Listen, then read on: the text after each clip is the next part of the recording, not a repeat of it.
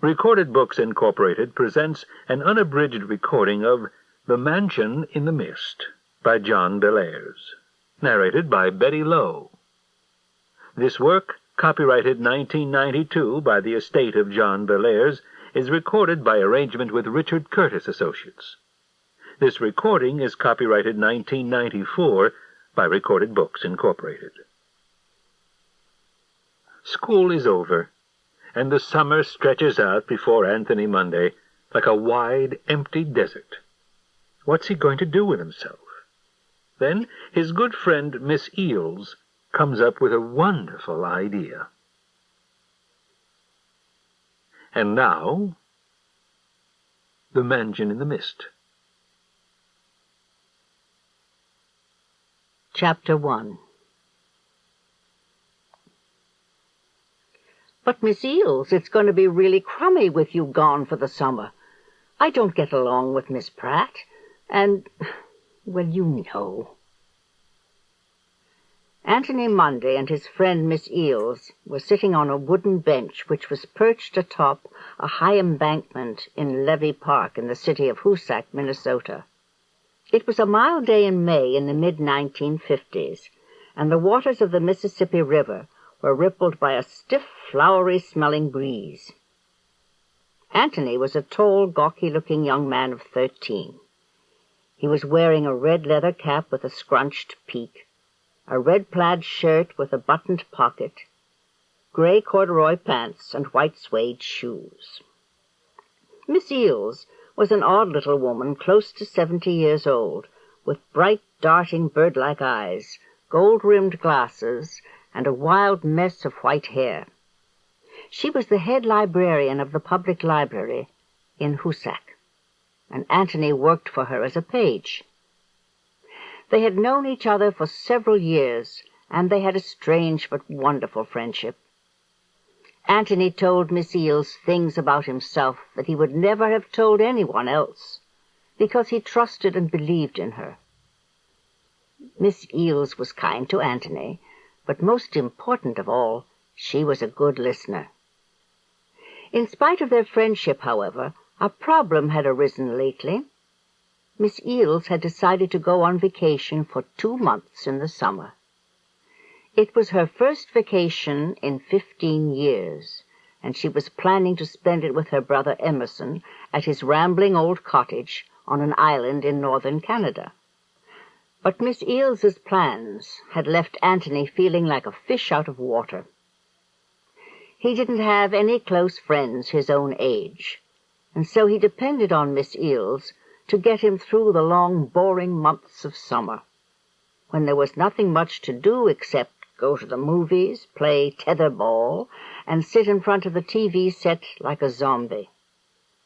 On the other hand, Anthony couldn't very well tell his old friend to stay home. He knew that she deserved a vacation. He just wished that he was going away with her. Miss Eels stared into the muddy waters of the river that lay below them. She puckered up her mouth and looked discontented. "Anthony," she began slowly, "there is a solution to our problem, but I'm not sure it's one that would work out. I could ask Emerson to invite you to come along, but I don't know if you'd be happy in his rickety old house on that God-forsaken chilly lake. There's no electricity, no TV, and the nearest settlement is 10 miles across the lake by motorboat. I'm just afraid that you'd be terribly bored. Do you see what I mean?" Anthony shook his head stubbornly. "No, Miss Eels, I really wouldn't be bored. My mom says I mope around in the summertime like a lost Charlie Ross, whatever that means. I think it would be fun to go away with you and Emerson." Miss Eels shifted her feet restlessly, stirring the pile of dead leaves that lay in front of the bench. "You can be very persuasive, Anthony," she began, "but still—" "And besides," said Anthony, cutting in, "Miss Pratt doesn't like to have me working for her. She's always crabbing at me and telling me to do some work for a change. You know what I mean, don't you?"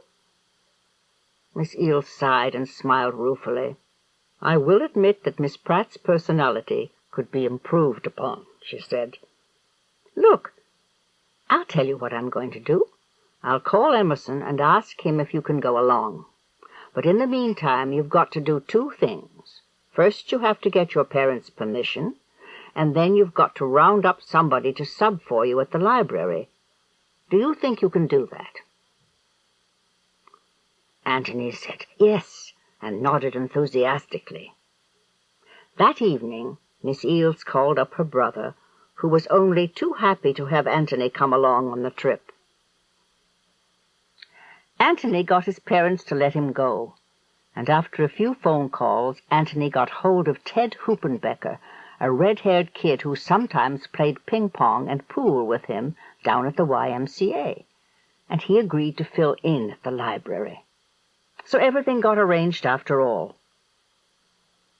A week before their trip was going to start, Emerson Eales came down to Hoosac to visit his sister. Emerson was a rabbity-looking little man with a fluff of white hair on his head.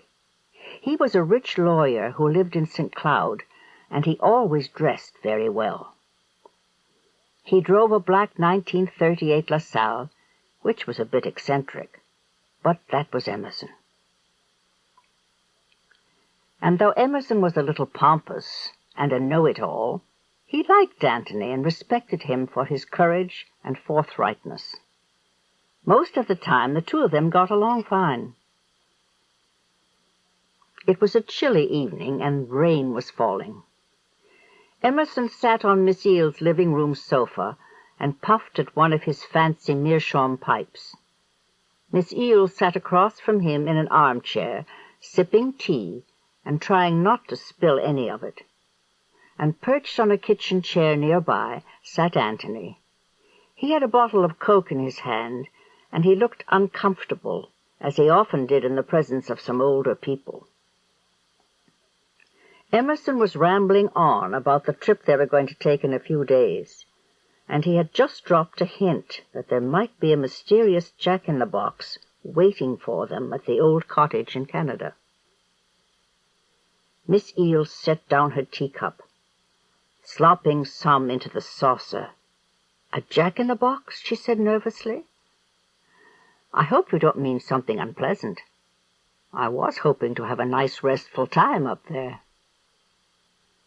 Antony, however, was excited by the possibility of a mystery. "What do you mean by that, Mr. Eales?" he asked, leaning forward. Emerson smoked placidly and smiled. He enjoyed being tantalizing. "Well, there may be nothing to this," he began, as he blew a smoke ring into the air. "But as Myra well knows, there is a riddle to be solved. You see, a few years ago, I rented the cottage to some tourists who wanted a couple of weeks of roughing it out in the wild. Apparently, they got more than they bargained for, because all three of them disappeared." Antony's eyes grew wide. "Disappeared? Really?" Emerson nodded. "Yes, really. One day when the farmer who lives across the lake arrived with a weekly supply of butter, eggs, and bacon, he found that the cottage was deserted.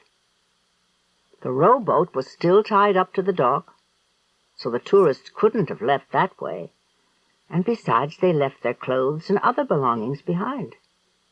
To this day no one knows what happened to them. And Emerson thinks he'll find the three of them buried in shallow graves somewhere on the island," put in Miss Eales with a malicious grin. "Mock all you want to, Myra," Emerson said as he knocked out his pipe into an ashtray. "But I will bet you $5 that we will find some clue to their disappearance when we go up there. At any rate, I'm going to have a look around." Antony's eyes shone. Secretly he hoped that Emerson would find something not too frightening, but exciting all the same.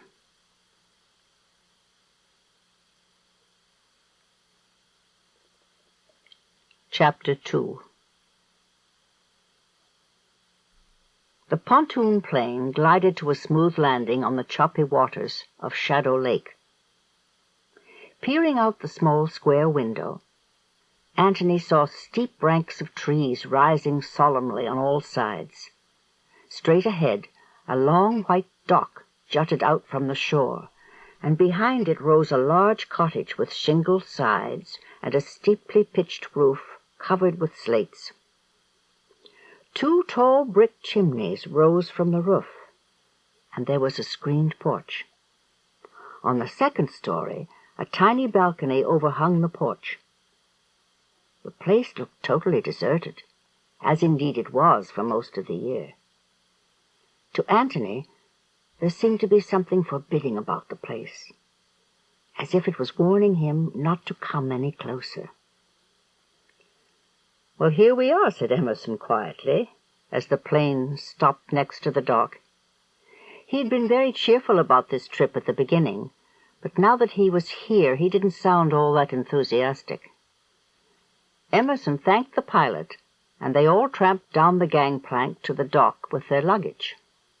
Then the plane started its motors again, did a U-turn, and sped off down the long lake for a takeoff. Curiously, Antony was sorry to see the plane go. He felt that they were being abandoned. But he shrugged off his fears, and whistling cheerfully, he threw his duffel bag over his shoulder and followed Emerson and Miss Eales down the dock to the silent, waiting house. For the next 2 days, the 3 vacationers spent their time getting the cottage into shape.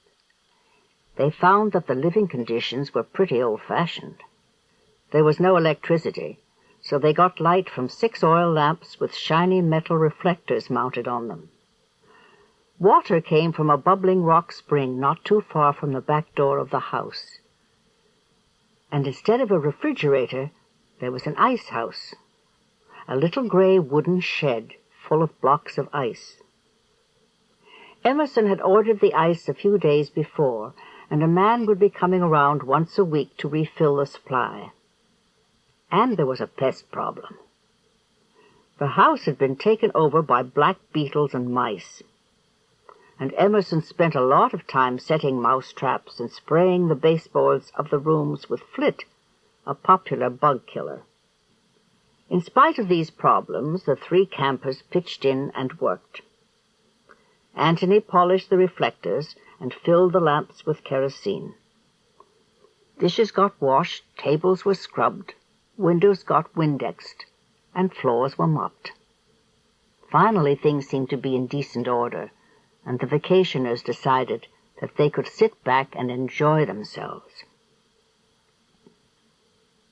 Days passed, and Antony began to feel the pleasure of being in the great Canadian North Woods.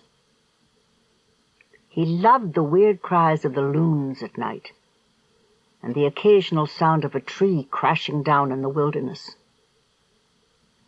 Emerson taught Antony to fish with a bamboo rod and a line. It wasn't as exciting as fly casting, but it was restful, and you almost always caught something. Miss Eales didn't fish, but she would sit in the boat and knit or read long novels by Charles Dickens. At night the 3 of them gathered in the living room of the cottage, lit the 6 lamps, and played pinochle. Or Emerson might bang away at the old upright piano. Some nights they listened to music on Emerson's big battery-powered radio. The pleasures of this kind of life were quiet, but everybody seemed contented. Toward the end of the first week of their stay, Antony began to feel that there was something wrong about the house. Nothing that you could get a grip on, but still something, well, wrong. One night he woke during a wild thunderstorm, and the boards in the corridor outside his bedroom were creaking loudly. Lightning leapt in through the tiny window, and loud cracking peals of thunder burst overhead. But it was the creaking that bothered Antony. It sounded like people walking up and down. When he finally got up his courage, he opened the door and peered out. Nobody there. The doors to Miss Eales's and Emerson's bedrooms were shut, and they were probably asleep. Timidly, Anthony crept down the front staircase and peered into the shadowy living room. As his eyes got used to the dark, he saw something that froze his blood. Someone was sitting in one of the rockers. Anthony clenched his teeth and closed his eyes. He could hear his heart hammering. Then he opened his eyes again, and a blue flash of lightning lit the room. The dark shape was gone. For a long time Anthony stood in the doorway, staring into darkness. Then he groped his way to a table and found a box of matches to light a lamp. The smoky yellowish glow showed that the room was empty. Anyone who tried to leave the room would have had to brush past Anthony. Also, there would have been footsteps. And Anthony did not hear any. A chill spread from his feet to his tingling scalp. What had he seen? Finally, after his fear had died down, Anthony trudged back up the stairs and threw himself into bed. A couple of days later, something else happened that was odd and unexplainable. Miss Eales and Emerson had taken the rowboat over to the settlement across the lake, so they could pick up some supplies. Anthony was alone in the house. For a while he sat on the end of the dock and waggled his feet in the water, while Emerson's portable radio played nearby. Then he rolled up his pants and waded for a while in the chilly water. But after a few minutes his feet began to sting, so he climbed back onto the splintery slats.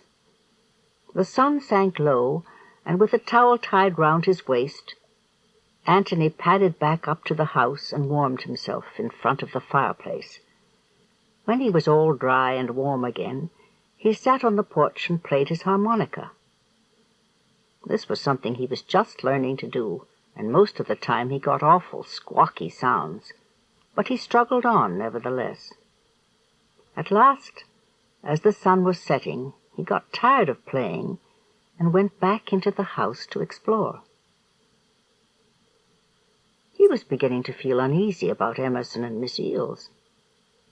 But he remembered that Miss Eales could be a fussy shopper, and both of his friends could get so wrapped up in bickering with each other that they lost track of time.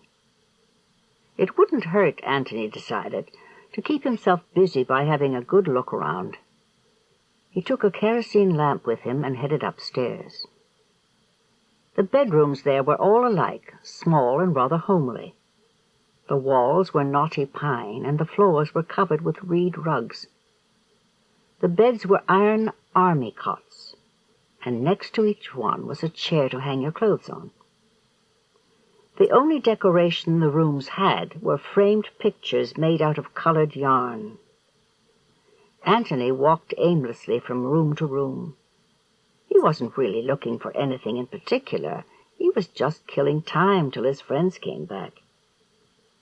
He looked out the window of one bedroom and saw that the stars were beginning to twinkle in the sky, but he saw no sign of the rowboat. Finally, he reached a room at the end of the corridor, a room that was different from the rest. There was no bed in it, and the floor was very dusty. A sleepy fly buzzed and bumped stupidly against the dirty window panes. In the center of the floor stood a large wooden chest. It was made of rough, unvarnished wood, and a yellowed label had once been stuck to the lid, but someone had ripped it off so that only a fragment remained.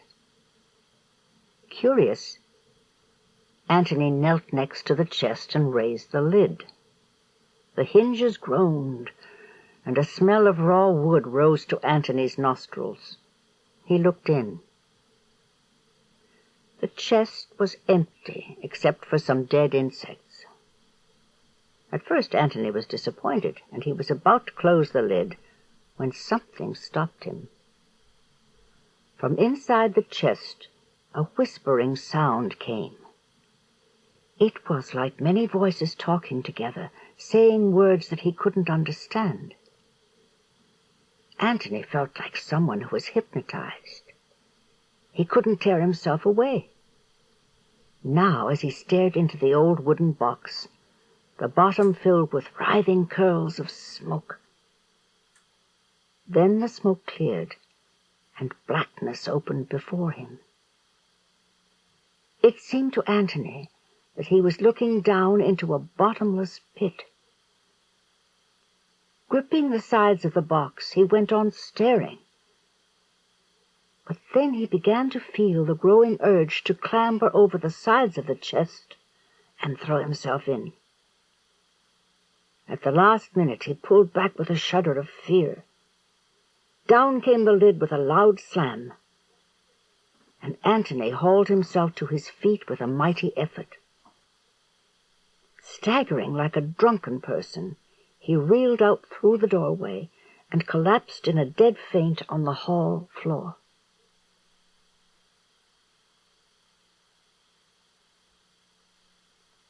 Chapter 3. Night was deepening on the lake as Emerson and Miss Eales came drifting up to the dock in their rowboat. Anthony was sitting on the end of the dock with his back toward his two friends. From the darkness, Emerson called out, "Sorry to be so late, my boy, but Graceful Gertie here tried her hand at piloting us. First she ran us onto a rock and bent the propeller of my outboard motor, and then she managed to break both our oars. We had to paddle back to town with our hands to buy a new set. Did you miss us?" Sitting next to his lighted lantern, Anthony did not turn around or respond to Emerson's call. After a quick, worried glance at Anthony, Emerson tied the boat up to a post and held it close to the dock so Miss Eales could jump out. Then he lunged out himself, did a barrel roll across the dock, and sprang nimbly to his feet. He and Miss Eales walked slowly toward Anthony. They stopped just behind him, and Emerson coughed and tried to look cheerful. "Hum," he said, as he reached down and gave Anthony a little pat on the back. "Are you getting interested in Buddhist meditation, my boy? If so, you should be sitting cross-legged and not waggling your feet in the—" Emerson's voice died away when Anthony turned to face him. The yellow lantern light revealed Anthony's tear-streaked face. He looked utterly, totally miserable. "What in the name of—" began Emerson, but he cut himself off. Then more gently he added, "What's wrong, son?" I saw something awful," Anthony began haltingly. It... But he couldn't go on. Miss Eales stepped forward. Stooping, she gave Anthony her arm and helped him to his feet. "Come on, Tony," she said softly. "Emerson, you bring the groceries. Let's go up to the cottage and have a talk." A few minutes later, the three of them were sitting in the living room. The 6 oil lamps burned brightly, and the pot-bellied stove in the corner took away the evening chill. Anthony was sitting in a rocking chair with a glass of ginger ale in his hand. He still looked confused and half asleep, but the color was returning to his cheeks. Emerson and Miss Eales sat nearby. They frowned anxiously and kept glancing at the floor, as if they couldn't quite think of what they ought to say. Finally, Emerson broke the silence.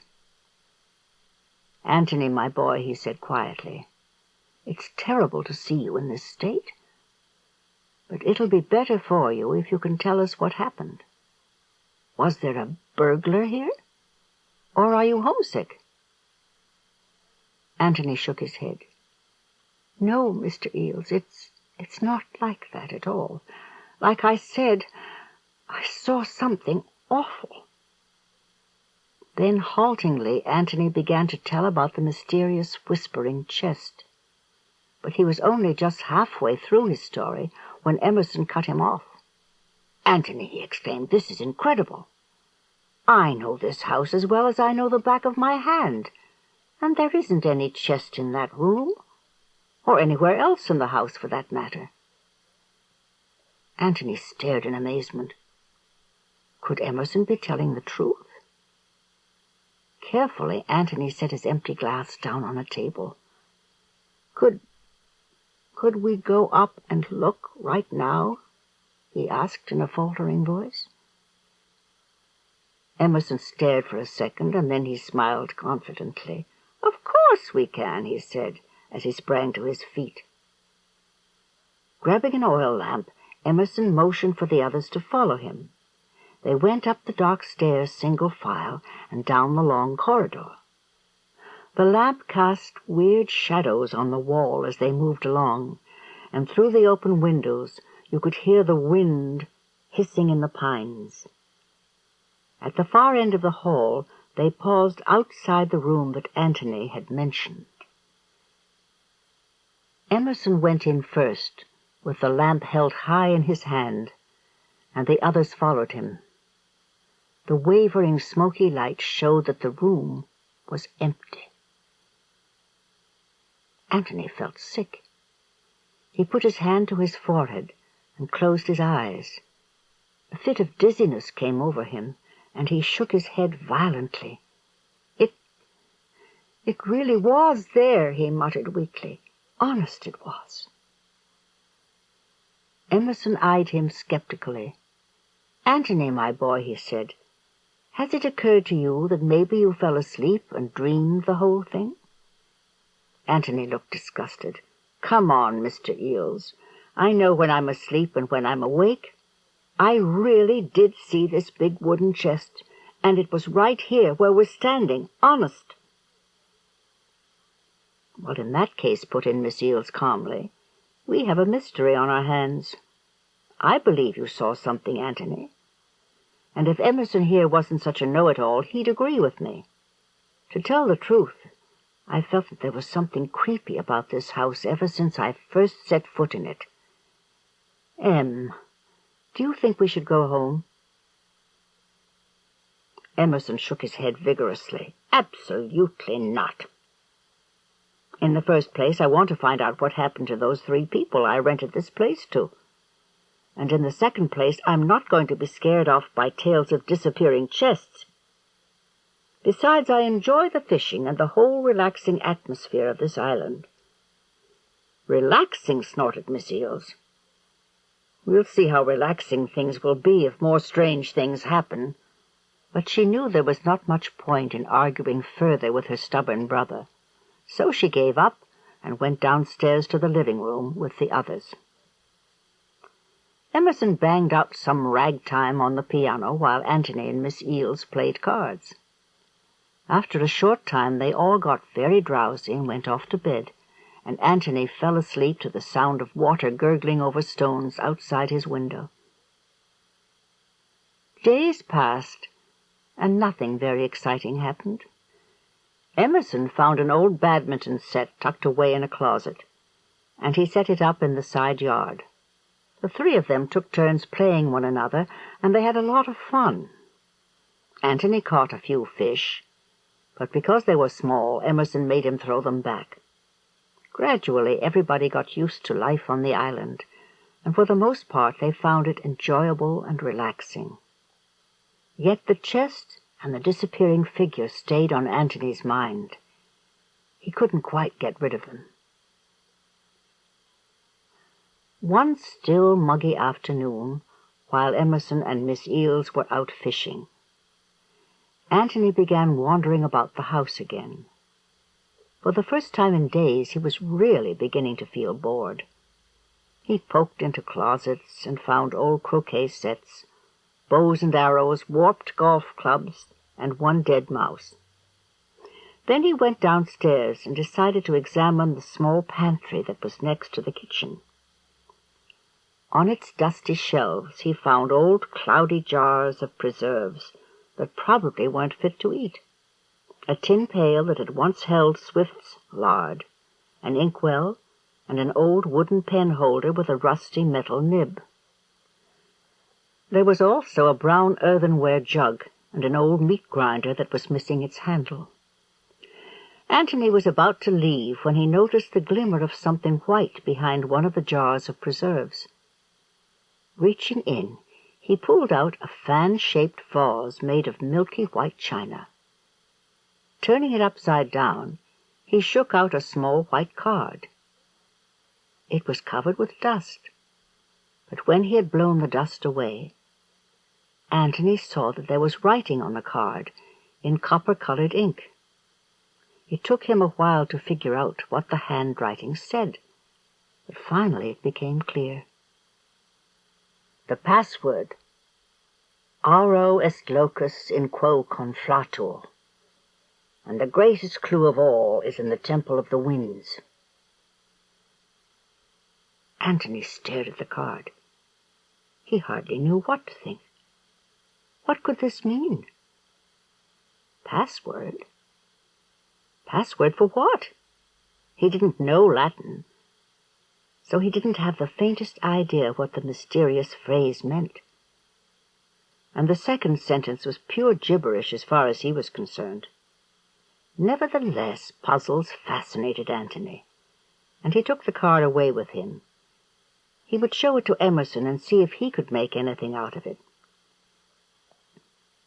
Later that afternoon, when Emerson and Miss Eales came back, Antony showed them the card.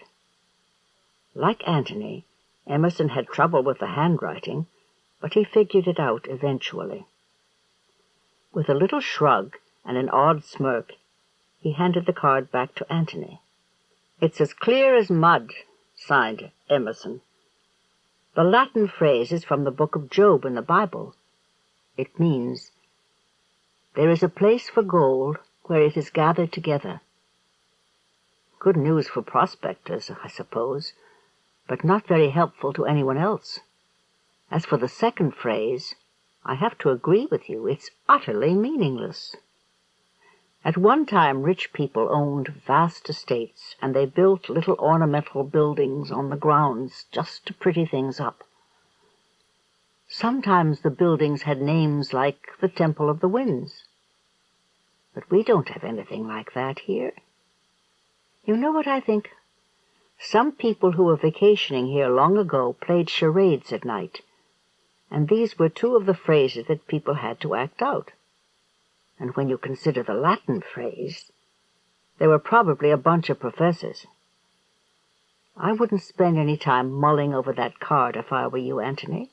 You'll just be driving yourself buggy over nothing.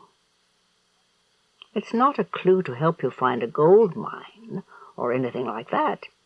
Tear it up and sleep well tonight." Antony nodded politely to Emerson and stuck the crumpled card in his pocket. In his heart he was not convinced by Emerson's wonderful explanation, but he didn't feel like arguing. The rest of the day was spent playing badminton and pinochle and arguing over baseball trivia. After the sun went down, the three campers sat in rocking chairs on the front porch and watched the twilight deepen over Shadow Lake and the stars come out. An ominous silence spread over the water, and in the west a dark thunderhead was rising.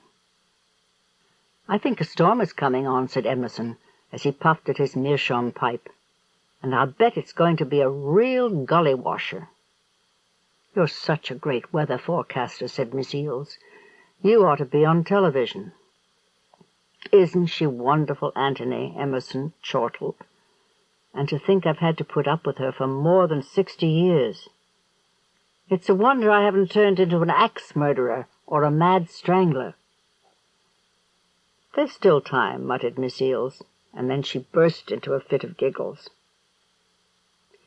Throughout all this kidding, Antony sat in stony silence. He was thinking of the mysterious disappearing chest.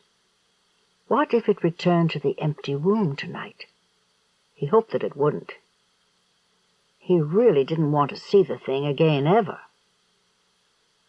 The trouble was, he couldn't get the chest out of his mind. It was burning a hole in his brain. What was it for? Did the password have anything to do with it? Every time he asked himself these questions, his head ached. The stormy darkness on the lake deepened.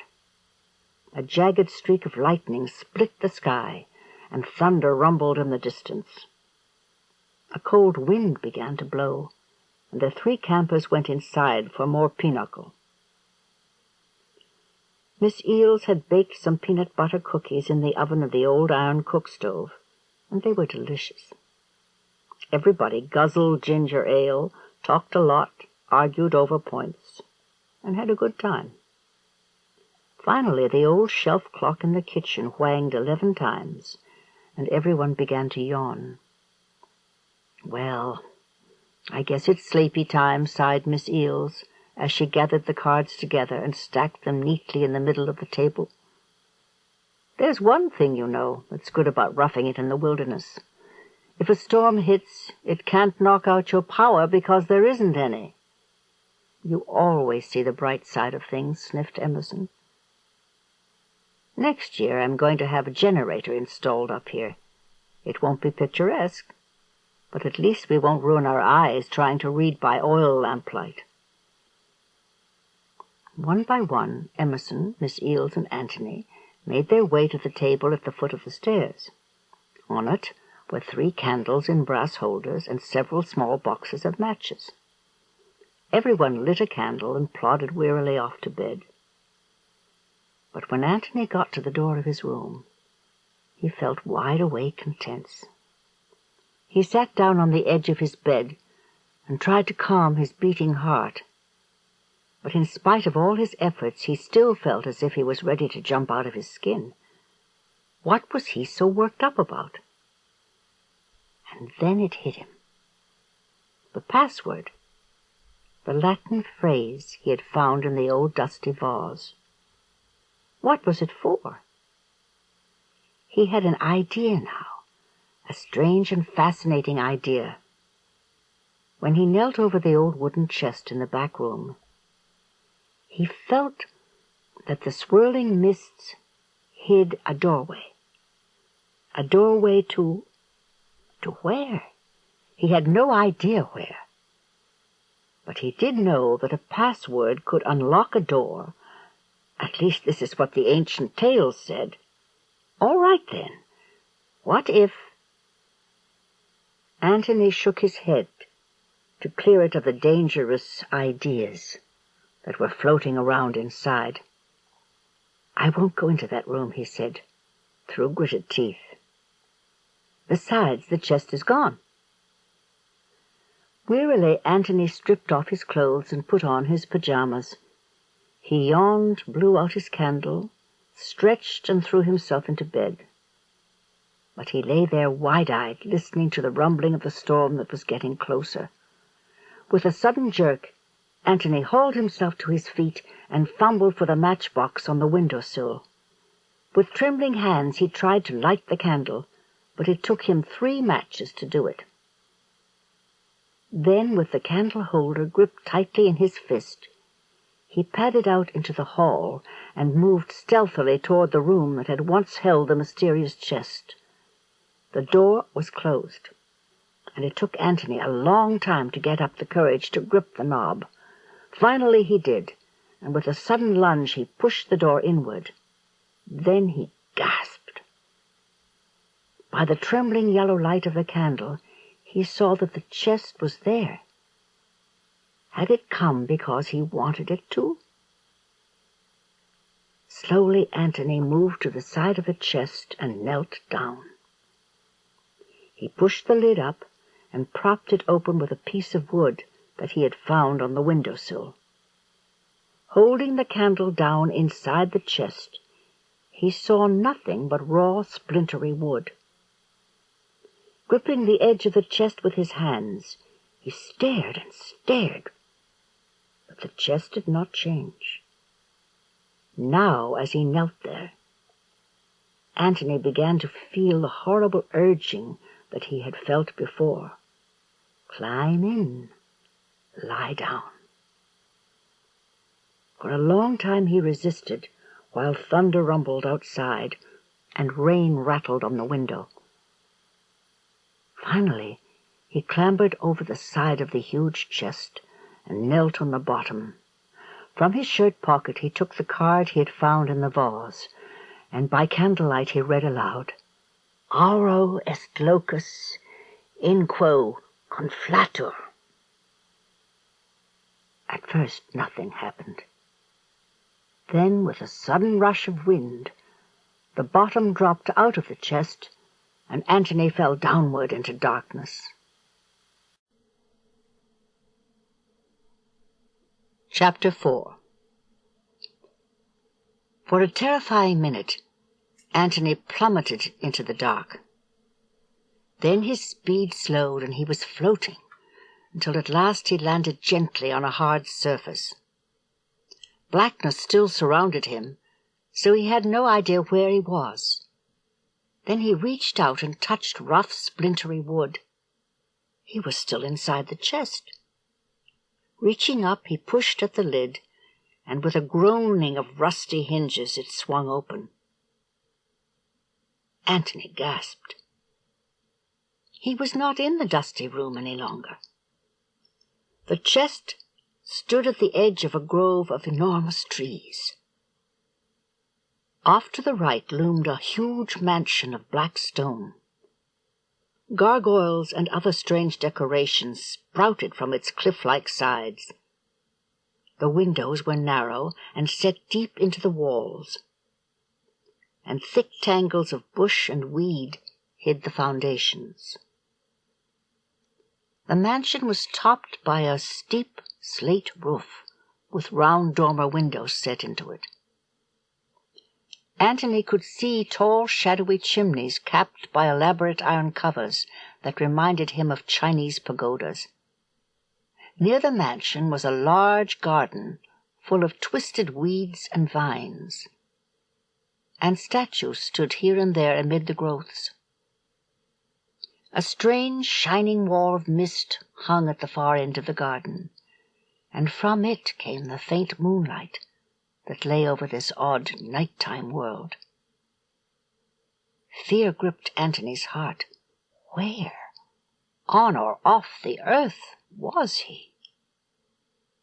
One light burned in a second-story window of the mansion, so maybe there was someone here who could help him. But the old house looked so gloomy and forbidding that Antony was not in any hurry to meet the owner. Carefully he raised himself up and stepped over the side of the chest. The ground was covered by soft, springy beds of grey moss, and Antony made no noise as he padded toward the mansion. Passing the edge of the garden, he heard a dry rustling sound. He stopped dead in his tracks and stared towards a dark snarl of vines that were writhing and twisting like a mass of snakes. The vines lay still again, and for some reason Antony felt very relieved. On he plodded, till he came to a winding flagstone path that led up to a low arched doorway set into the side of the house. But when he got nearer, Antony groaned in disappointment. The doorway was a fake. The elaborately carved arch was blocked by a heavy blank slab of stone. For a long time Antony stood there, with his arms folded, staring at the false door. He glanced around and examined the leering monster faces and flowers that were carved on the veined marble. Next to the door stood a headless statue of a woman in a toga. She held a cup in one hand, and it was full of black dirt. Near her shoulder, a gas bracket sprouted from the dark stone wall. Antony knew about gas brackets. He had read about them in books.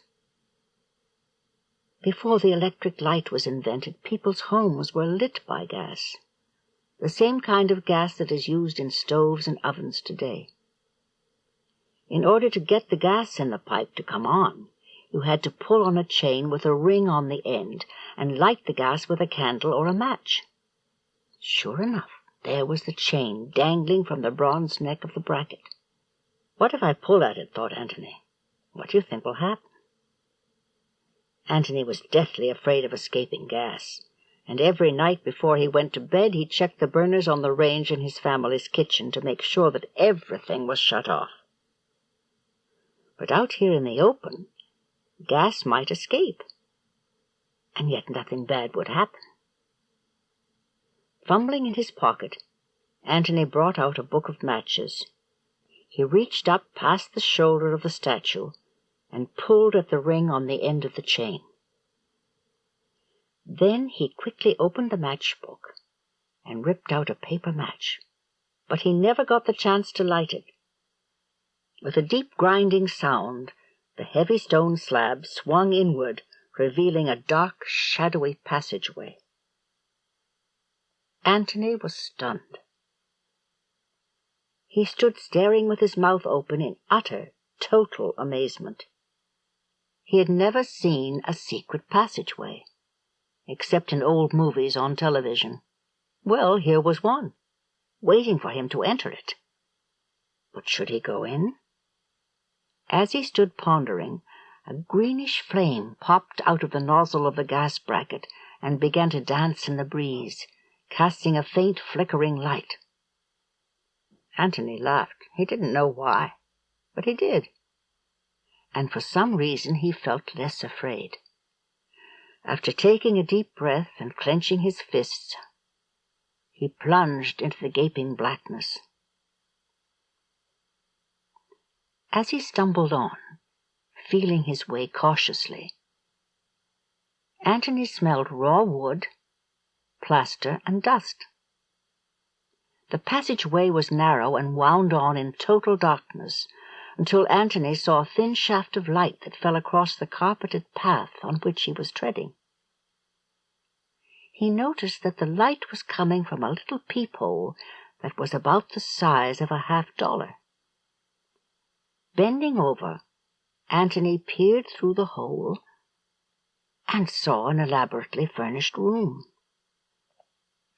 A thick red oriental carpet lay on the floor, and fancy old-fashioned couches upholstered in red velvet stood near polished Victorian tables and marble busts perched on tall, fluted columns.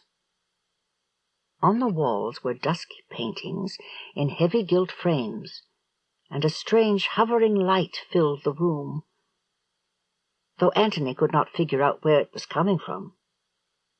A panel door was set in the far wall, and at any minute Antony expected someone to come through it, but no one did.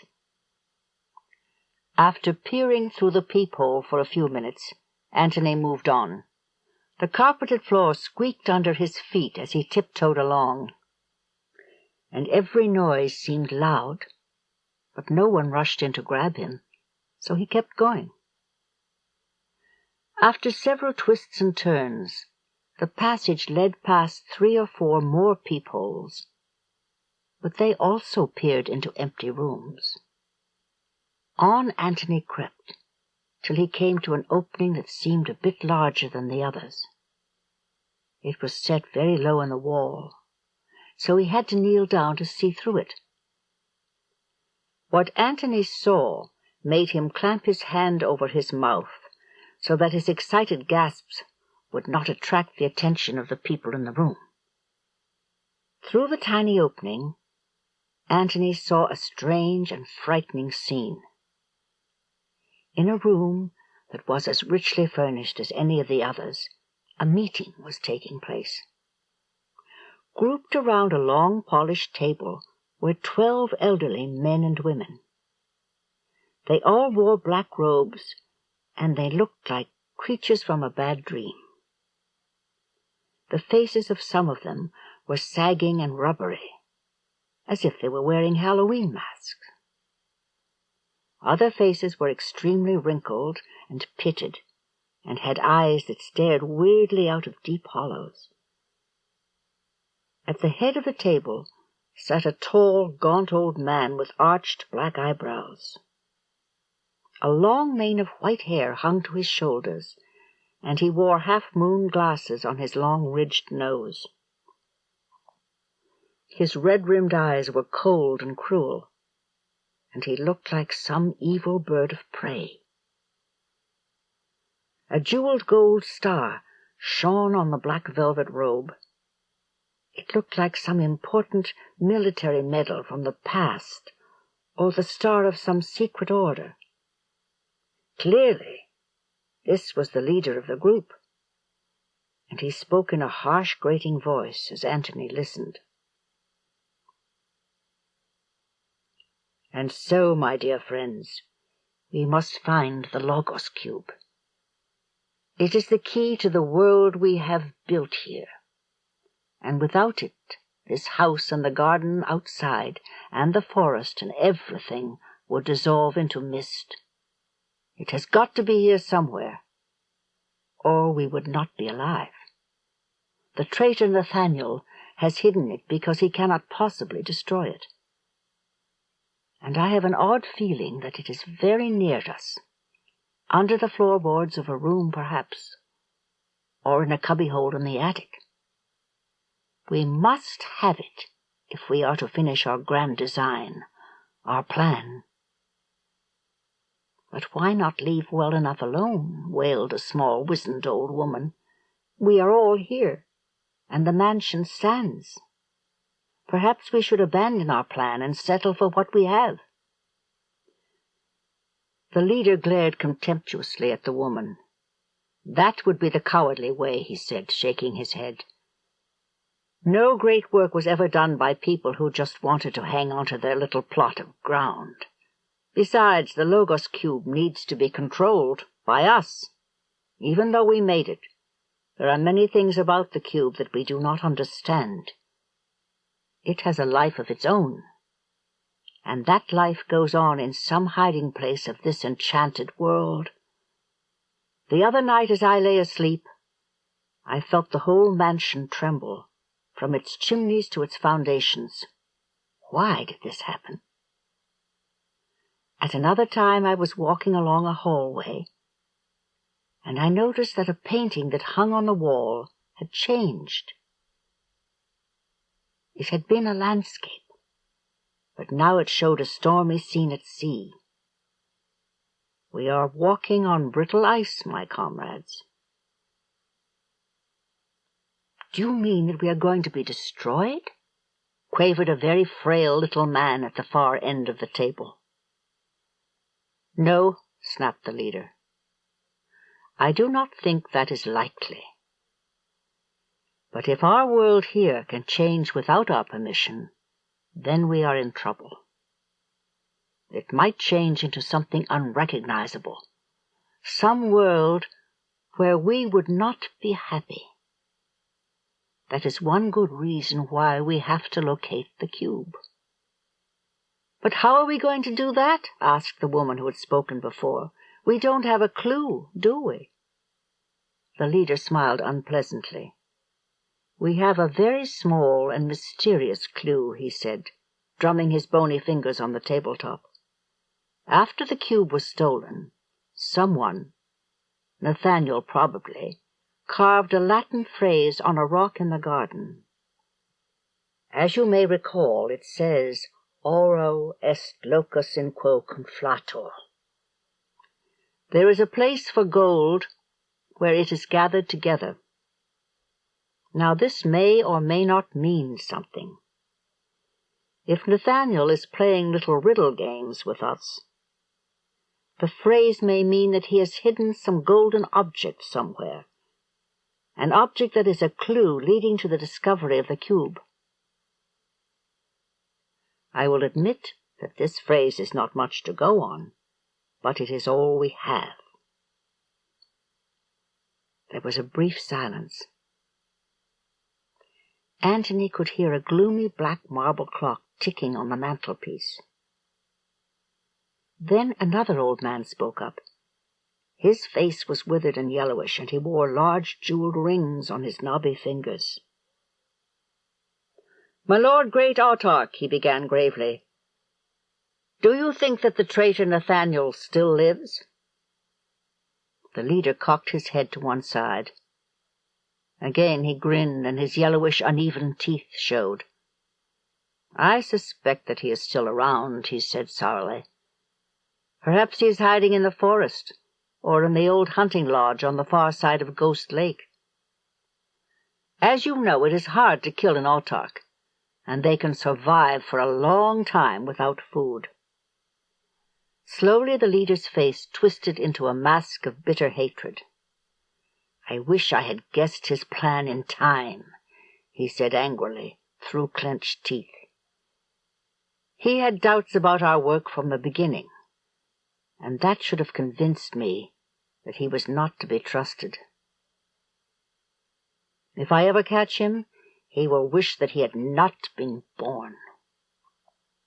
On and on went this strange conference, while Antony crouched by the peephole, listening breathlessly.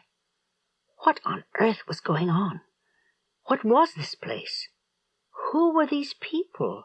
And what was their grand design? And what could the Logos Cube be? These questions went whirling around in Antony's head, but he didn't have any answers. And now, as the speakers droned on, Antony began to be afraid. What if he got caught? Slowly he turned himself around in the narrow passageway and began crawling along the uneven carpeted floor. Around one turn he went, and around another, as the voices faded into the background. Finally Antony was back at the stone door, which still stood ajar. With a sigh of relief he stepped out into the chilly night air. He'd gotten away. Quickly Antony glanced around. He half expected to see dark shapes rushing at him from behind bushes and trees. But no one came. Cautiously, Antony began to move over the mossy ground. He noticed that the murky light had gotten brighter. What did this mean? Nothing, probably.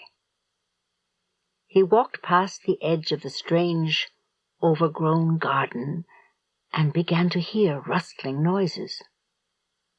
Looking fearfully to his right, Antony saw that the tangled vines were writhing and squirming again, and an awful, high-pitched wailing sound began. Louder and louder it grew, and to his horror, Antony saw figures running toward him from the shadows near the mansion. For an instant Antony stood rooted to the spot, and then he ran. Faster and faster, feet slapping the ground, he pelted on till he reached the chest which still stood at the edge of the forest. The wailing went on, and Antony heard harsh, barking shouts. By now Antony was scared half out of his mind, and his fingers fumbled madly with the rough, splintery lid. It seemed to take forever, but he finally got it open, and he clambered awkwardly inside. What was the phrase? What was the phrase? Running footsteps pounded closer as Antony racked his brain. He had just heard the phrase a second or two ago. It was... At last it came. Auro est locus in quo conflator. He shouted it loudly into the night and ducked as the heavy lid came slamming down. Once more the bottom dropped out of the chest, and the wild, sickening fall to safety began.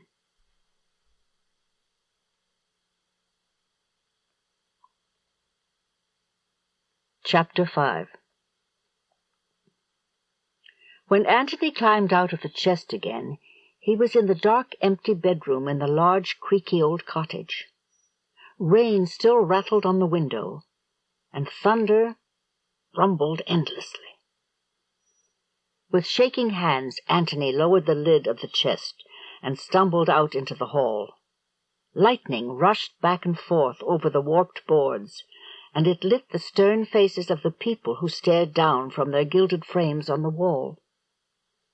Antony felt dizzy and sick to his stomach, like someone who has been thrown into a giant mixmaster. What had he seen? Blearily he looked around, and he felt a tremendous desire to sleep. He could hardly keep his eyes open, but somehow he dragged himself down the hall to his bedroom. With an exhausted sigh he heaved himself onto the bed and was asleep in a few seconds. Days passed. Miss Eels and Emerson noticed that a change had come over Antony, and it worried them. He didn't say much, and his mind always seemed to be somewhere else. At mealtime, the two older people would ask him questions, but all they got were one-word answers. Sometimes in the evening, when Emerson and Miss Eels came in from fishing, they would find Antony sitting silently on the porch of the cottage, listening to music on the radio. All this strange hermit-like behavior was scary, and it began to look as if Antony was suffering from some form of mental illness. Miss Eels was beginning to get panicky, but as usual, Emerson remained calm. He was determined to get to the bottom of the whole business, and he didn't believe that Antony was losing his mind. Something else was bothering him, and Emerson wanted to know what it was. One evening after dinner, Emerson walked out to the end of the dock and sat down next to Antony, who was squatting cross-legged and looking out at the far end of the lake, where a dusky crimson sun was setting in a mass of dark blue clouds. The look on Antony's face was far away and dreamy, as if he was living in some other world. After a quick, anxious glance at him, Emerson lowered himself down onto the dock and put his hand on Antony's arm. "My boy," he began quietly, "my sister and I are worried about you. You just don't seem to be yourself these days. Is something wrong?" No answer. Antony went on staring straight ahead. Emerson paused.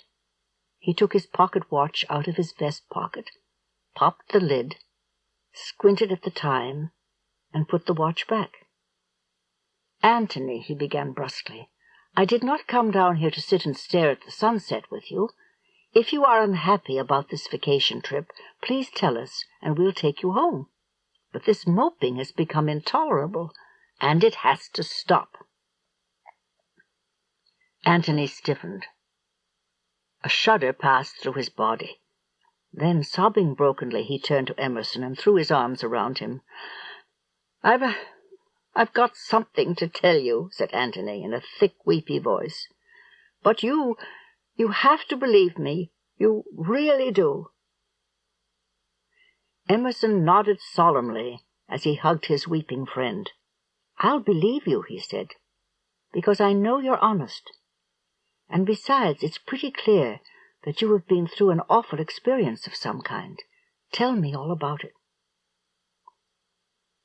When he finally had control of himself again, Antony told Emerson his amazing tale about the appearing and disappearing chest and the strange other world that he'd been thrust into. When he was through, Antony looked at Emerson to see what his reaction was. He was terribly afraid that Emerson would be amused. But Emerson wasn't laughing. He looked awestruck. "Good God!" he exclaimed softly, as he stared out at the setting sun. "I have heard of such things, but I did not think they were possible. Not until now, that is." Antony stared hard at Emerson. Do you know what happened to me?" he asked in a faltering voice. "Do you know where that mansion is?" Emerson smiled wryly. "The mansion is a long, long way from here, my friend. A long way." Emerson paused and picked up a flat pebble that lay on the slats of the dock. With a flick of his wrist he sent the pebble skipping across the still waters of the lake. "I think," he went on gravely, "that you were projected into another dimension, into a world that does not exist anywhere on this earth. It's not in outer space either. It's Well, I just have to say it's in another dimension. You see, Antony, for a long time people have wondered if there were any other worlds like ours existing on different planes. You know, sort of like on different floors of an apartment house. In your case, you seem to have stumbled upon a world that is held in place by magic. These weird creatures whose conference you eavesdropped on, they are the ones who built the world. They're sort of like the folks who put together a model train layout, though a good deal more clever. I think that those black-robed characters once lived in our world, but they didn't like it very much. So they moved next door, so to speak. But there is a connecting tunnel, that chest that doesn't seem able to stay put. Now, as for this thing called the Logos Cube, well, I can only guess that it's the heart of the world our black-robed friends created. And from what you said, it seems to have been swiped by someone. Beyond that, I'm just as much in the dark as you are. But this talk about a grand design bothers me. What do you suppose those creeps are up to? Antony shrugged. Your guess is as good as mine, Mr. Eels. I'm just glad you believe me. Oh, I believe you. I really do, murmured Emerson, as he gazed thoughtfully out across the darkening lake. In fact, I believe you so much that I'd like to go have a look at this mansion myself. Antony's mouth dropped open. What did you say? Emerson calmly flicked a piece of lint off his shirt. I said I'd like to take a look at the place myself. I mean, it isn't every day that you get a chance to visit another world. Besides, if those characters are up to something, I'd like to know what it is. Antony was flabbergasted. Here was Emerson talking about visiting the strange and frightening world of the mansion, and he was talking calmly. He might have been getting ready to go visit his cousin Hattie in Bemidji, or something like that. Antony's mouth opened and closed, but no sound came out. Finally he found his voice. "Mr. Eels," he gasped, "aren't you scared?" Emerson gave Antony an odd look. "Of course I am. But scientific curiosity overcomes my fear.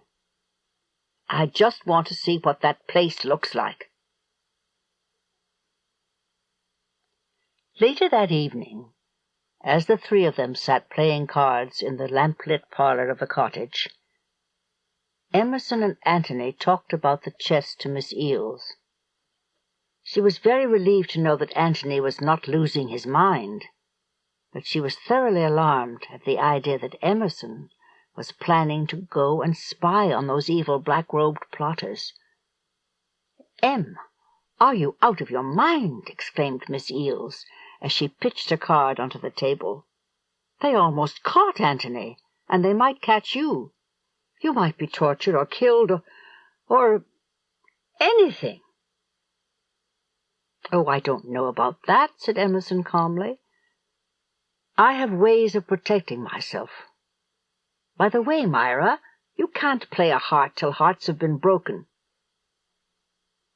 Miss Eels snatched the card back and threw out a spade. "Don't try to change the subject, Em. What on earth do you mean by protection?" Emerson grinned.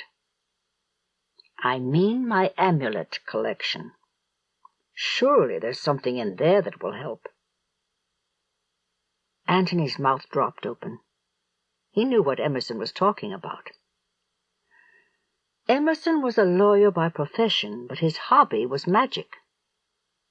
The study of his home in St. Cloud was crammed with books on magic and the occult, and on the shelves on the library table were cases containing objects that were supposed to be magic.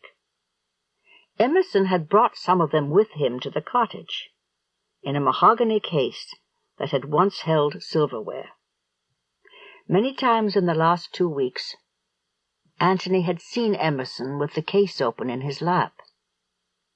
He was poring over his treasures, peering at them through a magnifying glass.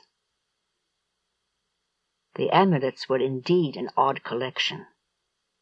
There was a glass tube full of sand from the Gobi Desert. It had been blessed by a Tibetan monk. There was a medieval German coin hanging from a chain of bronze links. A flat glass case containing a scrap of paper that had been found on the body of a bishop after he died. Turkish coins with mystical inscriptions on them, miniature Russian icons in gold frames.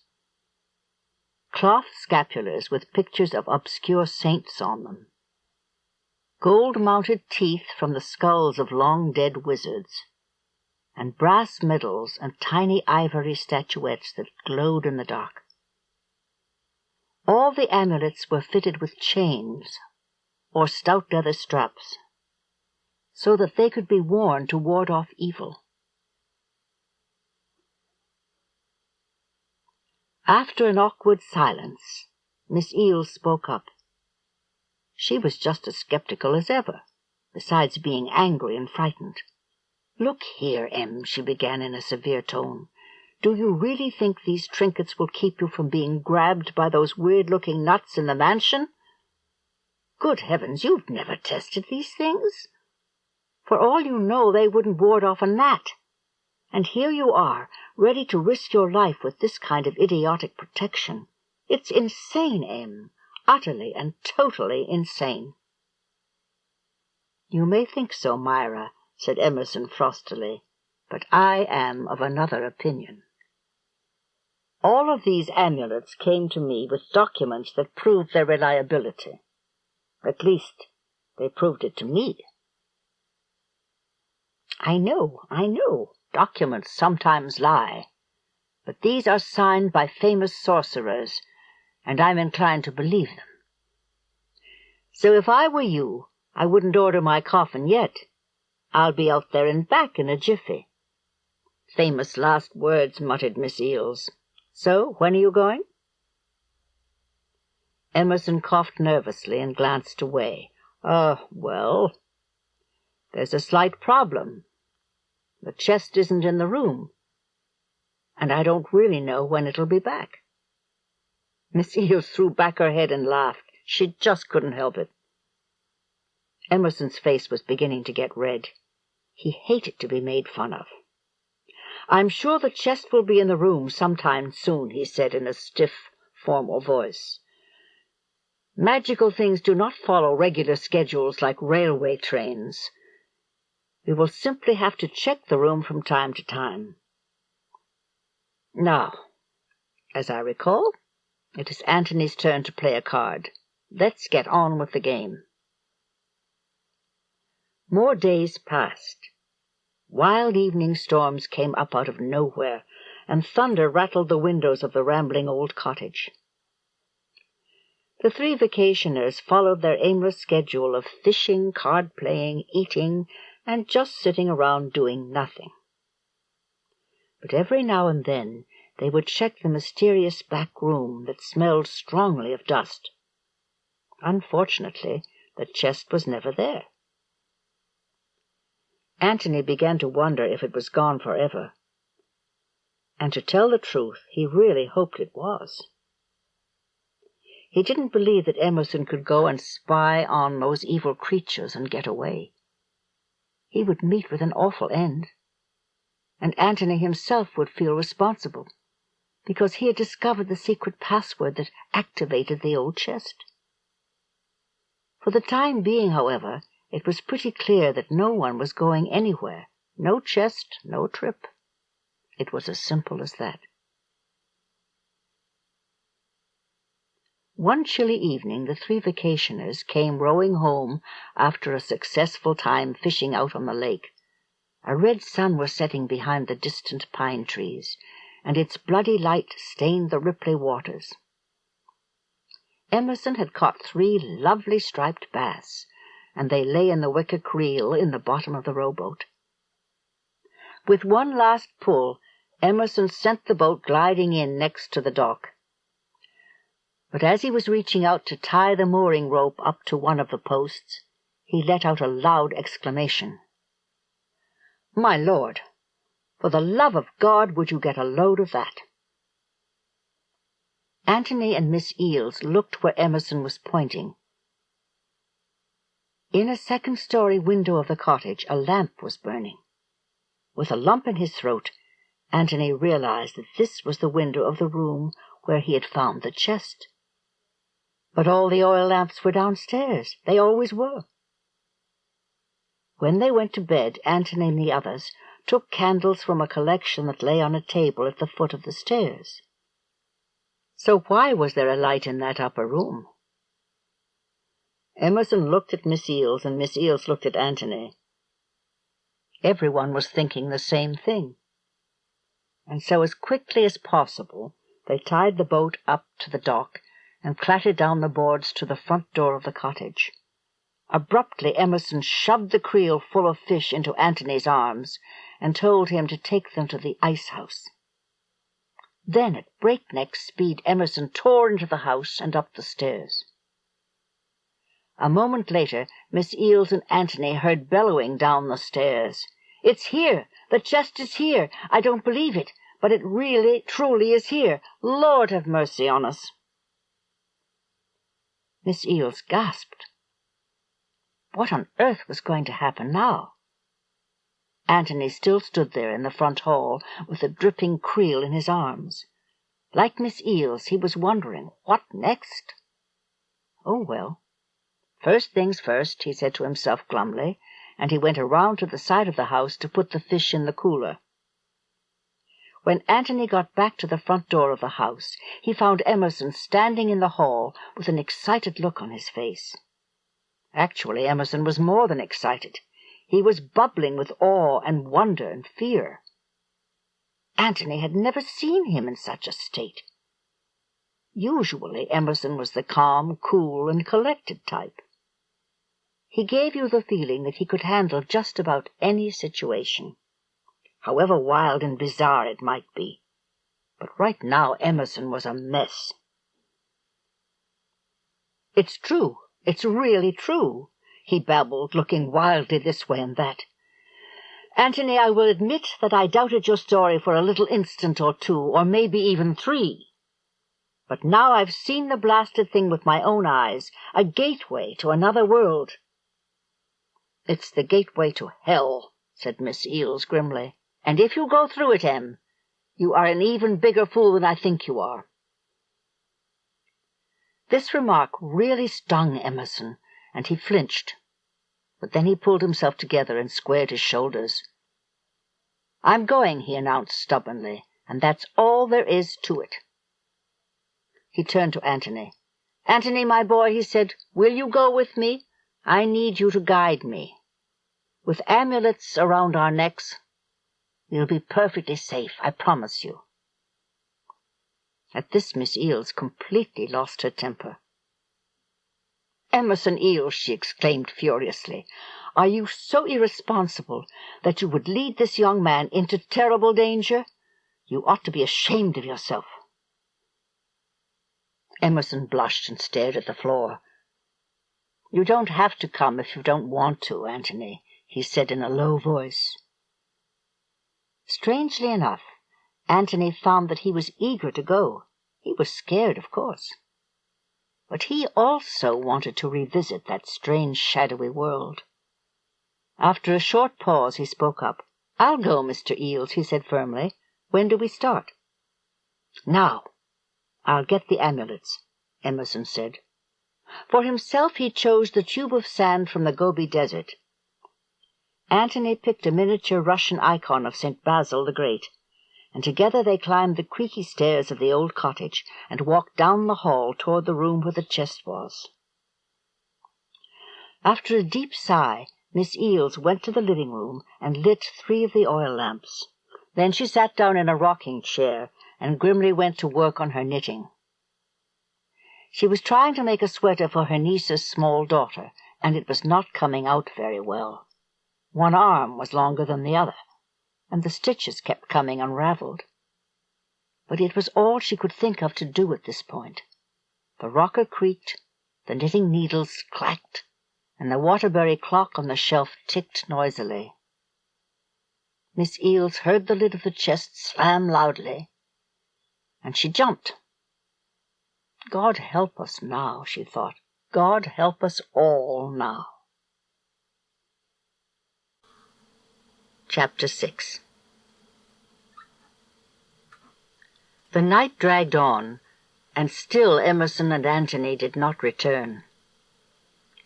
Miss Eales threw her knitting into a corner and paced up and down the living-room floor, chewing her lip anxiously. Every now and then she would go to the front door of the cottage, open it, and peer out into the night. The wind was rising, and it made an eerie sound among the thick-clustered pines. After staring into the pitch blackness for a while, Miss Eales would close the door and go on pacing, while the shelf clock ticked endlessly. Miss Eales was a good imaginer, and she was dreaming up all sorts of horrible things that might have happened. Finally, at a little after 2 a.m, the chest lid slammed thunderously overhead. "Oh, thank God," breathed Miss Eales, as she clasped her hands prayerfully. Presently she heard footsteps on the squeaky steps, and she rushed to the bottom of the staircase. Out of the shadows, Emerson and Antony appeared. They both looked pale and haggard, and sweat was streaming down their faces. Woodenly they clumped on down, and Miss Eales stepped out of the way to let them pass. She followed them into the living-room and watched as they sagged into armchairs. So far, neither one of them had said a word. Miss Eales perched on a rocking-chair and waited. Finally Emerson spoke. He sounded incredibly weary, and his voice shook. "I never would have believed that it was possible," he said, as he took off his glasses and cleaned them with his handkerchief. "I really never would have. But it's true. That strange otherworldly world is really out there. And I'll tell you something else. The world is in danger. Our world, I mean. I don't want to sound over-dramatic, but we've got to do something, and we've got to do it soon." Miss Eales looked utterly bewildered. "Em, what on earth do you mean?" she asked. "You are talking absolute total nonsense." Emerson stared hard at his sister, and a weary frown curled his lips. Am I? Am I really?" With a heavy sigh he picked up his meerschaum pipe, which lay in a glass ashtray on a nearby table. He unzipped a leather pouch and filled the pipe. Then he struck a match. Clouds of smoke spewed out into the room. "Tell her, Antony," Emerson sighed. "Tell her the whole ghastly, unlikely story." Antony's mouth dropped open. He had never thought that he was terribly good with words, and here was Emerson asking him to tell the tale. Antony took a deep breath, and after a lot of hemming and hawing, he began. They had wound up spying on another meeting of the autarchs, and they really got an earful. The autarchs and their servants were turning the mansion and the grounds upside down, looking for the mysterious Logos cube. As Antony had heard before, they needed it to keep their other-dimensional world in place. But they had another purpose, a far more sinister one in mind. They wanted to use the cube to drag the earth and its inhabitants off into their dimension. Antony stopped talking, and for a long time no one said anything. The clock clattered on, and the wind rattled the windows of the old cottage. Finally Miss Eales spoke. "It all seems a bit hard to believe," she said in a weak, throaty voice. "I mean—" "Yes, it is hard to believe," snapped Emerson, cutting in suddenly. "But then appearing and disappearing chests are hard to believe, too. Mansions in other dimensions are hard to believe. But those things are there. Antony and I have seen them. Maybe it's impossible for the Autochs to find the Logos cube. Maybe it's impossible for them to carry out their nasty, unthinkable scheme. But what if they could do it? Would you enjoy living in a world lit by misty moonlight? A world where plants scream and vines try to grab you? No, I didn't think you would. And I'll tell you something else. In case you think that the Autochs would be kindly dictators, I've found out what happened to the 3 people I rented this cottage to a few years ago. Miss Eel's jaw dropped. You have? Emerson nodded grimly. Yes. As Antony and I were leaving the mansion, I happened to glance toward that evil garden. It has 3 statues in it, 3 very strange statues, in the shape of people writhing in hideous torment. The light was weak, but it was good enough for me to see the face of one of the figures, and— Emerson paused and swallowed hard. And he went on in a strained voice, and the face looked very much like the face of one of the 3 tourists who rented this cottage from me. Miss Eel stared in amazement. You mean, she began hesitantly, you mean? Yes, I do indeed mean, said Emerson. Somehow those 3 poor people discovered the secret of the chest. They probably used the card that Antony found in that dusty old vase, and they paid for their curiosity with their lives. It's awful to think about, isn't it? And that is the fate that lies in store for people in our world if they come under the domination of the Autochs. I don't think they can do it, muttered Antony stubbornly. They're not powerful enough to do that, are they? Well, are they? Emerson heaved a weary sigh. I don't know, he said slowly. I honestly do not know. But as long as there is even a small chance that such an evil thing might happen, I think I had better go back there and find that dratted cube. Miss Eels was aghast. Em, have you gone completely out of your mind? You haven't a clue that would lead you to the cube. Emerson stared at the burning tobacco in the bowl of his pipe. Oh, I don't know about that, he said. There is that card that Antony found. Where is it, by the way? Antony got up and walked across the room to a round mahogany end table. He yanked open a drawer and pulled out a wrinkled piece of cardboard. Without a word, he handed it to Emerson, who adjusted his glasses and squinted at the neat square printing. Auro est locus in quo conflatur, he muttered. Gold gathered together somewhere. A nugget? A gold statuette? A necklace? And how could such a thing help us find the Logos cube? I can't imagine how. Then there's this thing about the great clue being in the Temple of the Winds. But I didn't see anything that looked like a miniature temple when we were at the mansion.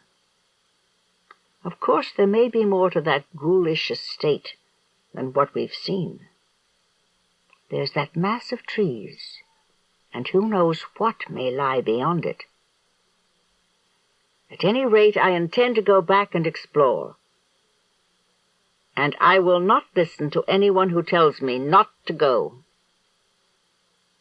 Emerson folded his arms and looked as stubborn as he possibly could. Miss Eels was near despair. Well, if you want to kill yourself, I suppose it's your own business, she said bitterly. Oh, I don't know, said Emerson, who was turning back into his usual optimistic self. I got the 2 of us back safe and sound, didn't I? Miss Eels said nothing for several minutes. Then she pulled herself to her feet and yawned. I don't know about you 2, but I'm going to bed. And if I were you, Emerson Eels, I'd think long and hard before I went back to that dark and dangerous place. You may think you're saving the world, but you'll end up breaking your neck." Emerson sniffed disdainfully. Then he got up and walked off to the foot of the stairs to get a candle to light his way to bed. The other two followed him.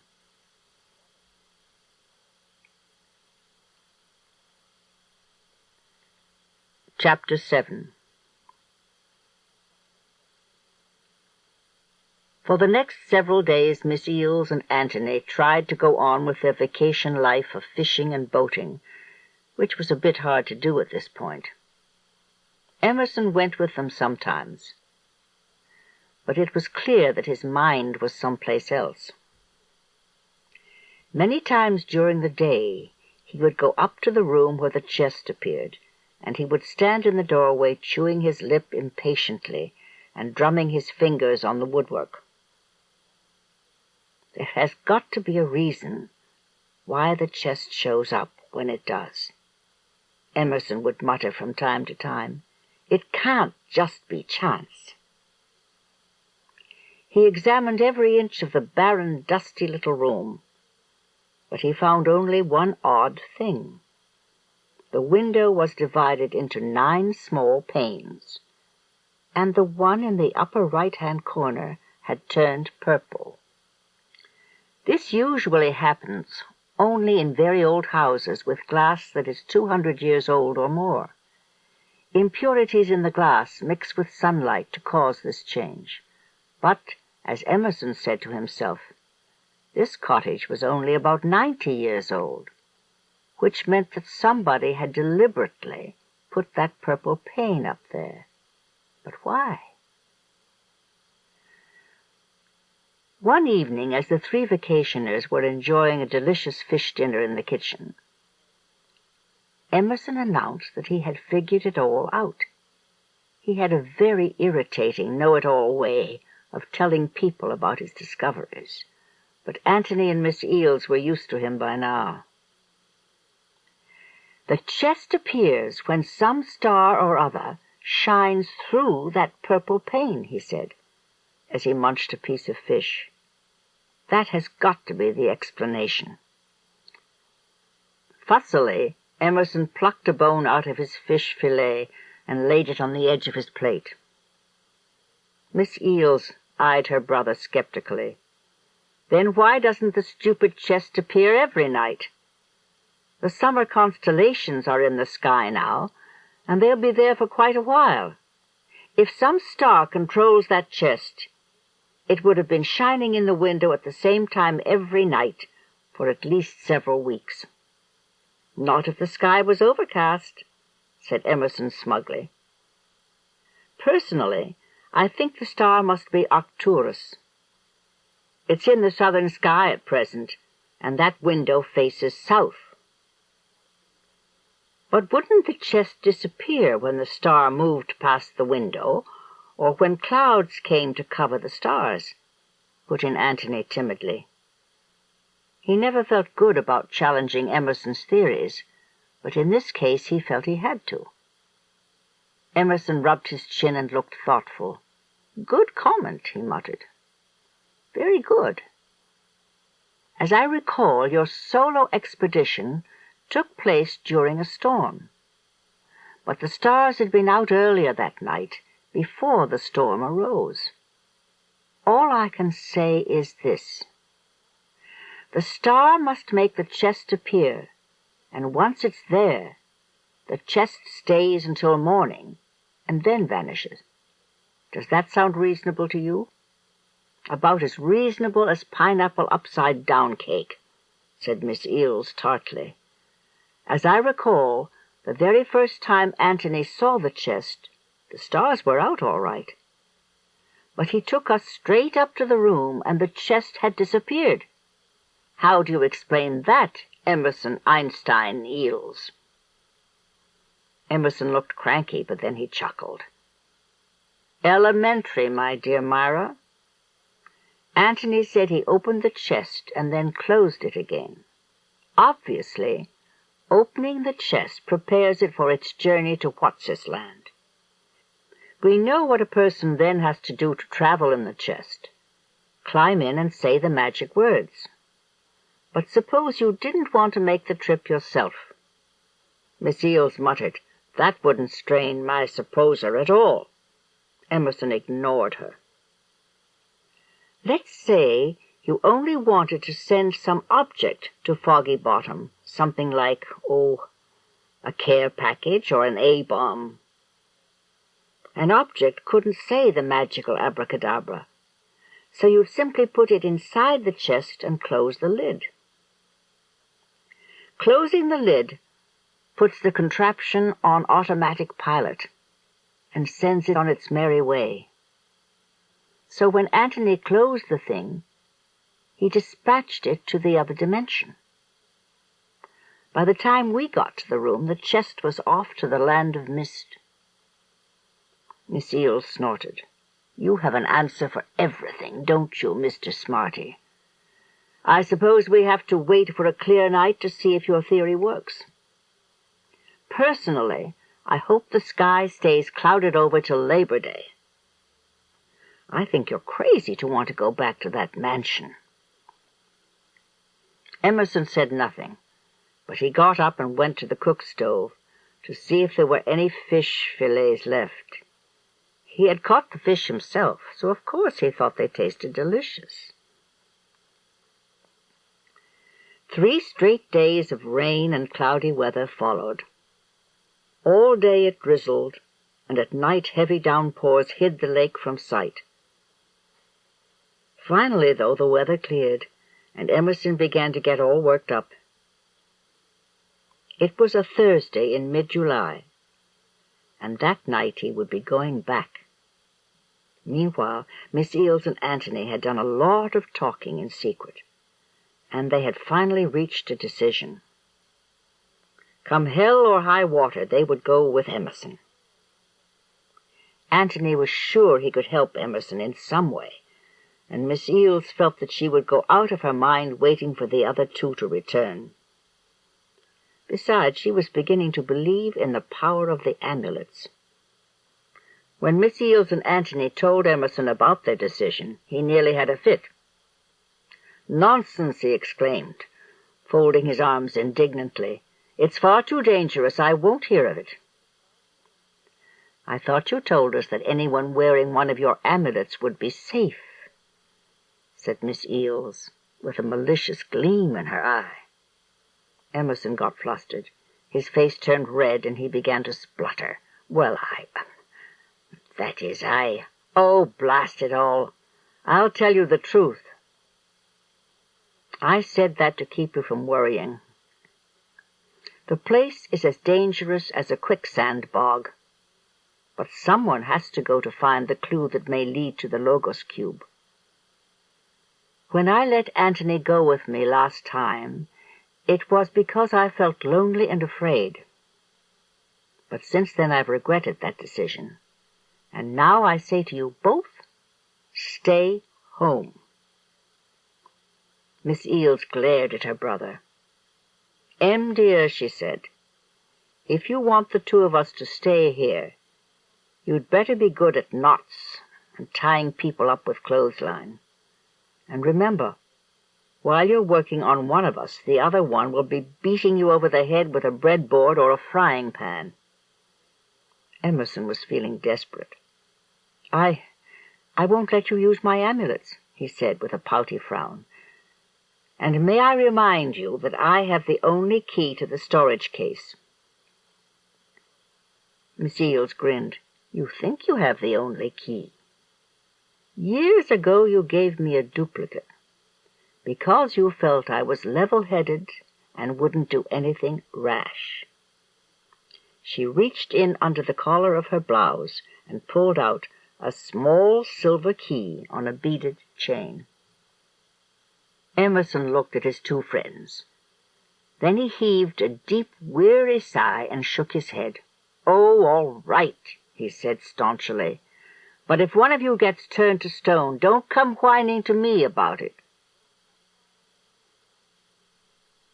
That evening the 3 adventurers got ready to go.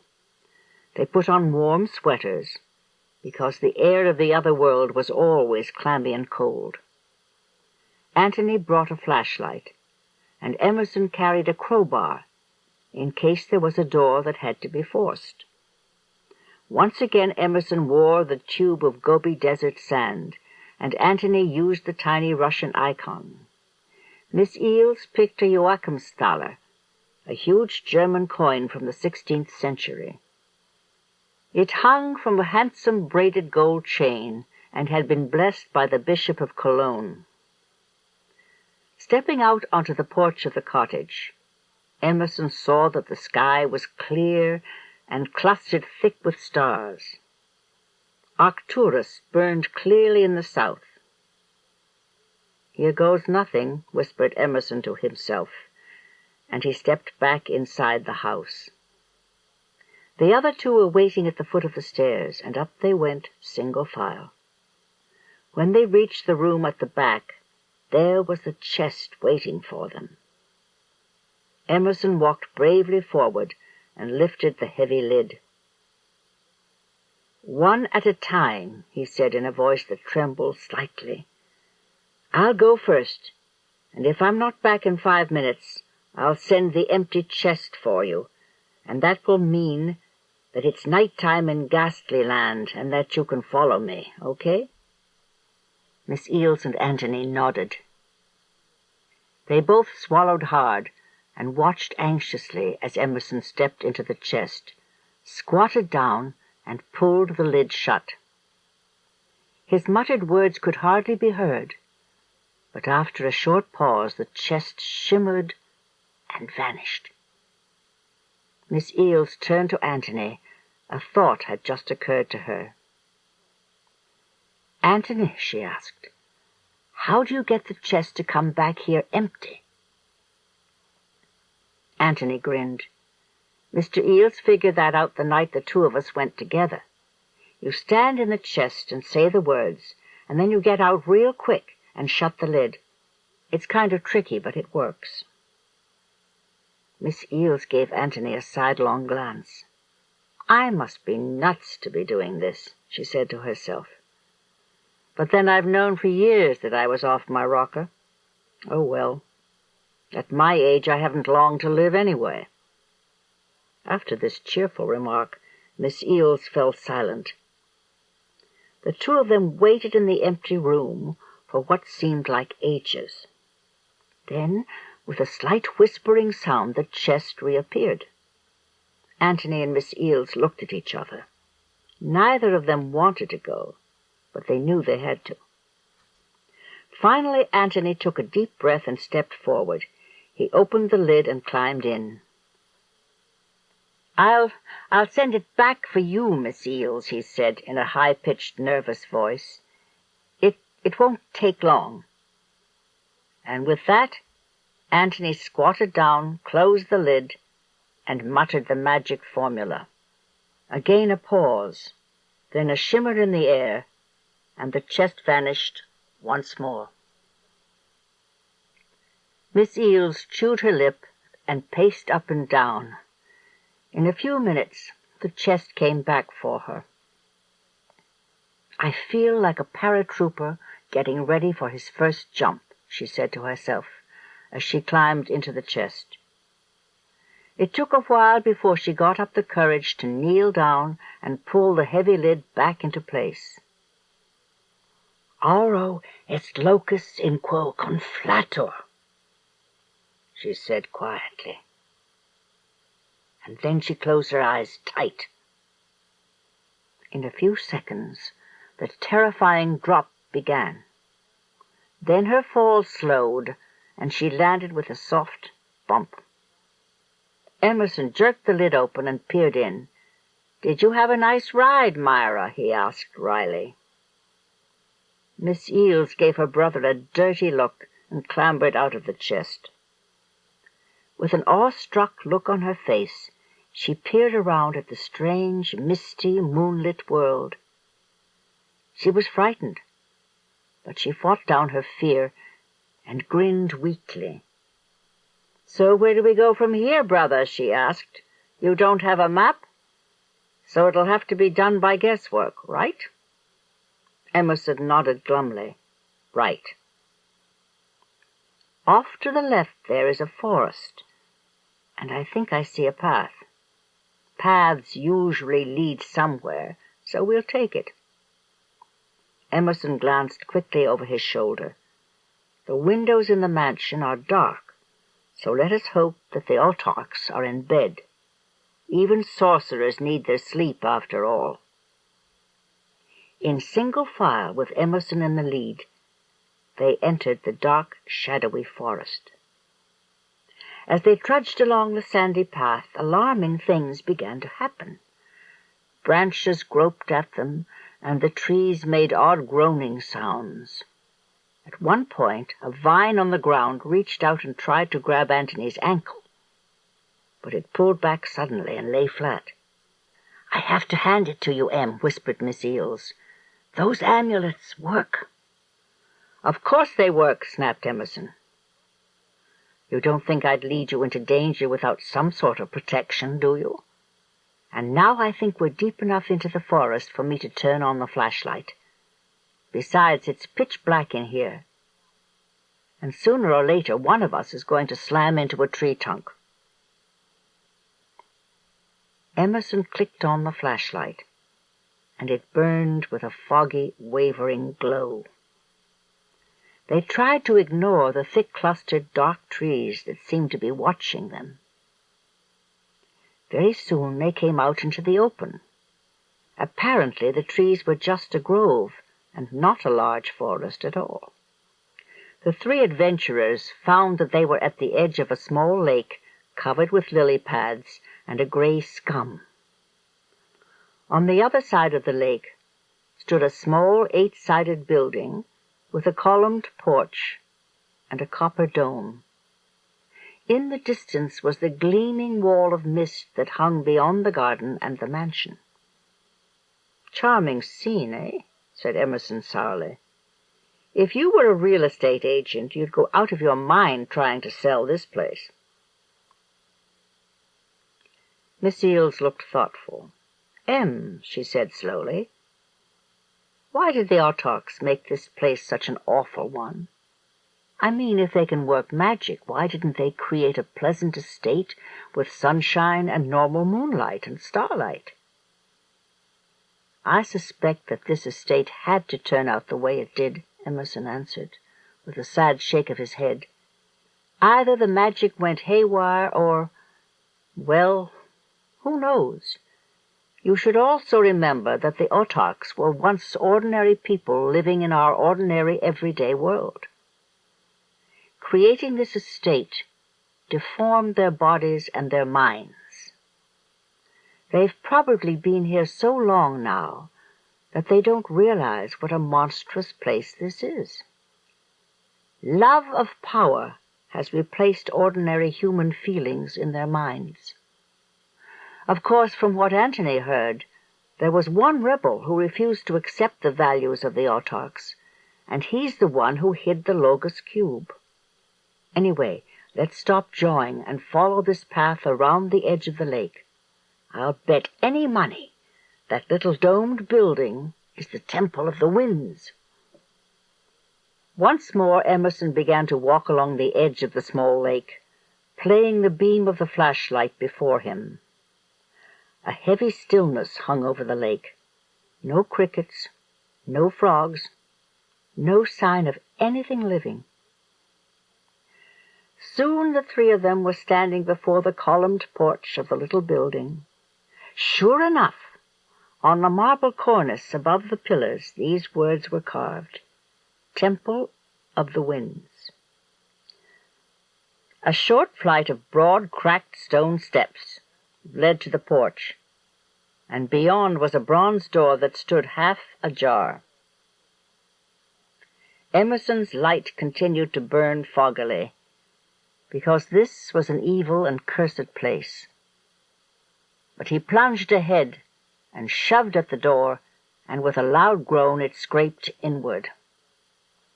Emerson stepped inside and played his light around, and then he almost laughed. The temple was full of gardening equipment. On a warped table stood stacks of clay flower pots, and a trowel lay nearby. Rakes and hoes leaned against the wall, and there was even an old-fashioned mechanical lawn-mower. Hedge clippers and sickles hung from brackets, and overhead was a dark oil lamp on a chain. "If this doesn't beat everything," muttered Emerson.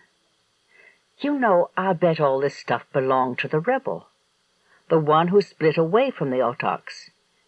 He was probably trying to make this miserable dump a bit more human. But the $64 question still is, where is this so-called great clue?" For a long time Emerson and his friends poked around. They looked under flower pots and on the sills of the narrow windows. They peered into the blades of the lawn-mower and moved rakes and scraped around on their hands and knees in dusty, dirty corners. But they came up empty. "Phooey on this miserable place, anyway," growled Emerson, as he dragged himself to his feet. "The Otoks must have searched here, and if they didn't find anything, I don't see how we can expect to." He wiped sweat off his forehead with his sleeve and gazed blearily around. He had been working so hard that he was panting, and he felt thoroughly dejected. Antony looked gloomy, too. He hung his head and felt tears trickling down his cheeks. Only Miss Eales seemed optimistic. She darted her head around and smiled weirdly. "Oh, I don't know, Em," she said as she began shifting the objects on the dusty table. "We haven't completely ransacked this place. I see that these inner walls are made of brick. Maybe one of them is loose. In the meantime, I suggest that we take out our anger on these flower pots here. I can damage things without trying to, but sometimes it's fun to—" Instead of finishing her sentence, Miss Eales picked up a flower pot and pitched it against a wall. Pieces of red clay flew everywhere. Grinning wickedly, Miss Eales threw another pot and another, while Emerson and Antony gaped in amazement. But when she heaved the next pot, something unexpected happened. A small, shiny object went spinning out of the clay fragments and landed in the middle of the room. With a loud exclamation, Emerson swooped down and picked it up. He played his flashlight's beam over it. "Heavens," he breathed. "Do you know what this is? It's a brasher doubloon." Miss Eales and Antony stared in bewilderment. Emerson might as well have told them that he had found a packet of stardust, or the Wizard of Oz's hat. When he saw that the other two were thoroughly befuddled, Emerson sighed and began to explain. Ephraim Brasher was a rich planter in Virginia before the Revolutionary War. A neighbor of George Washington's, in fact. Well, back in those days, private citizens could make gold and silver coins. All they needed was the metal and a coin press. Mr. Brasher struck some gold coins called doubloons, and only 3 are known to exist today. Needless to say, they are priceless and are all in museums or private collections. "And here is a 4th one," said Emerson, holding the coin up. "But whoever owned it has lowered its value a great deal by scratching a word on one side with a knife." Emerson handed the coin to Antony, and he peered at it as the pale beam of the flashlight played over it. Sure enough, on one side of the coin the word "Wabe" had been scratched in large capital letters. Antony looked bewildered and gave the coin to Miss Eales so she could examine it. After squinting at the carved word, she looked up. "And who or what is a wabe?" she asked. "Sounds like baby talk for wave, doesn't it?" Emerson shrugged. "Could be someone's name, or just a piece of incredible falderall, or a practical joke. But if this is the so-called great clue, I'll take vanilla, thank you." He banged his flashlight on the table and stood staring angrily at the blank wall. Miss Eales gently patted her brother on the arm. "Look, Em," she said quietly, "the meaning of clues isn't always clear. Maybe if we take the coin back with us and think a while in the peace and quiet of the cottage, we will decipher the meaning of the word. So come on, let's get out of this awful, cursed place." Emerson didn't need to be persuaded. With a little shrug, he stuck the coin in his pocket and led the way out of the door, down the steps and along the sandy patch to the grove of trees. None of them liked the idea of entering that gloomy, sinister clump of trees again, but they had to. Again the trees groaned and creaked, and vines groped feebly at them. But they were not stopped, and soon they stood by the chest again. One at a time, as before, they went back. Emerson first, then Antony, and finally Miss Eales. Just before she climbed into the chest, Miss Eales took a quick look around. The mansion was still dark, and the plants and vines in the garden rustled uneasily because an intruder was near. Miss Eales did not notice a dark figure standing in the shadow of the grove of trees. Chapter 8. When the three adventurers got back to the cottage, only an hour and a half had passed, according to their clocks. They all felt incredibly weary, and threw themselves into bed without even changing into their pajamas. The next morning, as they sat around the kitchen table, eating ham and eggs and drinking coffee and milk, Antony and his friends felt a bit woozy, and the trip they had taken seemed like an unpleasant dream. But there was the brasher doubloon shining on the table in front of them. It was real. Their otherworldly adventure had been real. When he finished eating, Emerson lit his meerschaum pipe and leaned back in his chair. "Wabe," he said thoughtfully. "Maybe it's initials for something like, 'Will all babies expectorate?'" Antony looked puzzled. "What does expectorate mean?" Miss Eales laughed. "It's a polite word for spit." "That's a wonderful reading of the clue, Em. I'm sure that's exactly what the word means." "I was not being serious, Myra." Wabe. Backward it's abo, but that's not very helpful either. He went back to puffing on his pipe and thinking. Meanwhile, Antony cleared the plates off the table and scraped the leftover food into the garbage pail. Miss Eales boiled water on the stove in a huge tea kettle, so they would have hot water for doing the dishes. Suddenly Emerson let out a loud roar and banged his fist on the table. "By God, I have it! How stupid of me not to have seen it before!" Miss Eales whirled suddenly, and with a sweep of her arm knocked a teacup off the drainboard of the sink. "Good heavens, Em!" she exclaimed. "What did you find? The answer to the riddle of the universe?" Emerson smiled. "Well, not exactly that, but something nearly as good. Do you remember the Jabberwocky poem in Lewis Carroll's Through the Looking Glass?" "Yes, of course I do, but I can't recite it from memory." Emerson looked smug. "Well, I can. It begins like this. 'Twas brillig, and the slithy toves did gyre and gimble in the wabe. All mimsy were the borogoves, and the momraths outgrabe." See? It mentions wabe, doesn't it? But, you will say, these are nonsense words in a nonsense poem, and they mean nothing. And the answer is, not necessarily. You see, there is a character in the poem, a real know-it-all type like me, named Humpty Dumpty. And he tries to explain to Alice what the words in Jabberwocky mean.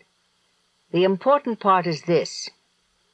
He claims that wabe means the plot of grass around a sundial. Well, Humpty may be talking through his hat, but this clue, probably left by the mysterious rebel autarch, is important. If there's a sundial on that blasted estate, the Logos cube is probably buried near it. Doesn't that seem likely? Miss Eales laughed.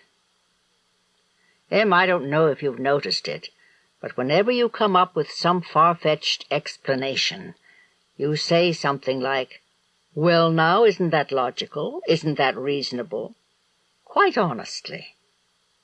This wabe business seems like pie in the sky. For all you know, the rebel, the guy who left the clue, may be named Cyrus Q. Wabe. Or maybe he scratched that word on there just for the fun of it, or to throw people off. If this character really did hide the What's-His Cube, would he have left clues leading to its discovery? Wouldn't he have just destroyed the stupid thing? Emerson's face was beginning to get red.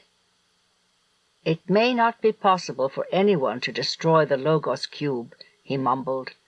As for leaving clues, he may have hoped that people of goodwill like ourselves would come to the cottage, find the card in the vase, and carry the cube away, so the autarchs couldn't get it. The logic of all this is as full of holes as Swiss cheese, Miss Eales shot back, and so is your head. By now Emerson was getting angry. "My dear sister," he said in a strained voice, "I have been right up to now, haven't I? Well, haven't I?" Miss Eales sighed helplessly. "I suppose," she began uncertainly. "Well, then," said Emerson triumphantly, "I don't see why you should doubt my intuition and my logic in this case. We have to locate that sundial." "Did you see any sundials when we were at the estate last night?" asked Antony timidly. Emerson sighed. "No, Antony, I did not. But I have a good idea of where one might be in that blasted infernal garden. You see, the autarchs have tried to make their world look like an old-fashioned English estate. Years ago I went on a historic houses tour in England, and I recall that many of them had sundials in their gardens. It frightens me to think about it. But we are going to have to go into that garden and find the sundial. It might not be there, but it's the most logical place for one. As far as I'm concerned, it'll be about as much fun as going down in the crater of a smoking volcano. But it must be done." That night the weather got in the way of Emerson's plans. The day was sunny and chilly, but around sunset the sky clouded over, and the chest failed to appear. Meanwhile, the autarchs were holding a special meeting. One of their servants, a guard at the estate, had spied on Emerson and the others through one of the windows in the temple. Later he had followed them down the path and had watched them get into the chest. At first the guard had been afraid to report to his masters, but he knew that the Grand Autarch could read minds, and he decided that it would go easier with him if he just went in and told what he knew. So the special meeting was called. Candles burned in every wall bracket and sconce, and their yellow wavering light played over the polished mahogany table and the faces of the grotesque black-robed people who ruled this strange, gloomy world. The guard stood near the end of the table, where the Grand Autarch sat. Like most of the men who patrolled the estate, this was a young man, and he wore a close-fitting leather jacket studded with iron spikes. His hair was long and yellow, and on one cheek was an ugly scar made by a knife. The Grand Autarch had recruited him personally on one of his trips to Earth. On a visit to the city of Montreal, he had contacted the young man who had no money and no friends, and slept on park benches at night. Now the young guard stood nervously rubbing his hands together as he told his tale. He told of the 3 strange people who had invaded the Temple of the Winds, and how they had taken away a small glittering object, a coin probably. As the guard talked, the Grand Autarch grew angrier and angrier.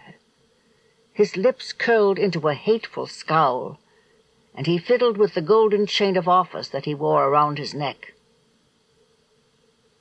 When the guard had finished making his report, the Grand Autarch began to speak. He seemed to be struggling to control himself, and there was a tremor in his voice.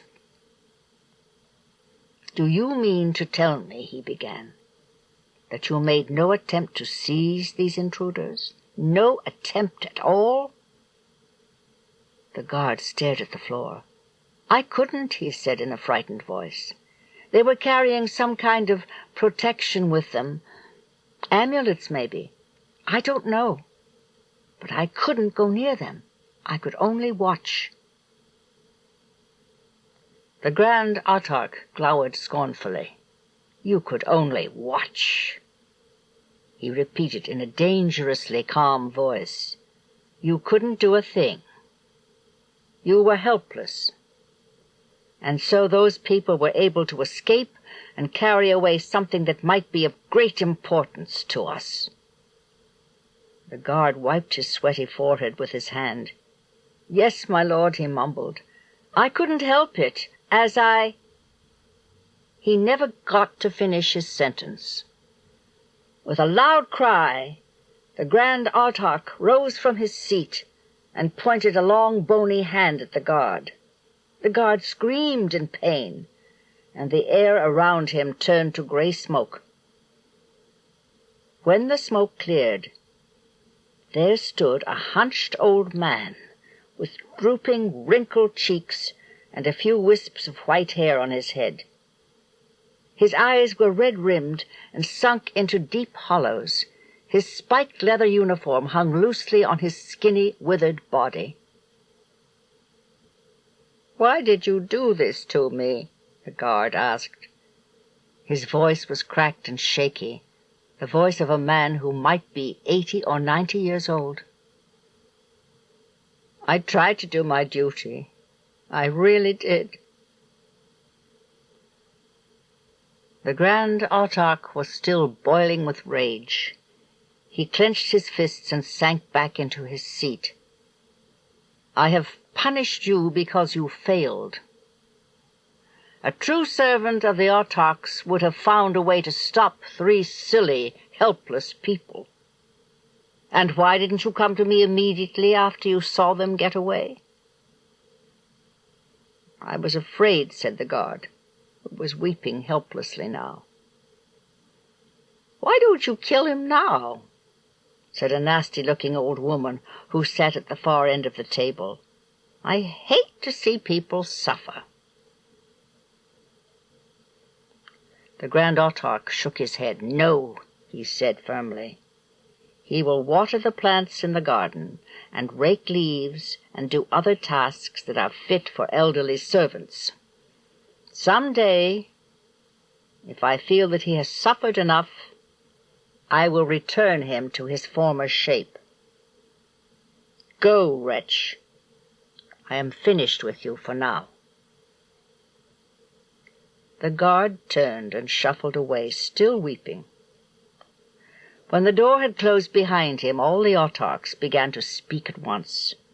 "What do you suppose they found? We should go after them. We need what they've got, and we need vengeance. Who are they? And how did they find out about this place? And so on. Finally, the Grand Autarch raised his arms and roared, "Silence! I still rule here, and I will deal with the problem in my own way. I will pursue these wretched intruders and make them wish they had never tampered with our world. In fact, I shall go tonight. The meeting is adjourned." The autarchs got up and left the council room, still muttering to themselves. But the Grand Autarch swept his cloak about him grandly and walked to a place in the panelled wall where carved cherub heads smiled amid clusters of carved grape leaves. Seizing one of the heads between his thumb and his forefinger, the Grand Autarch twisted it, and part of the panelled wall swung inward. Stone steps wound down into darkness, and the autarch snatched a torch from a bracket just inside the doorway. A muttered word from him made the end of the torch bloom with fire, and down he went, along a corkscrewing passage so narrow that his shoulders almost brushed both walls. At last he came out into a crypt, a large room with heavy stone pillars and ribbed vaulting. Set into the walls were oblong niches, and in many of them were coffins.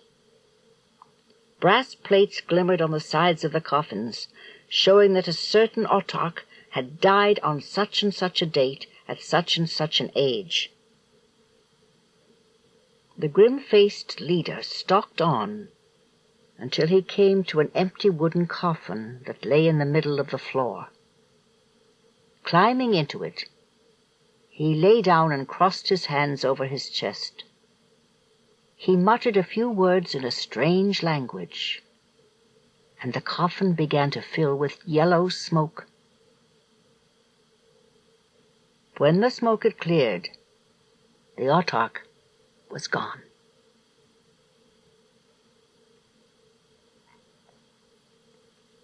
Chapter 9.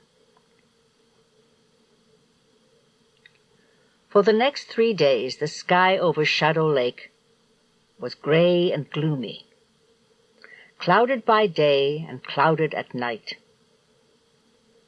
Emerson and the others felt terribly frustrated, but there wasn't much they could do except wait. Meanwhile, at night, Antony began to hear and see strange things. Once he woke from a sound sleep to hear someone whispering outside his door. Rigid with terror, he sat listening. Who was it? What was the whisperer saying? Antony could almost make it out, but not quite. He didn't dare go near the door, and after a while the whispering died away. On another night he heard something tapping at his window. It couldn't be a branch, because there weren't any trees close enough to his window to touch it. Still the tapping went on, and with a sudden cry of fear, Antony rushed to the door and flung it open. There was no one there. The next morning Antony looked exhausted. He had hardly slept a wink after the tapping incident.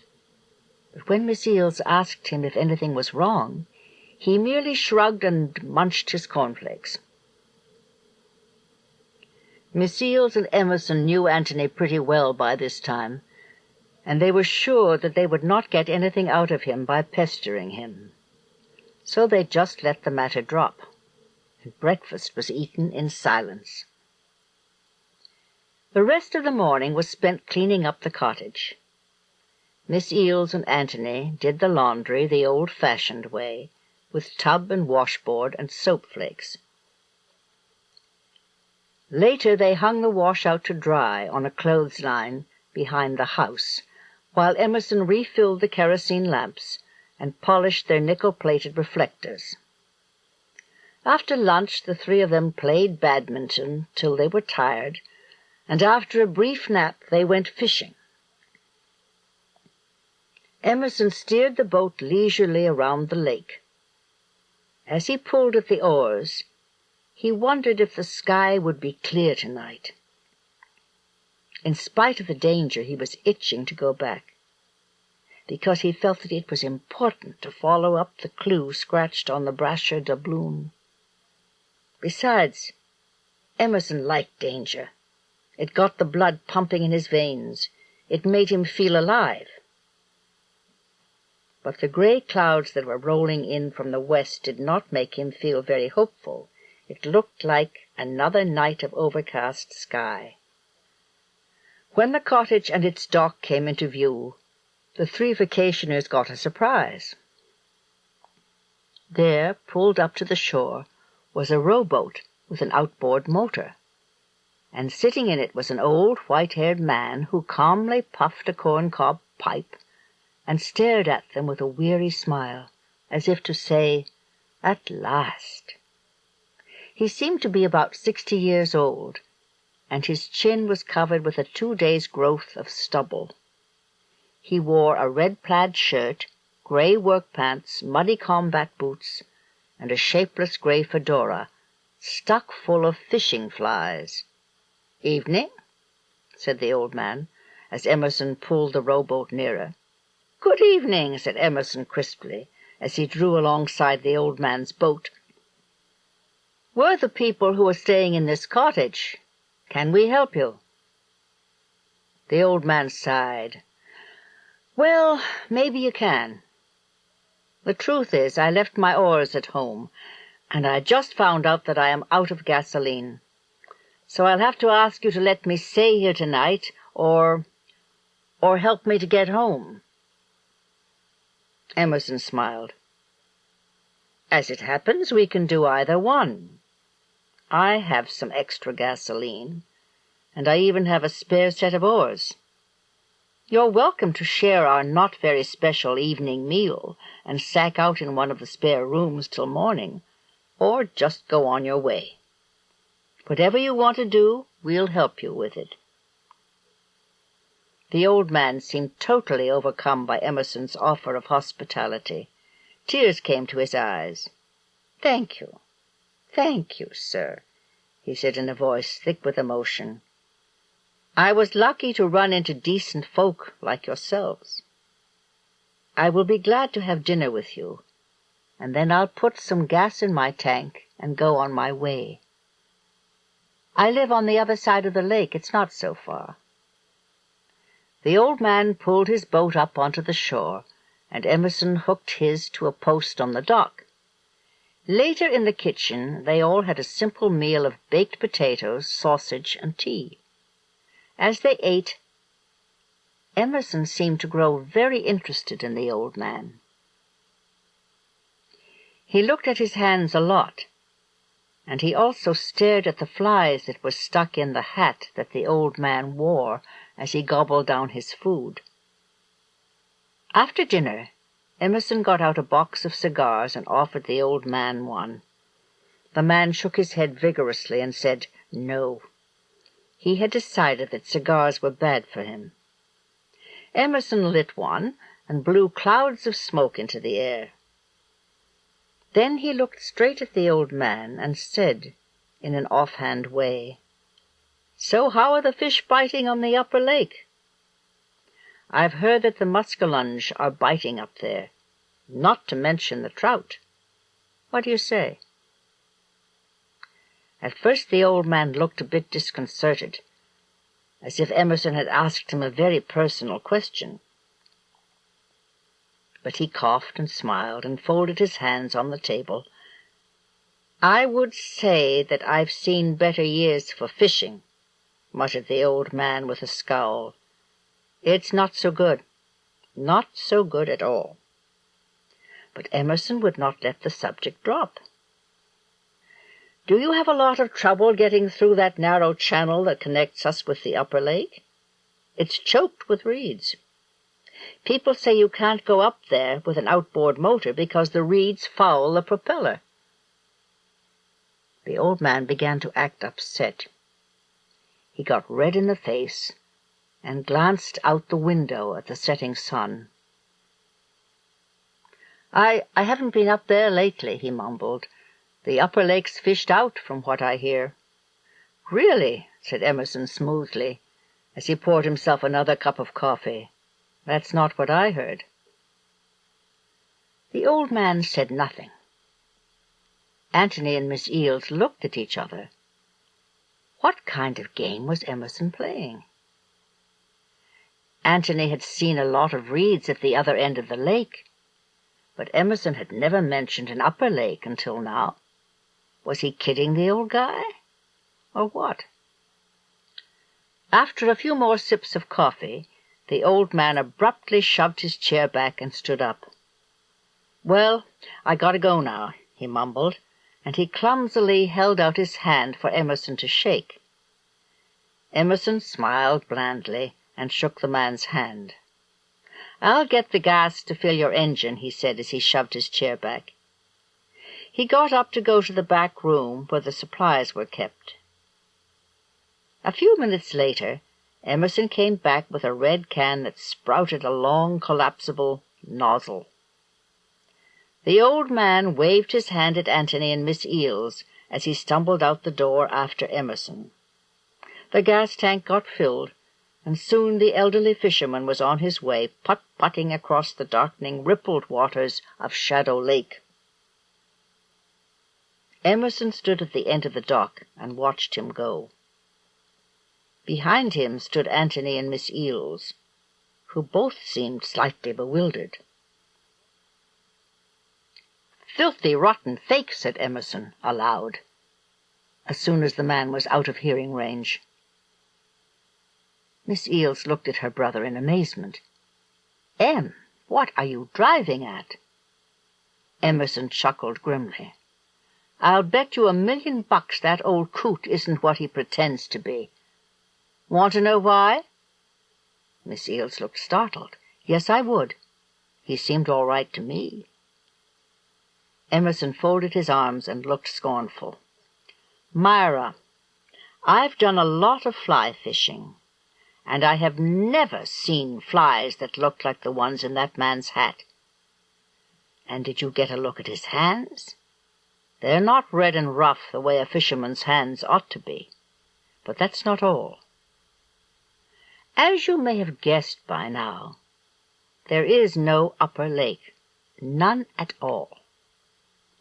I wanted to see how our elderly friend would react if I mentioned this fictional upper lake, and I got the kind of response that I expected. He's pretending.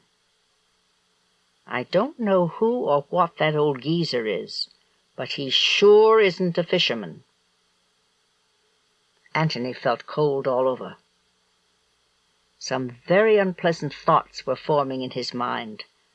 "So, who do you think he is, Mr. Eales?" he asked, in a quavering voice. Emerson heaved a deep sigh and dug his hands into his pockets.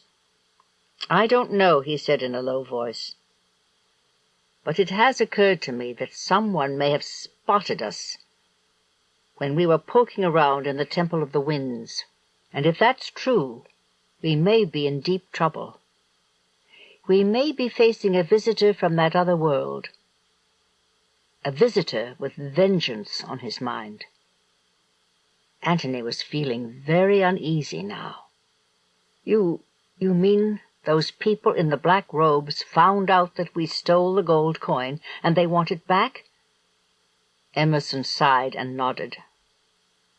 "Something like that could be going on, I'm afraid. And I haven't the faintest idea of how we ought to deal with the problem." Miss Eales looked skeptical.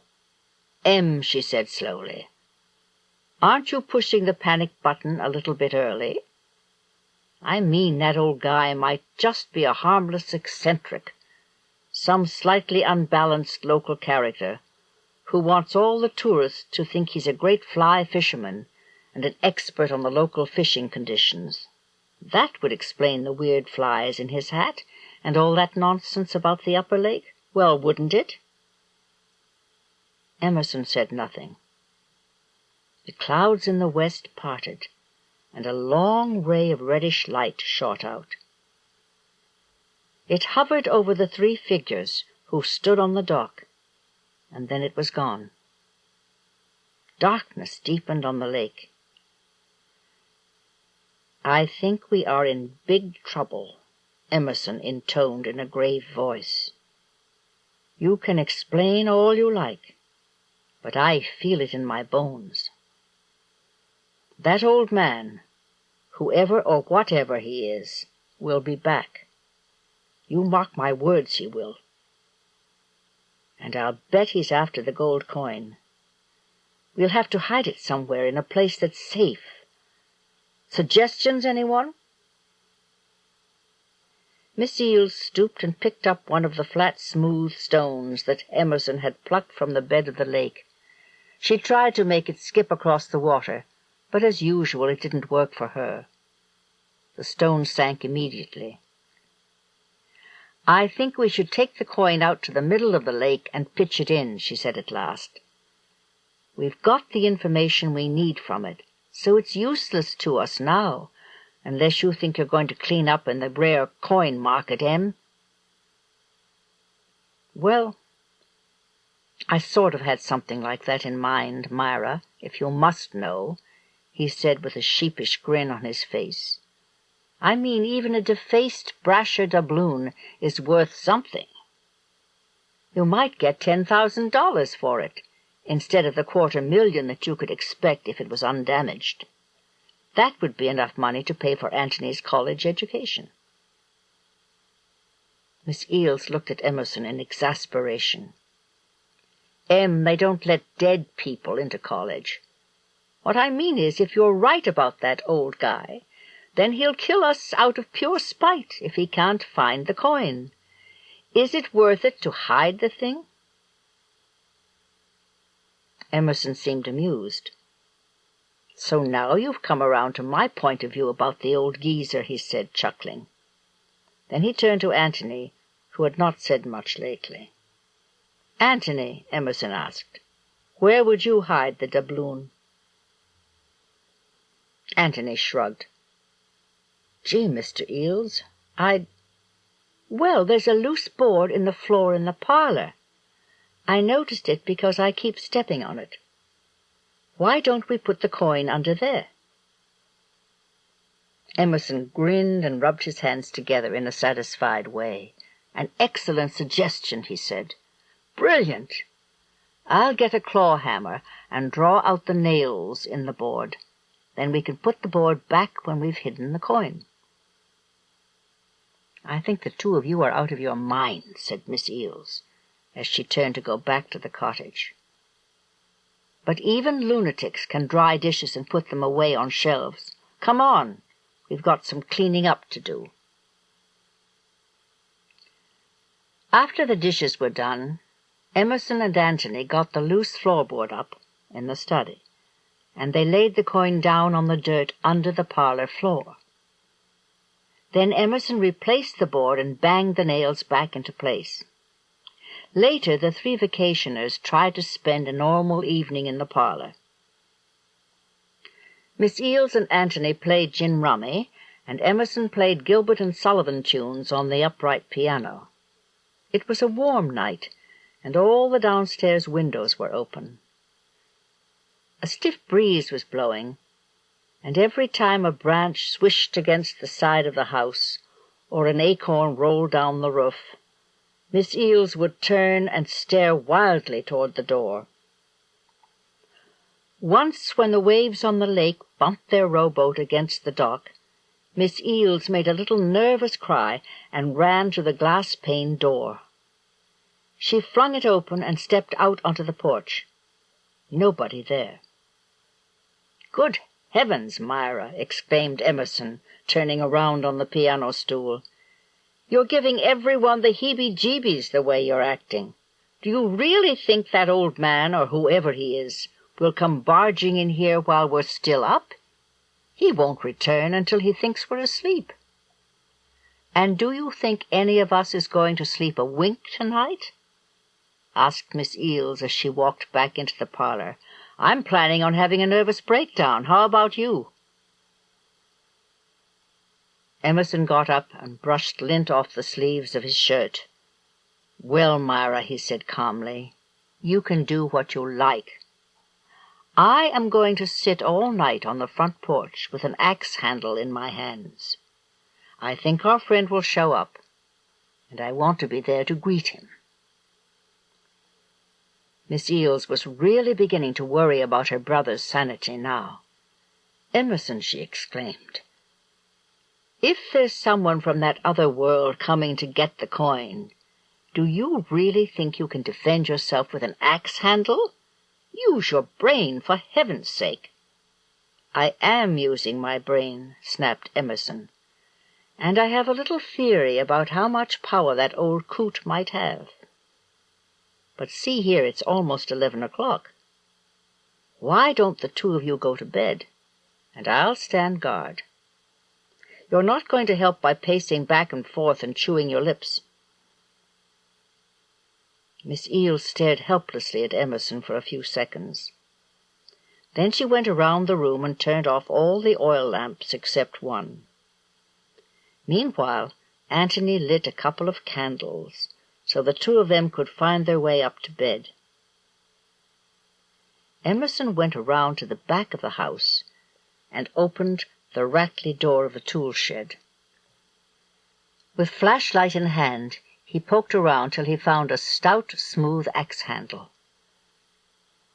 Then he made his way back around to the front of the house again.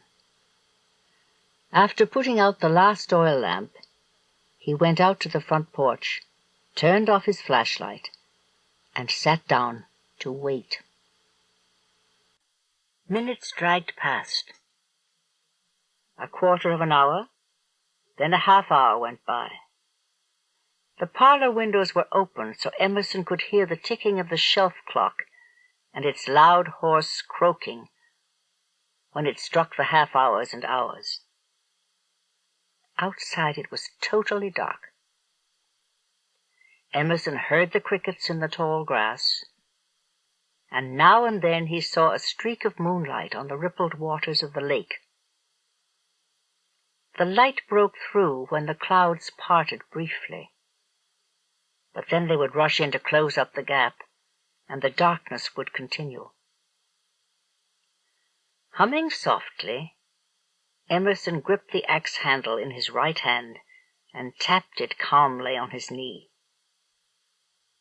Midnight passed, and so did 12:30 in the morning. By now Emerson's eyes had gotten used to the darkness, and he could make out the narrow oblong shape of the dock and their boat bumping gently against the pilings. Suddenly, Emerson heard the dip and splash of oars. A rowboat was gliding in past the dock to the shore, and Emerson could see a shadowy figure inside it. The bow of the rowboat ground into the soft sand, and the figure leaped out to pull it up farther. Even in the dark, Emerson could tell that the person coming toward him was not the old fisherman. It was someone tall and lean, someone who wore a long cape or robe. Gripping the axe handle tightly, Emerson sat up in his chair. He felt the blood surging in his ears. "Who is it?" he called out. No answer. The figure strode swiftly forward, and soon it was on the path that led to the porch. Crunch, crunch went the gravel as the menacing shape stepped forward. At the foot of the cracked wooden steps it halted. "I am the Grand Autarch," the deep voice intoned, "and I have come to take back the object that you stole from my domain. Give it to me." The Grand Autarch. Emerson realized that he must be speaking to the tall, hunched figure with the golden chain around his neck, the one who had been sitting at the head of the table in the council chamber of the mansion. Because he had seen the autarch only through the peephole in the wall, Emerson had not gotten a really good look at this man. Probably he would get a better look in a minute. "The Grand Autarch," said Emerson, and then he laughed mockingly. "How about that? Is that anything like a Grand Dragon? Are you with the Ku Klux Klan, or what?" The Grand Autarch seemed disconcerted by this mockery, but he wrapped his cloak about him and spoke again in a menacing tone. "Little man, you do not understand your peril. I could shrivel you to a cinder with a single gesture of my hand. But I will be merciful if you give that golden trinket to me now." "I don't think I've ever been shriveled to a cinder," said Emerson carelessly. "It'd be a new experience. But look here, you're trespassing on private property, and you're interfering with the sleep of my household. I don't have anything for you, so I would suggest that you just clear out. Besides, you're beginning to bore me. Go on, scram." Silence. The autarch said nothing. For a full minute the two of them faced each other in silence. Then Emerson saw the cape swirl, and he thought he caught the glimmer of a knife blade. "Ah!" roared the autarch, and he rushed up the steps with a wicked-looking dagger held on high. Emerson stepped nimbly to one side and whacked the man on the shoulder with the axe handle. The autarch groaned with pain and fell to his knees. Then he struggled back to his feet, and Emerson hit him on the other shoulder. Frightened and angry, the autarch tried once more to stab Emerson with the dagger. But Emerson brought the axe handle down on his wrist, and the dagger clattered to the boards on the porch. "This is kind of getting to be fun," panted Emerson, as he backed up against the wall of the house and waited for the autarch's next move. "You were better off as an old fisherman, and I would suggest that you turn back into one and scoot. Or haven't you had enough?" The autarch rubbed his sore shoulder and stumbled back down the steps to the path. "I'll make you wish that you had never been born, little man," he snarled. "Being skinned alive would be a picnic compared to what I'm going to do to you. Just wait."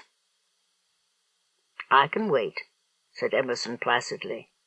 "Your threats mean nothing to me. But if you're not out of here in 2 minutes, I'm going to come down there and beat knobs on your head. Understand?" The autarch paused a moment more. Then, turning abruptly, he strode off the path and made his way through the long grass to the place where his boat was pulled up onto the sand. After a little struggling, he shoved the boat out onto the lake and climbed in. Once more Emerson heard the sound of oars splashing as the rowboat disappeared into the blackness. "Oh, good Lord," breathed Emerson, as he mopped his face with his handkerchief. "Mercy upon us all. It worked." 2 figures popped up from the place where they had been crouching below the parlor windows. Antony and Miss Eales had not really gone to bed. In stocking feet they had tiptoed down the back staircase and crept along the hall till they reached the parlor windows. From there they had listened to the strange battle between Emerson and the menacing creature from another world. Miss Eales stumbled out onto the porch, with Antony close behind her. "What worked?" Miss Eales asked in a bewildered tone. Emerson heaved a deep sigh. After the fight, he seemed weary. but he tried to act as if he was in control of the situation. I guessed that the autarch would be practically powerless in our world. Otherwise, why would he bother to make himself look like an old fisherman? Anyone who can fry someone's brains with a gesture doesn't need to use trickery to get what he wants. Or knives, for that matter. So I decided that I could push him around. "But how come you were so sure?" asked Antony, who was amazed at Emerson's calmness in the face of danger. Antony raised the beam of his flashlight, and he saw that Emerson's face looked drawn and haggard. Beads of sweat stood out on his forehead. Once again Antony asked his question. "How did you know? Weren't you afraid?" I wasn't sure at all," said Emerson faintly. Not until I tried." And with that he collapsed in a heap on the splintery boards.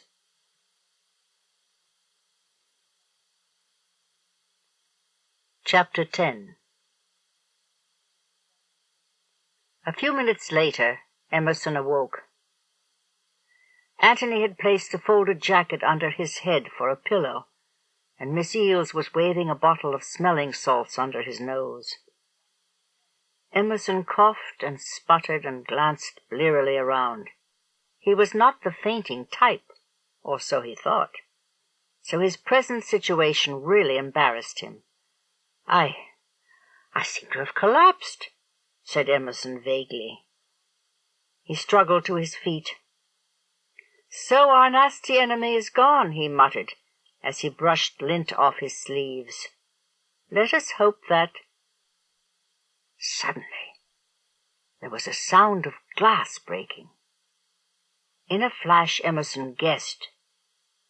So did Antony and Miss Eales. "Good God!" exclaimed Emerson, clapping his hand to his mouth. "You don't suppose—" Without another word, Emerson, Miss Eales, and Antony dashed up the front stairs and down the narrow hall. They stopped in front of the door of the room where the chest sometimes appeared. From a small table in the hall, Emerson snatched a candle, and after a little scrabbling in a drawer, he found some matches and lit it. Into the room he stepped, followed by the other two. Emerson walked straight toward the window and raised his candle high. What everyone expected turned out to be true. The purple pane was shattered. Pieces of violet-colored glass lay on the floor of the room, and there was the small rock that had done the damage. The magic chest would never return to this room, no matter how brightly Arcturus shone. This pathway to another world was blocked forever. Emerson was trembling with rage.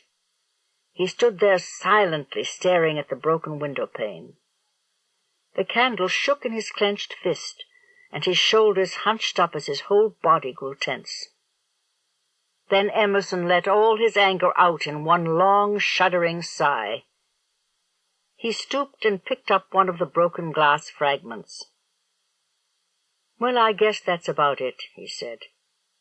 Letting the glass shard fall back to the floor, Emerson turned back to his friends. "I suppose we could glue the pieces together," he said glumly. "But I have always heard that the magic flows out of an enchanted object once it has been broken. We may as well pack up and head for Hoosac. I was getting tired of this vacation anyway." Miss Eales stepped forward and touched her brother sympathetically on the arm. "Maybe it's all for the best, Em," she said softly. "You've cheated the odds twice by going to that place. Antony has cheated them 3 times. But eventually, the law of averages would have caught up to us. We would probably all have been killed before we found that whatchamajigger cube." "Logos cube," said Emerson. who hated to hear people use the wrong names to identify things. "I think Miss Eels is right," Antony put in. "And anyway, I don't really think those creeps can take over our world. They'll have to stay where they are." Emerson glanced at Antony, and he looked as if he was about to say something. But then he changed his mind and led the way out of the room. In silence, the three of them clumped down the stairs and then walked around, fastening the first-floor windows and bolting the doors. When this was done, each took a candle and climbed the steps to bed. As he wearily took off his clothes, Antony thought that he would be glad to be back home in good old Hoosac. But this was only partly true. Antony didn't like the danger they'd been put into, but there was still a large question floating around in his mind. Had they seen the last of the evil mansion and its sinister inhabitants? If they had found the Logos cube and smashed it, then they would be sure they were safe. As it was now, they would never know until it was too late. The next day the three vacationers packed up their things and straightened up the old cottage for the final time. They locked the doors and threw their luggage into Emerson's boat, and soon they were putting across the quiet waters of the lake. It was late August, but a chill was in the air, and leaves had already started to turn.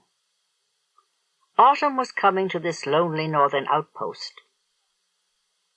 Emerson steered toward the little settlement on the north side of the lake. It wasn't much, just a few houses, a trading post, a church, and the local headquarters of the Royal Canadian Mounted Police. When they got there, Emerson went straight to the Mounties' headquarters and explained that he and his friends needed to get home as quickly as they could. The officer on duty told him that a pontoon plane would be arriving around 1 in the afternoon, and for a fee the pilot would take them to the town of Withers, where they could catch a train to Montreal. From there they could fly to Minneapolis, which was only 100 miles from Hoosac. So Emerson sold his rowboat and the outboard motor, and they settled down at the trading post to wait for the plane. A few days later, the three of them were back home, going about the normal routine of their lives. Antony wandered about the town during the day and shelved books at the library at night. When his parents asked how his trip had been, he shrugged carelessly and said that it had been all right. That was the most that they could get out of him. Mrs. Munday was disappointed that he had not brought back any postcards or souvenirs, but then Antony had never cared much for things like that. August turned to September, and the usual breathless, muggy heat of late summer stayed on and on. After Labor Day, Antony went back to school, but the dark mansion and its evil inhabitants stayed in his mind. What were they doing in their moonlit world? What sort of nastiness were they plotting? Emerson was pretty sure that the Grand Autarch had smashed the purple window-pane, and he was also convinced that the chest was not the only pathway between our world and the other one. If it had been, the Autarch would hardly have done something that would leave him stranded in northern Canada. There had to be another way, one that only the Autarchs knew of. But Emerson had searched the island before they left, and he had found nothing but trees and rocks and weeds. Maybe now the Autarchs would stay in their little kingdom and not bother the inhabitants of Earth. Maybe. But Antony had his doubts. A week went by. The heat wave broke, and autumn winds began to blow in the valley of the upper Mississippi. The leaves on the tall wooded bluffs turned and began to fall. One sleepy Saturday afternoon, Antony was sitting in a window seat in the Hoosac Public Library. He had a feather duster in his hand, but he'd gotten tired of dusting. So he just sat and watched the wind strip the yellow leaves from the elm trees across the street. The library was nearly empty.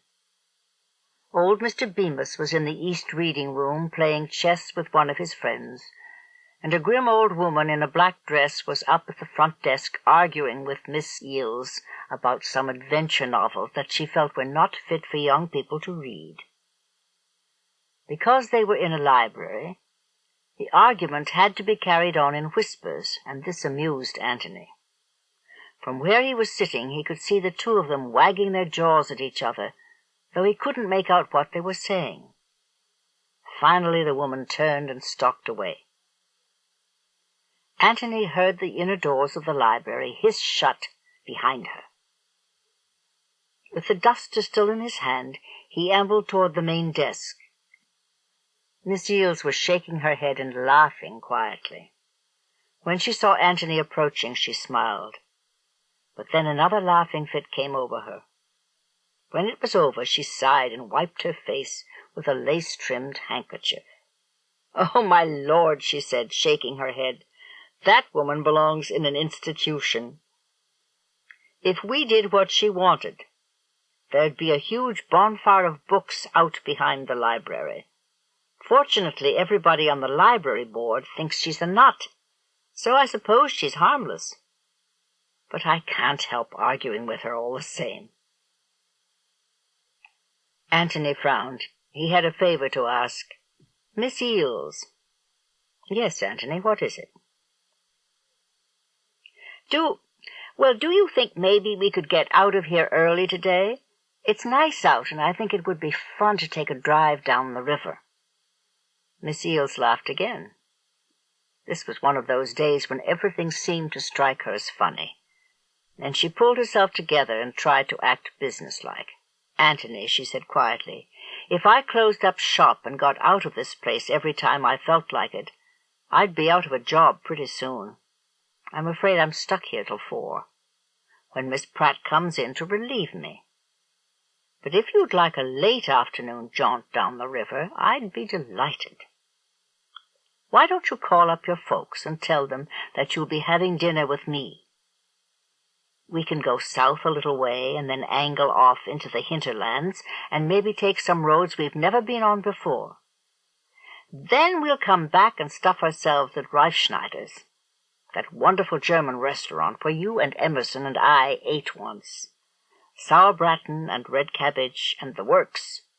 Sound good?" Antony nodded enthusiastically. "Sounds great." He glanced over his shoulder at the big electric clock that hung over the main doorway of the library. It said 2:05. "I'll go find something to do," he said cheerfully.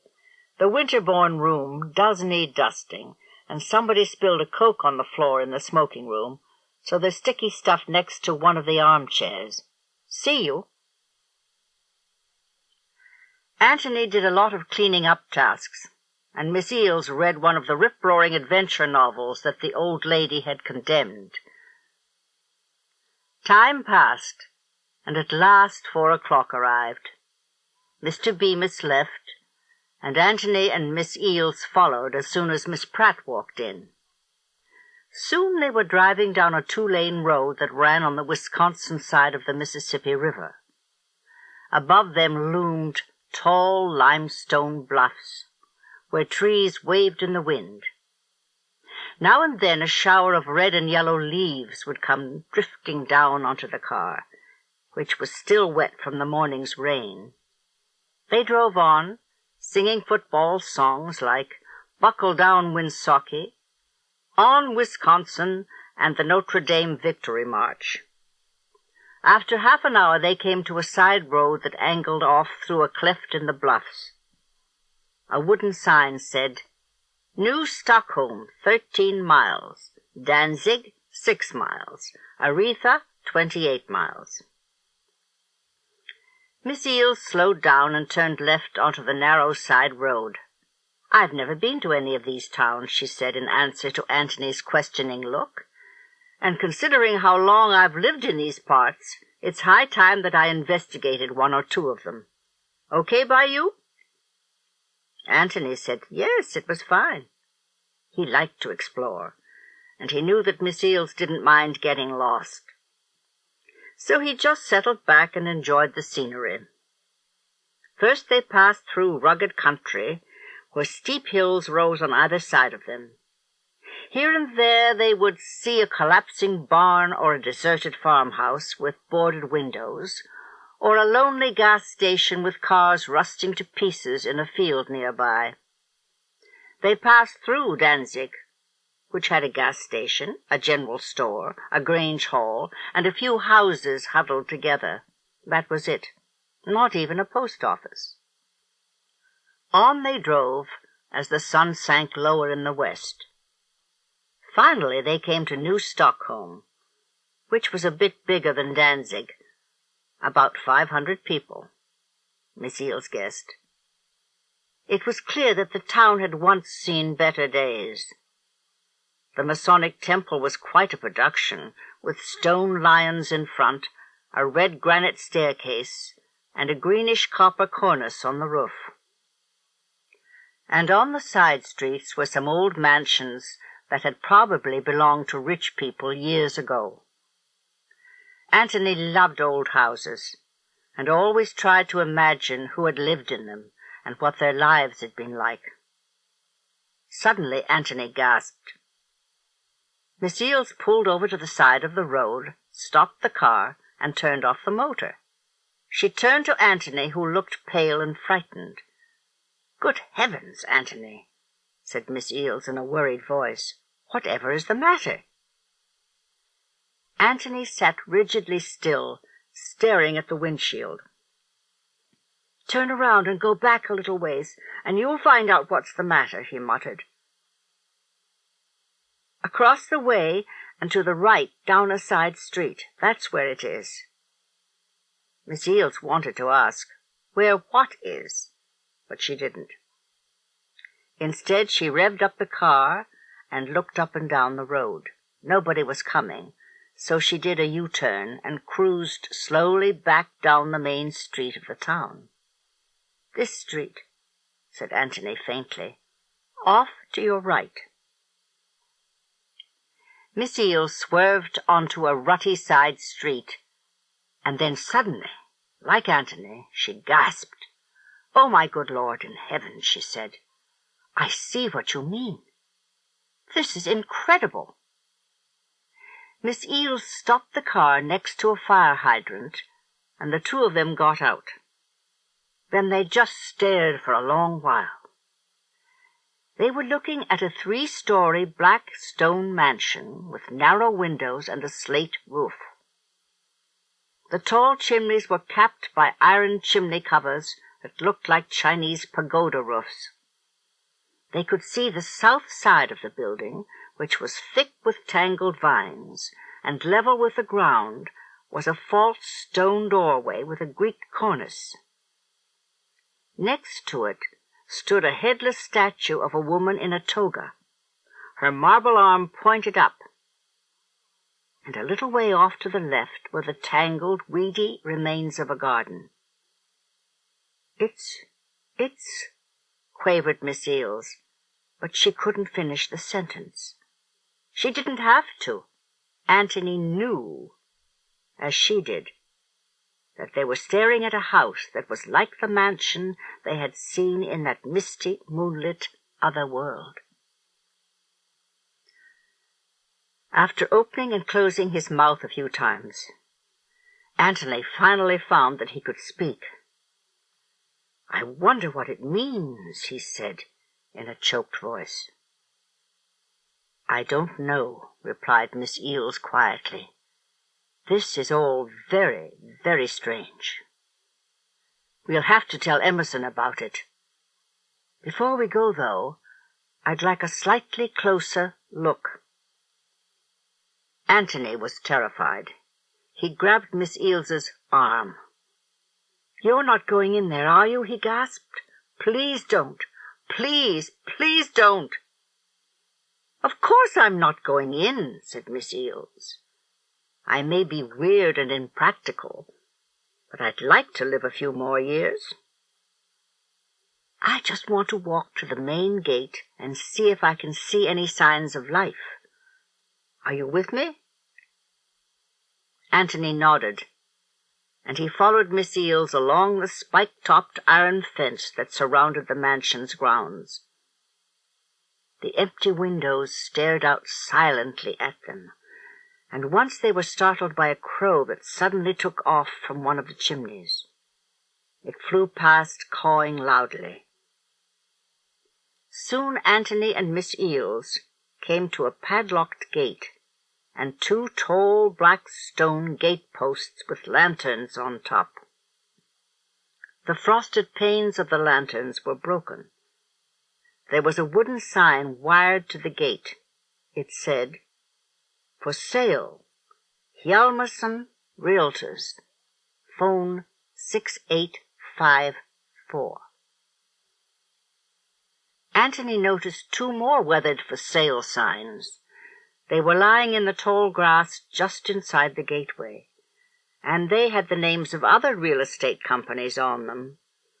Apparently, it had been hard to sell this depressing old place. Miss Eels peered through the bars at the tall porch of the mansion.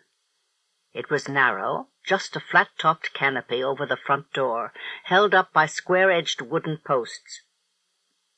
"I've never seen the main entrance of that other mansion," she said. "Have you, Antony?" Antony shook his head. "No, I haven't," he said. Then he added in an odd voice, "I'll bet they're both the same." "No bet," said Miss Eels grimly. She folded her arms and went on gazing at this strange abandoned building. After another long look, she turned away. "Come on, Antony," she said softly, as she touched him on the arm. "We'd better be getting back home. It's after 5, and we'll be lucky to make it to Reifschneider's before the dinner-time crowd."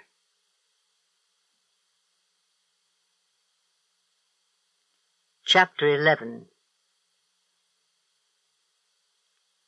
That evening after dinner, Miss Eels phoned her brother Emerson and told him about the discovery that she and Antony had made.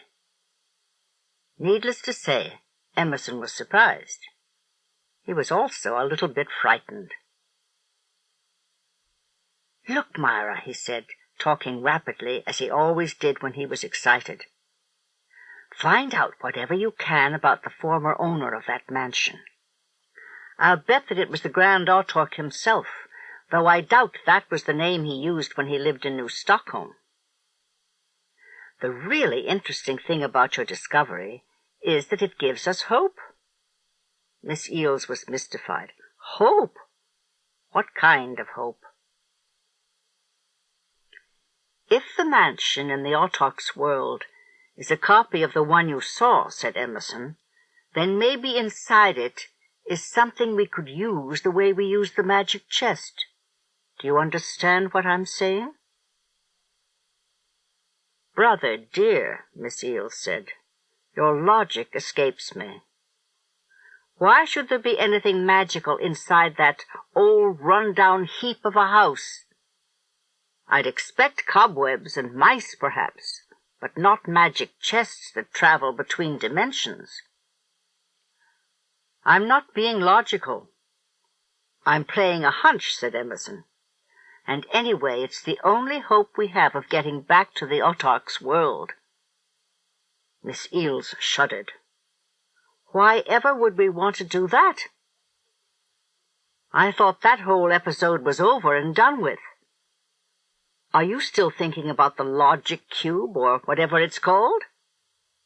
"Yes, Myra, I am," said Emerson. "Do you really think those black-robed creeps are going to sit back and forget about the cube? It's changing their world without their permission. Also, they have a plan for taking over our world, remember? I heard it with my own ears, and they can't do it without the cube.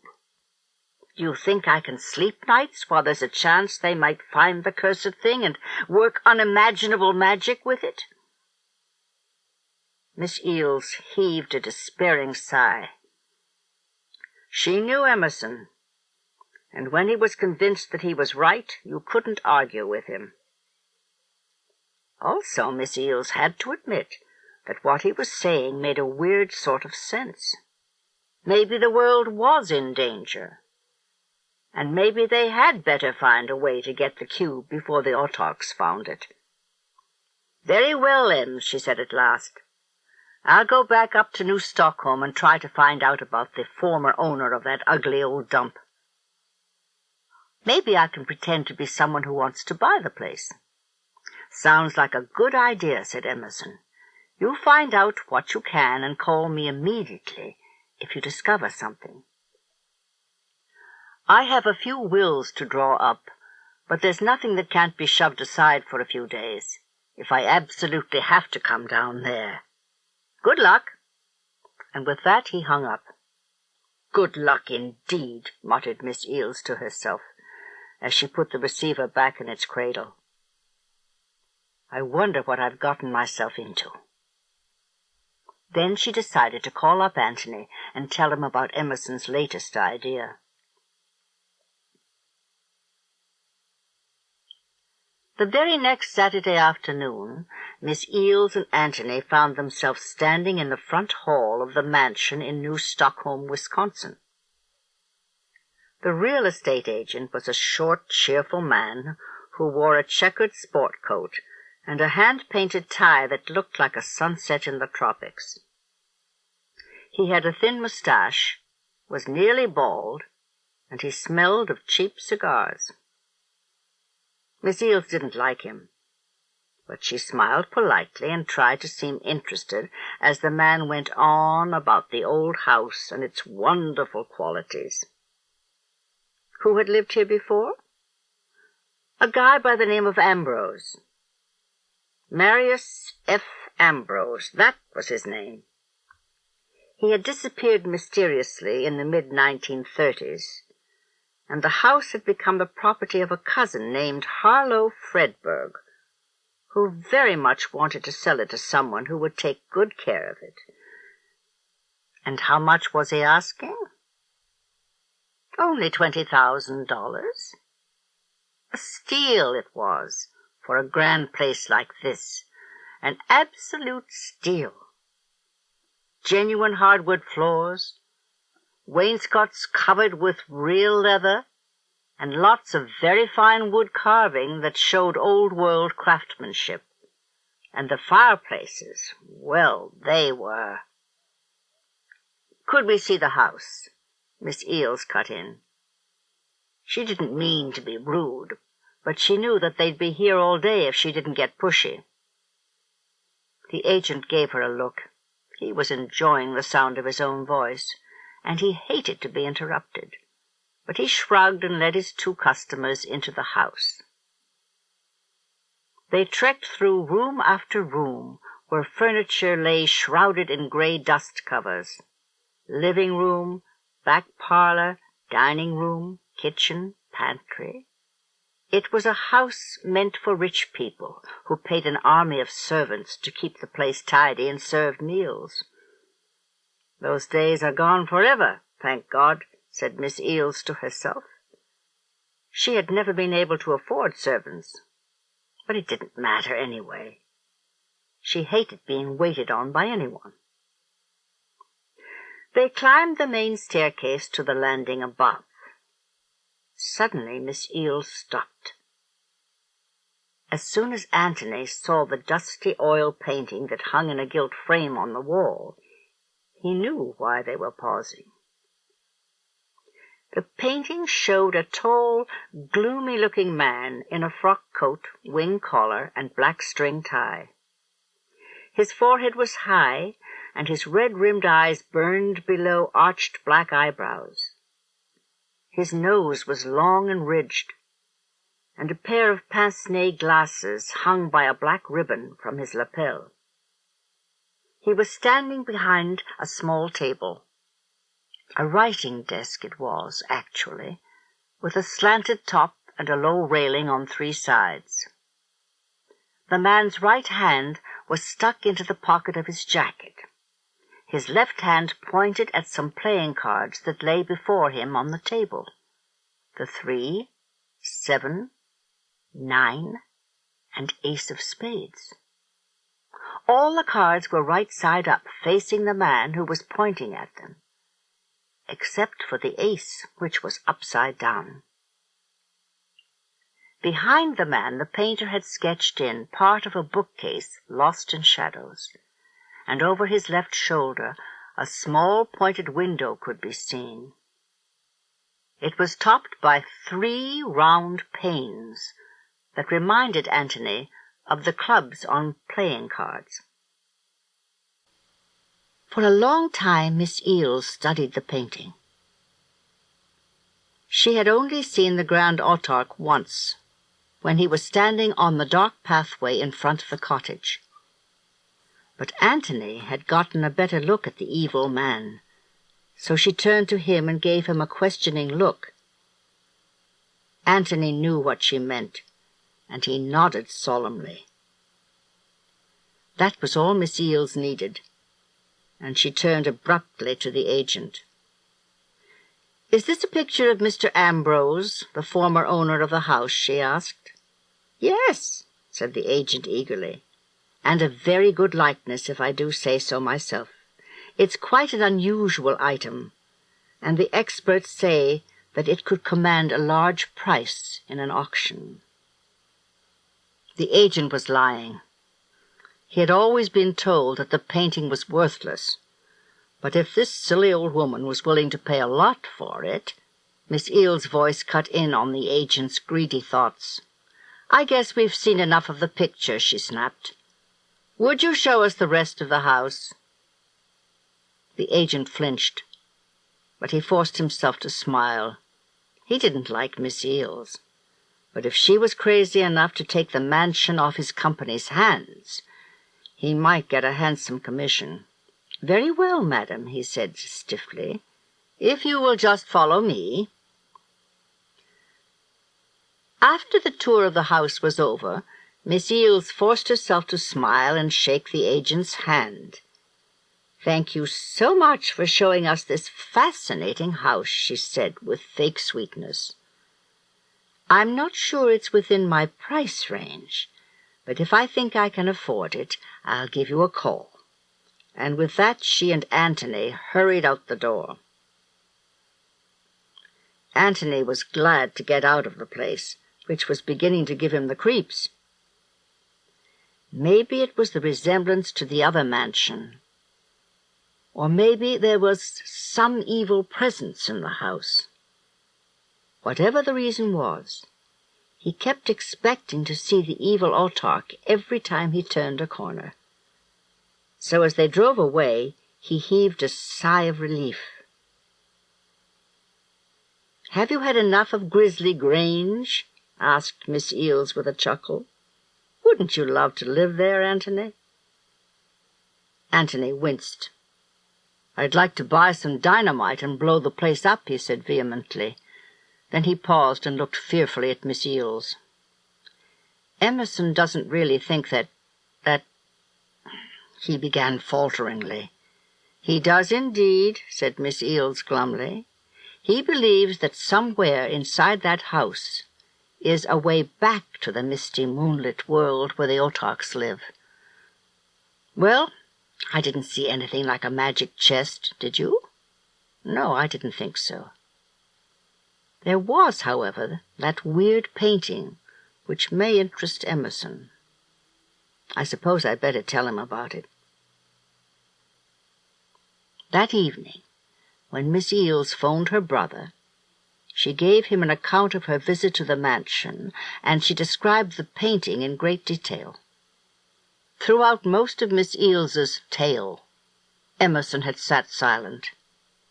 Now and then he made little grunts and noises, but that was all. But when he heard about the painting, he got so excited that Miss Eales thought he would jump through the telephone wires and land in the room next to her. "Myra," he crowed, "that painting is just what we want. Nasty old Mr. Ambrose was leaving a clue for those who could read it. How about that?" Miss Eels covered her face with her hand. She had been afraid of getting some reaction like this. "Emerson," she said patiently, "when you're through turning somersaults, will you kindly explain to me what you are talking about? What is the painting a clue to?"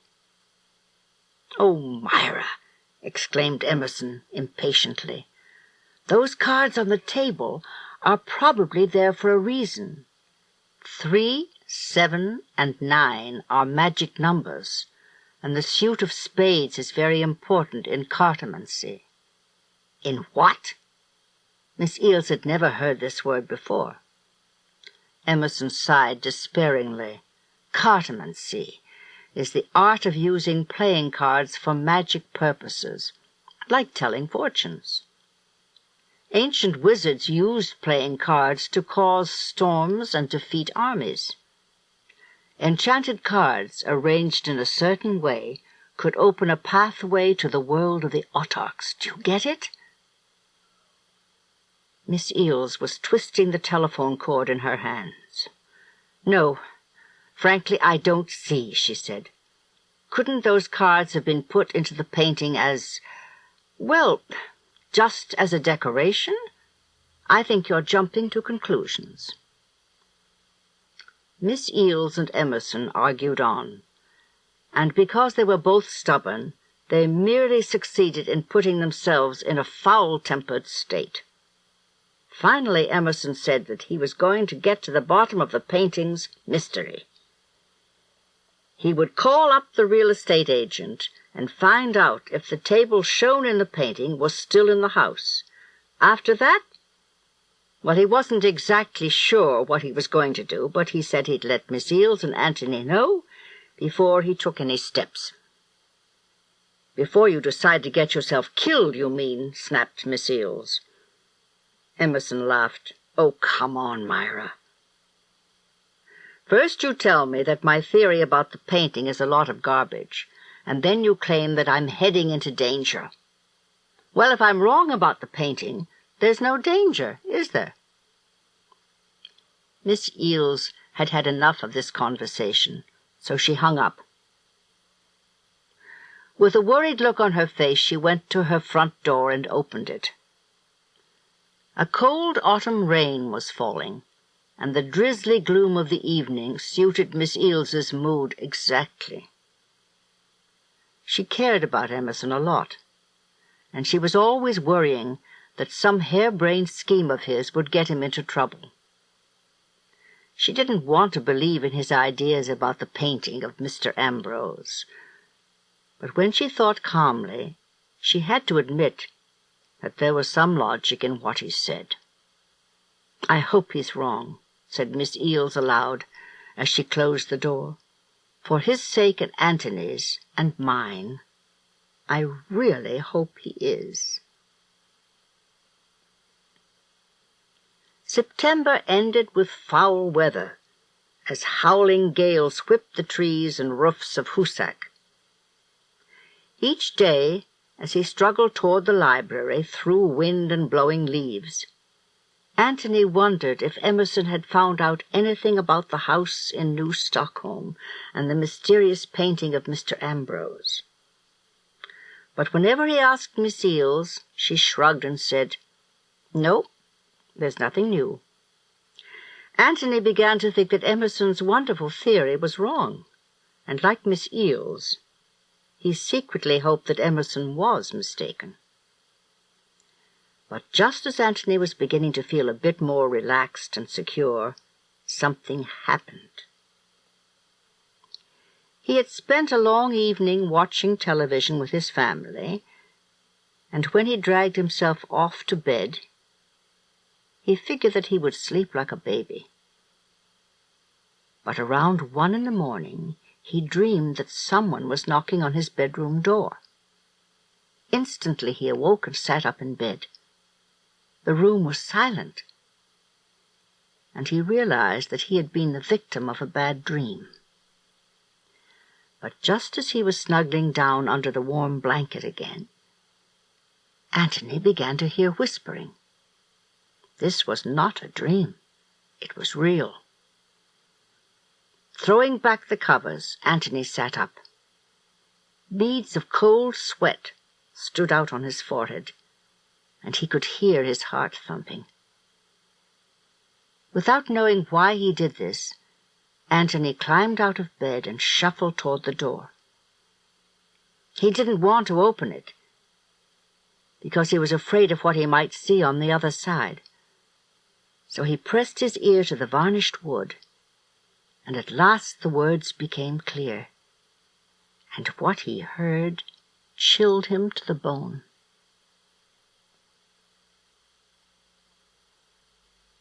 Chapter 12. The excited, soft voice told Antony that he was in very great danger.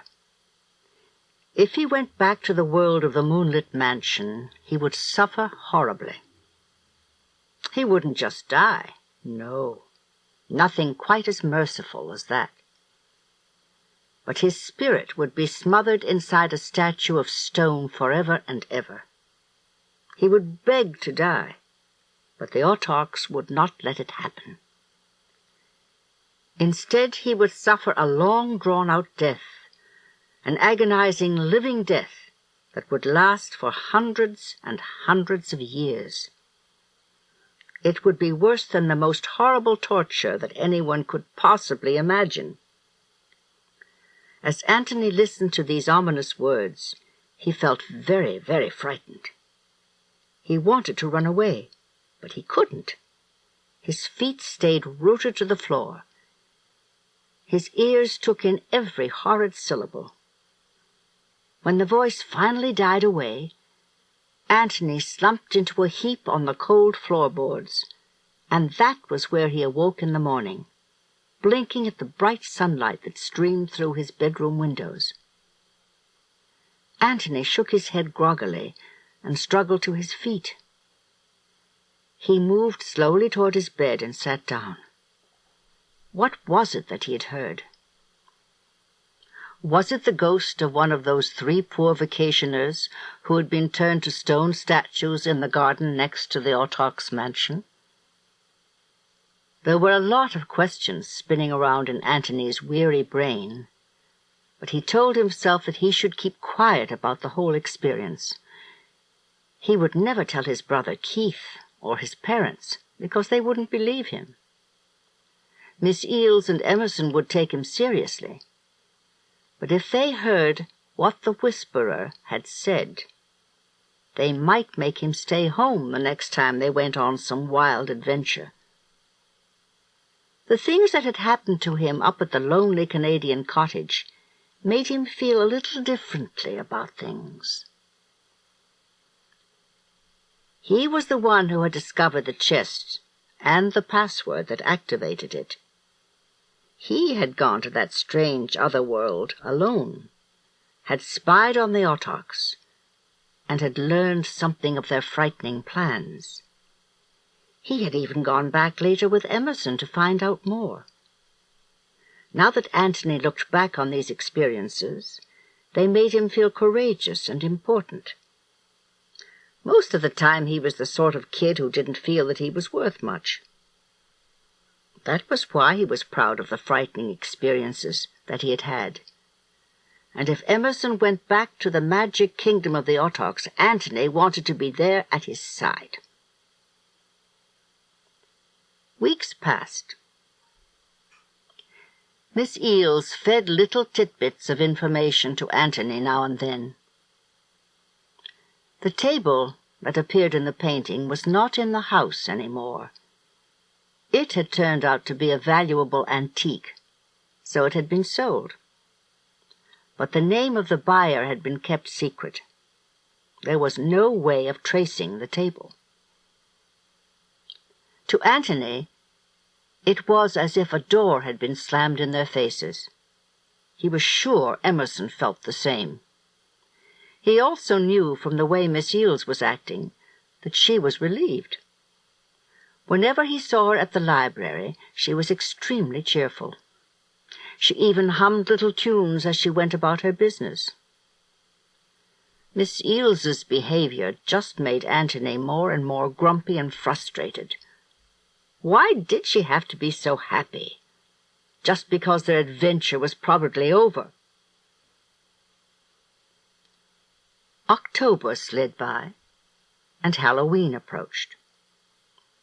One evening, when Antony was shoving a heavy cart of books down an aisle of the library, Miss Eales surprised him by asking if he wanted to be a waiter at a party that Mrs. Oxenstern was giving. Mrs. Oxenstern was the head of the Hoosac Library Board, and she was quite bossy. She and Miss Eales never liked each other very much. In fact, Mrs. Oxenstern would have fired Miss Eales many years ago if she had been able to. But Miss Eales had an ironclad contract that guaranteed her job for life. Lately, the two of them had tried to get along better, and as a gesture of goodwill, Miss Eales had volunteered to show up at Mrs. Oxenstern's annual Halloween party. Furthermore, she had offered to bring members of the library staff in to help.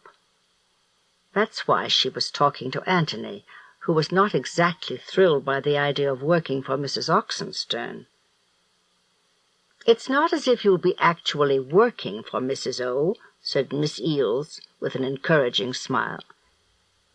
"You'll be working for all of us, the whole library staff, and you'll be helping to build better relations between the staff and the library board. Then they'll give us more money, and we'll be able to buy more books and maybe put a new roof on this old wreck of a building. Doesn't that sound like a good idea to you?" Antony grunted. He knew that he would give in and work at the party, but not for any of the reasons that Miss Eales had given him. He would do it because of his loyalty to her. And so on the evening of October 31st, Antony found himself in a waiter's uniform, serving glasses of pink punch at Mrs. Oxenstern's party. Mrs. Oxenstern lived in a 23-room mansion in the nicest part of town, and her living room was enormous. At one end of it was the table with the punch bowl, and near it was another table loaded with goodies of all sorts. Canapés, plates of sliced ham and chicken and smoked tongue, deviled eggs, cheese and crackers, goose liver pâté, and stacks of cucumber sandwiches. Antony glanced toward the other end of the room. Miss Eales was wearing her best dress, and she was trying very hard to be sociable. She nodded and smiled at practically everything that was said to her, though it was clear to Antony that she hated every minute of the evening and couldn't wait for it to be over.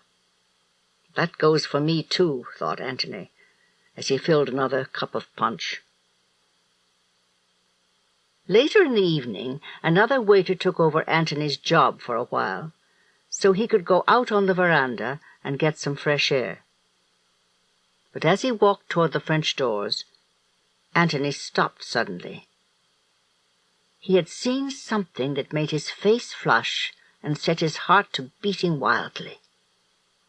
Immediately he dashed across the room to find Miss Eales. She was standing with her back to him, listening patiently to a long-winded story that was being told by another guest. Antony reached out and touched Miss Eales on the shoulder, and she jumped. The coffee cup in her hand rocked dangerously back and forth in its saucer, but luckily it didn't fall. "Antony!" exclaimed Miss Eales as she turned around. "What on earth?" Miss Eales's voice died away when she saw the look on Antony's face. It was pretty clear that he had something important to tell her that probably needed to be told in private. "Yes, Antony," said Miss Eales in her most polite voice. "What can I do for you?" I have something to show you," said Antony, who was trying hard to fight down the excitement that was welling up inside him. "Well, it'll have to wait a few minutes," said Miss Eales sweetly. "I'm listening to a fascinating story, and I don't want to miss any of it." Anthony grimaced. He hated when Miss Eales tried to play perfect hostess. She always overdid it, and he could hardly wait for her to behave like her normal, everyday self. "Okay, I'll talk to you later," said Anthony curtly, and he turned away. He went back to the punch table and thanked the other boy for giving him a break. A few minutes later, Miss Eales walked up to Anthony with an apologetic smile on her face. "I'm sorry I had to act like such a drip," she said as Anthony filled her cup. "They expect you to be so polite at these gatherings, and it's driving me bats. So what's so important?" Anthony swallowed hard. "It's here," he whispered excitedly. "The table. The one in the picture. Mrs. Oxenstern must have bought it. It's right over there by the sofa. Go ahead. See for yourself." Miss Eales was stunned. She had never expected a development like this. Silently she set down her cup and saucer and walked to the other end of the room. A few seconds later she was back, and her face was pale. "You're absolutely right, Anthony," she whispered in an awestruck voice. "That's it, all right. No doubt about it. When Emerson hears the news, he'll really flip." Anthony glanced nervously at Mrs. Oxenstern, who was standing at the other end of the room. "Do you think she knows," he asked, "about the Otocks and their mansion, I mean?"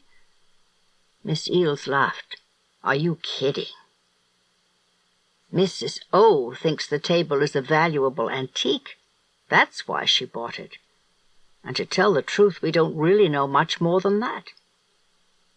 Emerson's idea about using the table and some playing cards to get back to the Misty Mansion, well, it may be just a lot of hogwash. At any rate, we're not going to try to smuggle the table out of here tonight. I'll give him a call later this evening and find out what he wants to do next." The party ended, and the guests went home. Mrs. Oxenstern locked the doors and turned out the lights. But just before she went to bed, she came downstairs in her bathrobe and slippers to have one more look at the antique writing desk that she had bought. She was proud of the desk, but she had to admit that there was something odd about it. It fascinated her in a way that was unsettling, almost as if it were alive. Mrs. Oxenstern turned on the living-room lights. There by the grand piano stood the little desk, which had been designed by the noted Victorian architect Frank Furness. Mr. Furness usually designed buildings, but he also did a few bureaus and desks that were quite rare. Slowly Mrs. Oxenstern crossed the room. She walked around the desk, admiring the fine leather top with its border of little gilded flowers. She ran her hand over the polished ebony rail with its knobby miniature columns and carved fan ornaments at the back.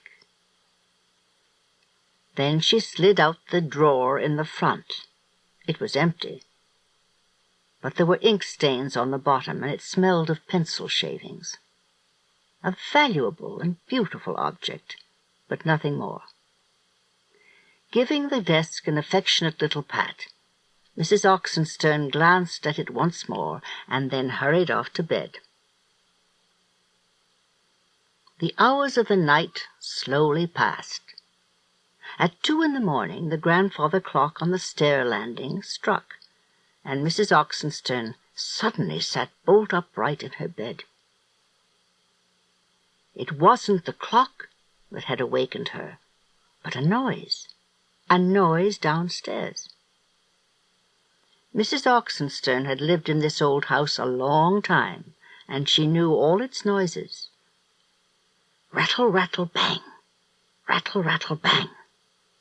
This was the sound of one of the French doors in the living room. It was loose and swinging back and forth in the wind. Maria, Mrs. Oxenstern's live-in maid, was to have locked up the house. Apparently she hadn't done a very good job, and she would hear from her employer in the morning. With a discontented sigh, Mrs. Oxenstern threw back the covers and swung herself out of bed. In slippers and bathrobe once more, she marched angrily down the carpeted steps and strode into the living room. Then she stopped and stared. One glass-paned door was swinging back and forth, and a cold wind blew into the room.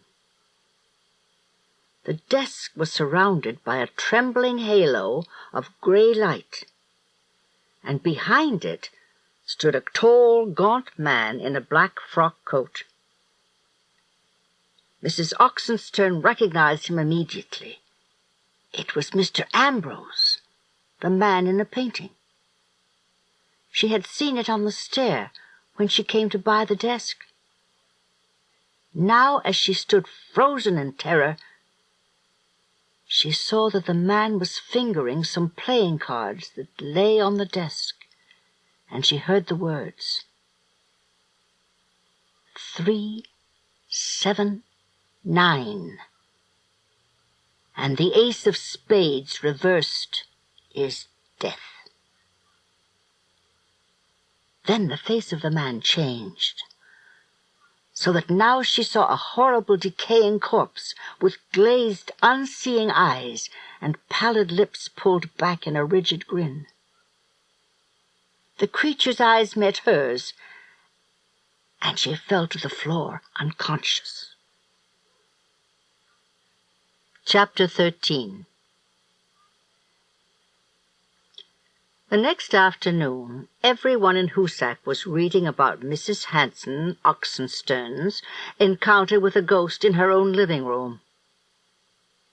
It was quite a tale, and Mrs. Oxenstern had told it herself to a reporter from the Hoosac News, who showed up at her house in response to a frantic phone call.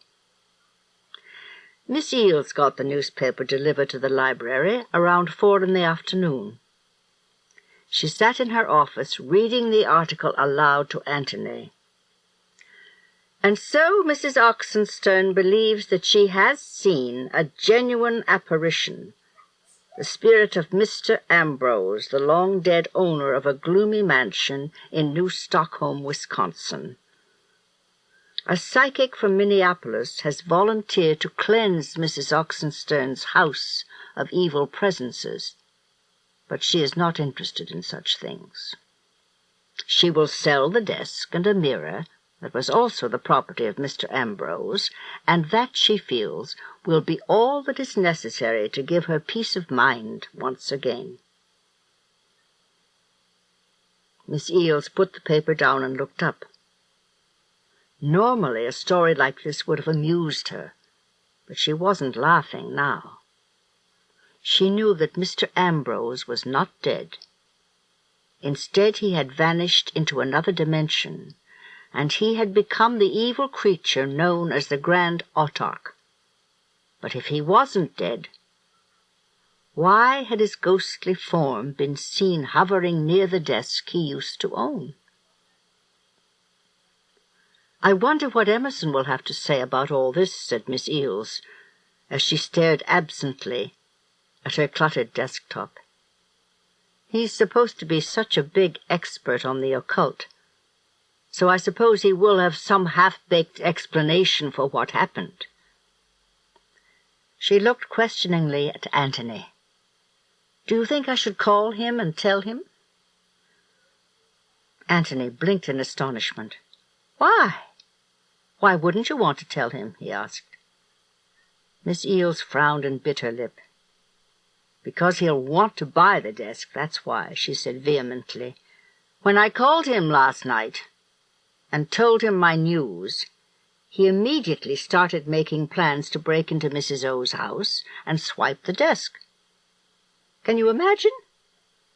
He really wants to go back to that other world and find the cube before the autochs do. Miss Eels folded her arms and threw herself back in her chair. The chair hit a small potted plant that was perched on a shelf nearby. It fell to the floor and smashed, of course. Antony ran to get a broom and a dustpan, and soon the mess was cleaned up. But as he was putting the clay fragments and the dirt into a wastebasket, Antony turned suddenly. "Miss Eels, what if he's right?" he said in a trembling voice.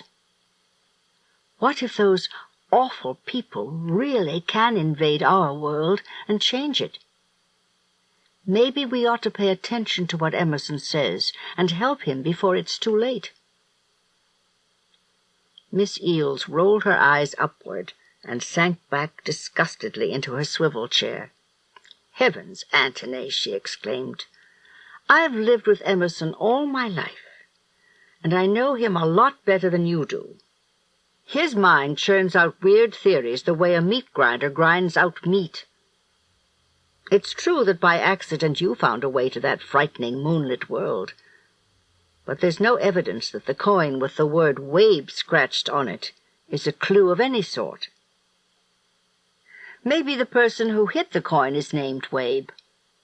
Thaddeus Q. Wabe, the well-known vandal who ruins the value of rare coins.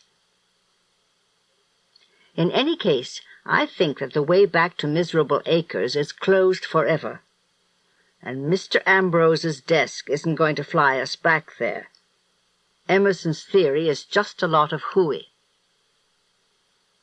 Antony looked at Miss Eels challengingly. "Well, if it's a lot of hooey," he asked, "then why don't you tell him about the desk?" Immediately, Antony regretted what he had said. He hardly ever spoke sharply to Miss Eels, but he really believed in Emerson's ideas. At first Miss Eels was surprised by what Antony said, but then she laughed. "Em has always told me that I don't have a logical mind," she said, still chuckling, "and this certainly proves it. All right, all right. I'm not being reasonable or sensible. I guess in the back of my mind I have this awful fear that my brother might be right about the magic powers of that old desk. If it can whisk him back to the misty mansion, then he may land in a heap of trouble.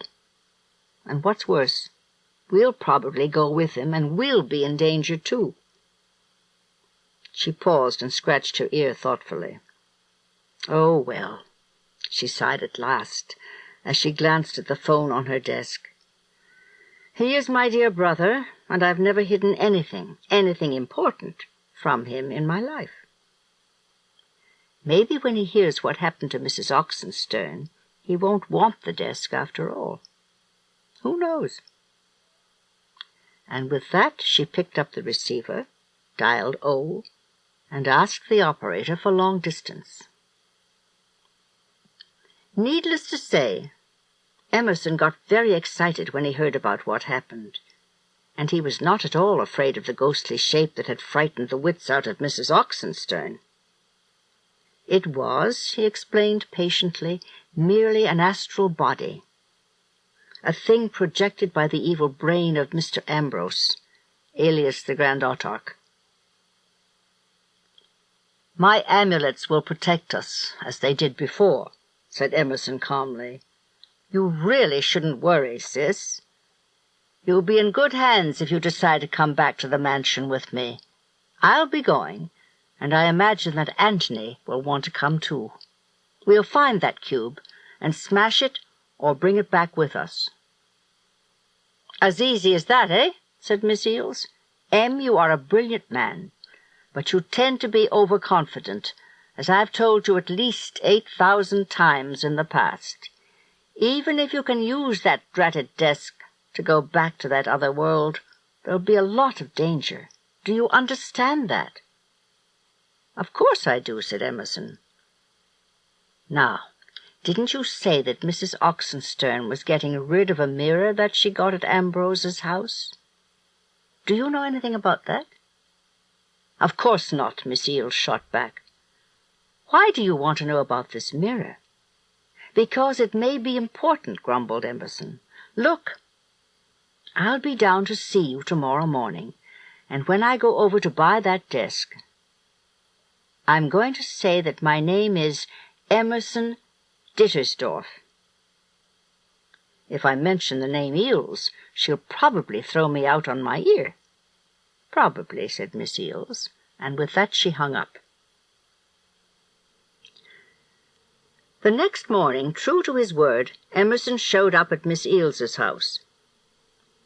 As usual, he was driving his 1938 LaSalle, but this time a green wooden trailer was hitched to the rear bumper. Emerson was wearing a very snazzy blue pinstripe suit he had bought in London, and a trench coat with lots of pockets and flaps.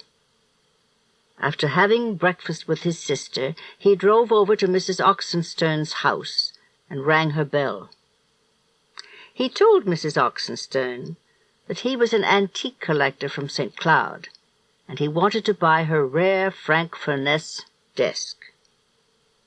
Needless to say, Mrs. Oxenstern was only too happy to get the desk off her hands, and she said she would throw in an antique mirror for free. Emerson paid cash for the desk. Then he lugged it out to the trailer and laid it carefully on its side. The mirror was wrapped up in brown paper and tied with twine. Emerson put it on the floor of the trailer next to the desk. Then he threw a tarpaulin over everything and lashed it securely to the sides of the trailer. After a final thank you to Mrs. Oxenstern, Emerson drove to Miss Eales's house on Pine Street. When he entered the living room, he could see that she was pretty nervous. "Emerson, you're not bringing that haunted desk into my house," she said. "I wouldn't be able to sleep a wink if—" "Myra," snapped Emerson, cutting her off. "I'm just going to have a cup of tea. Then I'll drive straight back to St. Cloud with my loot, and then—" "Oh, don't tell me," exclaimed Miss Eales, waving her hands in front of her face as if to fend off her brother. "When you get home, you're going to put on that Gobi Desert Sand amulet and wear it all the time, and that will protect you from the ghosties. Am I right?" "You're way ahead of me," said Emerson. "Yes, that is exactly what I am going to do. And when I think the time is right, I am going to go back to find that sundial and dig near it." He paused and stared hard at Miss Eales. "And I could use some help," he added solemnly. "I really could." "I'll think about it," she said quietly. Then she smiled. "Come on, brother," she said, as she led the way to the kitchen. "We have Lapsang souchong tea and English muffins with strawberries and whipped cream and honey. A second breakfast before you start your long drive back to St. Cloud. Sound good?" Emerson nodded and rubbed his hands cheerfully. Like his sister, he loved to eat. During the weeks that followed, Miss Eales thought about Emerson a lot. She worried and paced the carpet during the wee hours of the morning. Because Antony was her friend, she often told him about her fears, but if she wanted to be reassured, she was talking to the wrong person. Antony was a real first-class worrywart, and he expected that a disaster of some sort would happen to Emerson. So they both got anxious together, which didn't help things much. One evening, Miss Eales got a phone call from Emerson. To her great relief, he seemed to be all right, though it was clear from the sound of his voice that he was discouraged. He had expected to find playing cards hidden away in some secret compartment of the desk, but there weren't any cards. and as far as Emerson could tell, there weren't any secret compartments. He had had the desk X-rayed, and there were no hollow legs. The drawer was just a drawer, with no false bottom or sliding panels.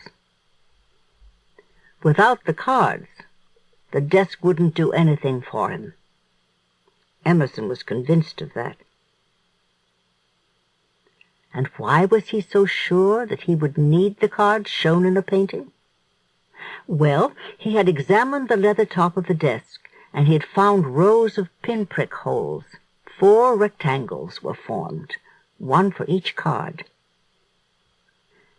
Miss Eales was secretly overjoyed that Emerson had run into a stone wall, but she tried to be sympathetic.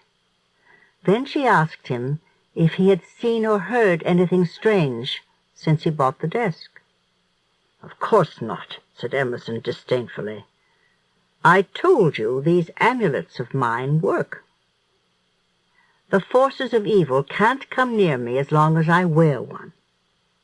"Well, that's encouraging, I must say," Miss Eales replied cheerfully. "By the way, how do you like the mirror? I never saw it. What's it like?"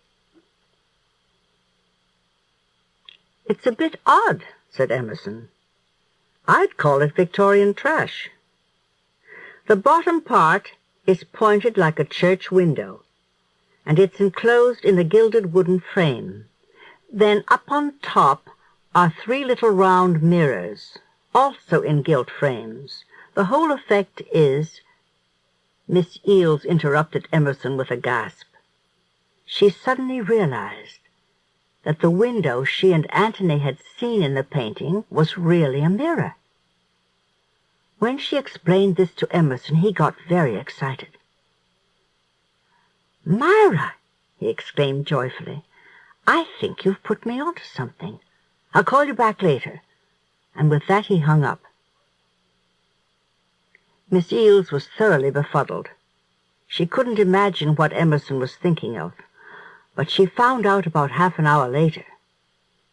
He had pried loose a wooden slab that covered the back of the mirror, and there, glued to the slab, he had found the 4 playing cards, the ace, 3, 7, and 9 of spades. "So you see, Myra, it's going to work after all," crowed Emerson. "When I put those cards in place, we'll be able to return to the world of the autarchs. I can't thank you enough for putting me on the right track." "Don't mention it," mumbled Miss Eales faintly. Secretly, she was kicking herself for having such a big mouth. She should have kept it shut about the mirror in the painting. She really should have.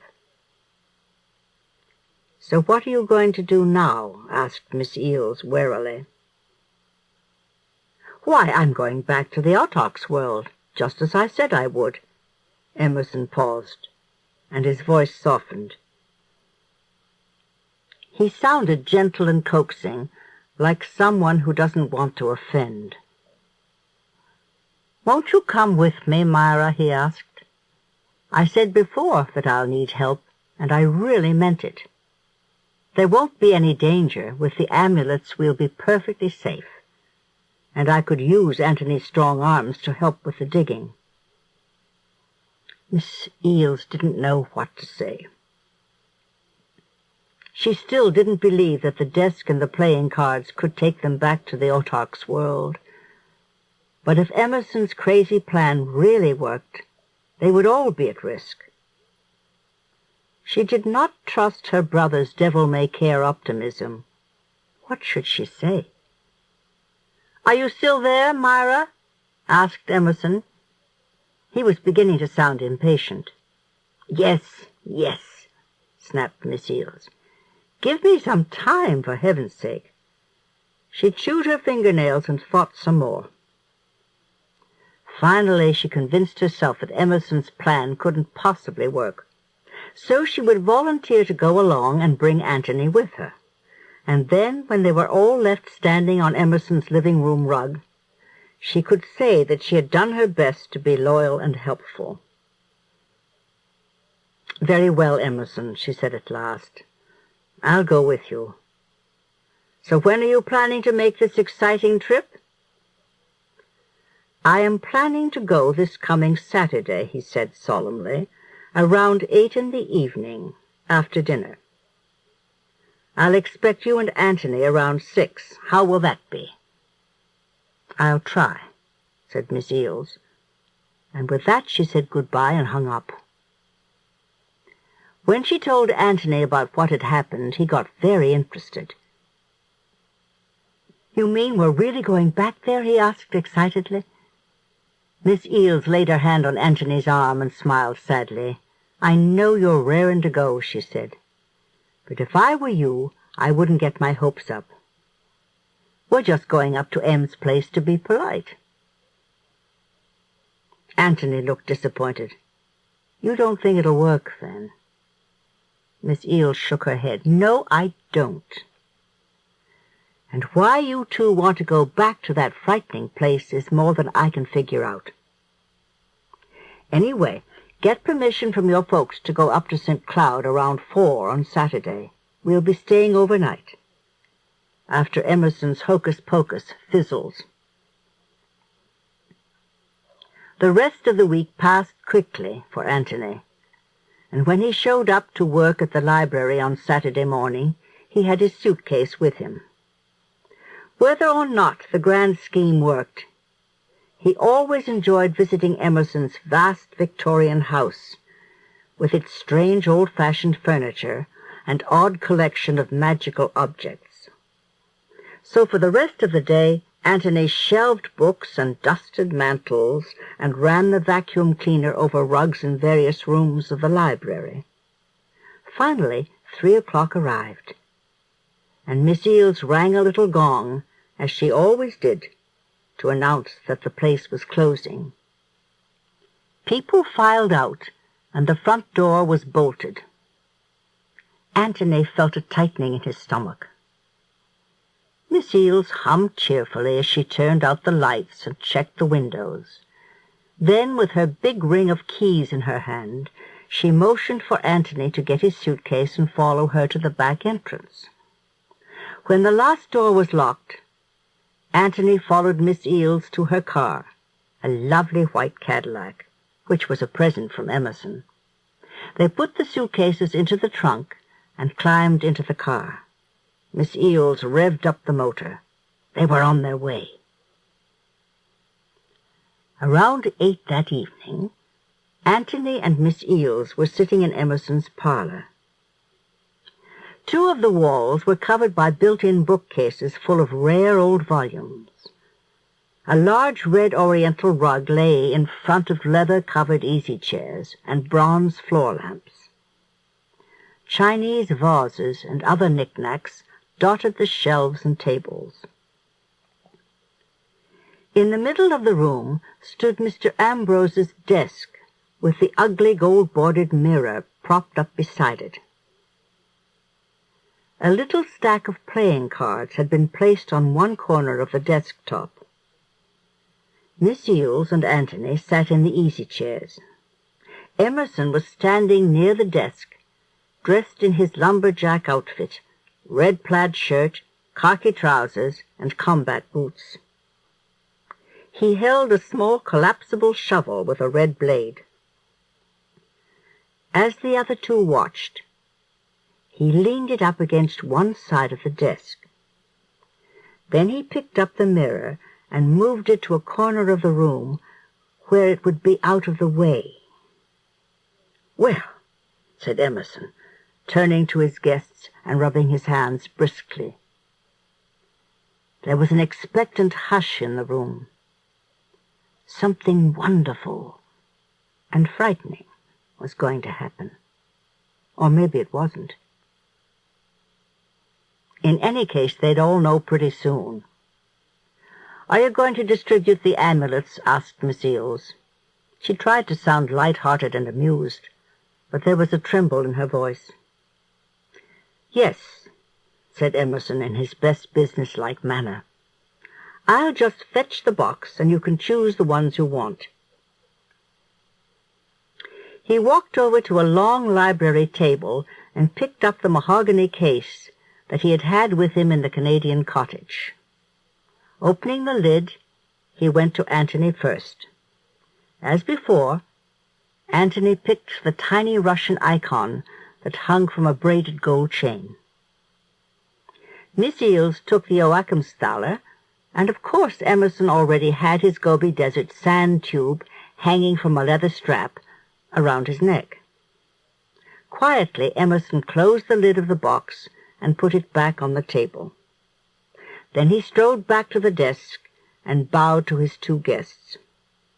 "We're ready to go," he announced. "If you're coming with me, place your hand somewhere on one of the sides of the desk." Antony got up. So did Miss Eels. Emerson took his place at the desk like an orchestra conductor. On his left stood Antony, touching the varnished side of the desk. Miss Eels stood on the right. After clearing his throat 2 or 3 times, Emerson picked up the cards. First, he laid the 3 of spades down in the place marked out for it. Next came the 7 and the 9. Last of all, Emerson laid down the ace in the little dotted rectangle on the left. Nothing happened.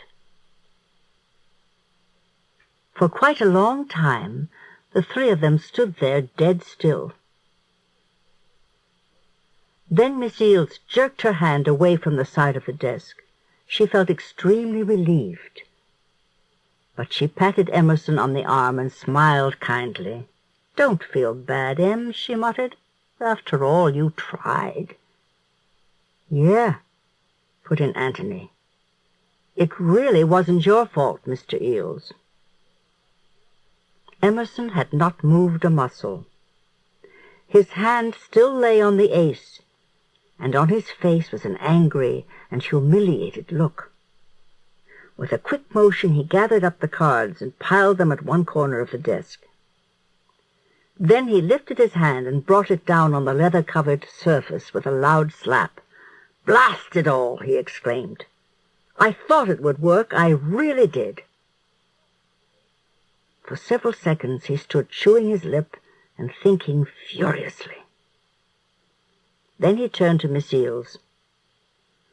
"Tell me, Myra," he said in a commanding voice, "where was the mirror in the painting? You know, the one you thought was a window."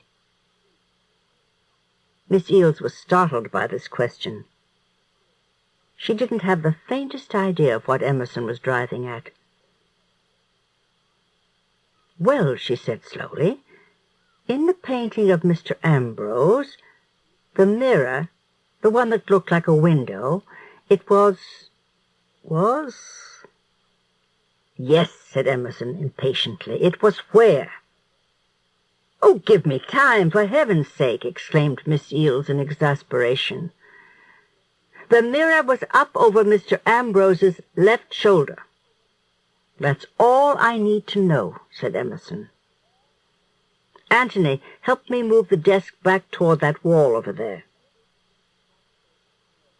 Throwing the shovel to one side for the time being, Emerson helped Antony lug the desk over to a nearby wall where a painting hung. Emerson took down the painting and put the mirror up in its place. Then he walked back to the middle of the room and picked up the shovel. Once again he propped it against the desk. "Places, everyone," he said in a commanding voice. "Myra, Antony, go stand where you were before with your hands on the desk. We're going to have another try." As soon as the other 2 were in place, Emerson picked up the cards and glanced quickly over his left shoulder. Then he lifted the 3 of spades in the air and put it down on the desk. Immediately, the mirror began to glow with a grayish light that cast a shimmering halo around the 3 people who stood at the desk. A drumming sound began under the floor of the room. At this point, Miss Eels would have jerked her hand away from the side of the desk, but she found that she couldn't. Emerson laid down the 7 and the 9. The light got brighter, and the drumming got louder. A vase on the library table rocked and then crashed to the floor, and several books fell out of a bookcase. Still remaining calm, Emerson lifted the ace dramatically in the air. He held it upside down, the same position shown in the painting. But as Emerson was about to lay the card down, Antony let out a loud exclamation. "Don't, Mr. Eels, don't lay it down. It's a trap." Emerson was startled. With the card still held in the air, he turned to Antony. "For heaven's sake, why not?" he asked. "Because the ace of spades upside down is death," Antony cried desperately. "I read about it in a book somewhere. We'll all die if you put the card down like that." Emerson wondered. Were they being set up for death by the evil Mr. Ambrose? After another moment of hesitation, Emerson turned the card around so that the big spade symbol and the word bicycle were right side up facing him. Carefully, he laid the card down. All of a sudden, a lot of things happened. The walls and floor of the room seemed to waver, and the bookcases and paintings sagged. The drumming noise grew to a deafening roar as the blue light became a blinding glare. Then the 3 people who were standing at the desk were whirled round and round, as if they were standing on some large spinning turntable. Faster and faster they spun, and just before he blacked out, Antony heard himself yelling, "We're going to die anyway! Oh, no!" Chapter 15. When Miss Eels, Antony, and Emerson came to, they felt very dizzy and scared to death. As before, they were grouped around the desk, but they weren't in Emerson's parlor anymore. They were in a gloomy, vaulted chamber that seemed to be a crypt. All around them they saw deep niches set in the rough stone walls, and many of these held coffins. Low gray arches supported the ceiling, and rows of squat pillars marched away into the distance. The place smelled damp and mouldy, and the still air seemed clammy, bone-chilling, and somehow evil. Emerson shuddered and wiped his face with his handkerchief. "Well, here we are, wherever that is," he announced, as he peered around at the grim scene. "Probably we are in some part of the Blackstone mansion of the Otoks. We have to go outside to search for the sundial." Miss Eels was just recovering from the shock of the whirling journey they had been on. Once again she silently accused herself. If she had not gone along with Emerson's plans, she wouldn't be here. But there was no turning back now. Emerson picked up the 4 playing cards and put them in his hip pocket. Then, after grabbing the shovel, he began to walk down the corridor. Miss Eels and Antony followed him past the stone arches. The chamber was lit by a grayish glow that seemed to come from nowhere in particular. At last they arrived at a stone staircase that spiraled upward into shadows. But as they were about to start climbing, someone came bounding down the steps to meet them. He was a short, elderly man with a wrinkly face and sagging cheeks. Bare feet peeked out of the folds of his tattered black robe, and straggly gray hair hung down over his hunched shoulders. But in spite of his shabby appearance, and the frightening way he had jumped out at them, the three travelers somehow knew that they had nothing to fear from this man. There was an air of kindness and gentleness about him, and his mouth was pursed up into a wistful pout. "Oh, hello there," said the little man, waving shyly. "Imagine meeting you folks here." Antony, Emerson, and Miss Eales had been startled at first, but now they were merely curious. Who was this man, and why was he acting as if he knew who they were? Emerson thought a bit. He had a hunch that he knew who this was, but he couldn't be sure yet. Holding out his hand, he smiled politely and said, "Emerson Eales, at your service. And who, pray tell, might you be?" The little man giggled. "I'll bet you know already," he exclaimed. "My name is Wabe, Nathanael Wabe, formerly of the Grand Society of Otoks. Pleased to meet you all." Antony was stunned, but then his heart sank. This had to be the man who had scratched Wabe on the gold coin. But because that was his name, was the clue meaningless? Had they come all this way for nothing? "In case you were wondering," the man went on, "I'm the one who left the note in the vase in your cottage. I used to make lots of trips back and forth between this world and Earth, but I don't get around much anymore. I became frightened after 3 people from your world found my note and came here. Unfortunately, they were caught, and now they're decorating the garden outside. After that happened, I began to realize the true wickedness of what was going on here, and I hid the Logos Cube. Needless to say, I had to hide myself after that. And ever since then, I've been living in the secret passages of this mansion, like a rat in a maze. I know ways of getting around that even the Grand Autarch doesn't know, and I've stayed alive by raiding the kitchen at odd hours. Even autarchs have to munch, you know." He giggled again in a very disconcerting way. Antony's head was whirling. This was the man who had started them on their quest. There were a million questions that he wanted to ask, but he asked the one that seemed most important. Mr. Wabe," he stammered, "if your name really is Wabe, then is the clue, the word, is it all just a joke, then?" asked the little man, reading his thoughts. "Of course not. When I lived in Eau Claire, Wisconsin, I used to read a lot, and I know a lot of poems by heart. One of them is Jabberwocky. And I always thought how strange it was that one of the nonsense words in the poem was my last name.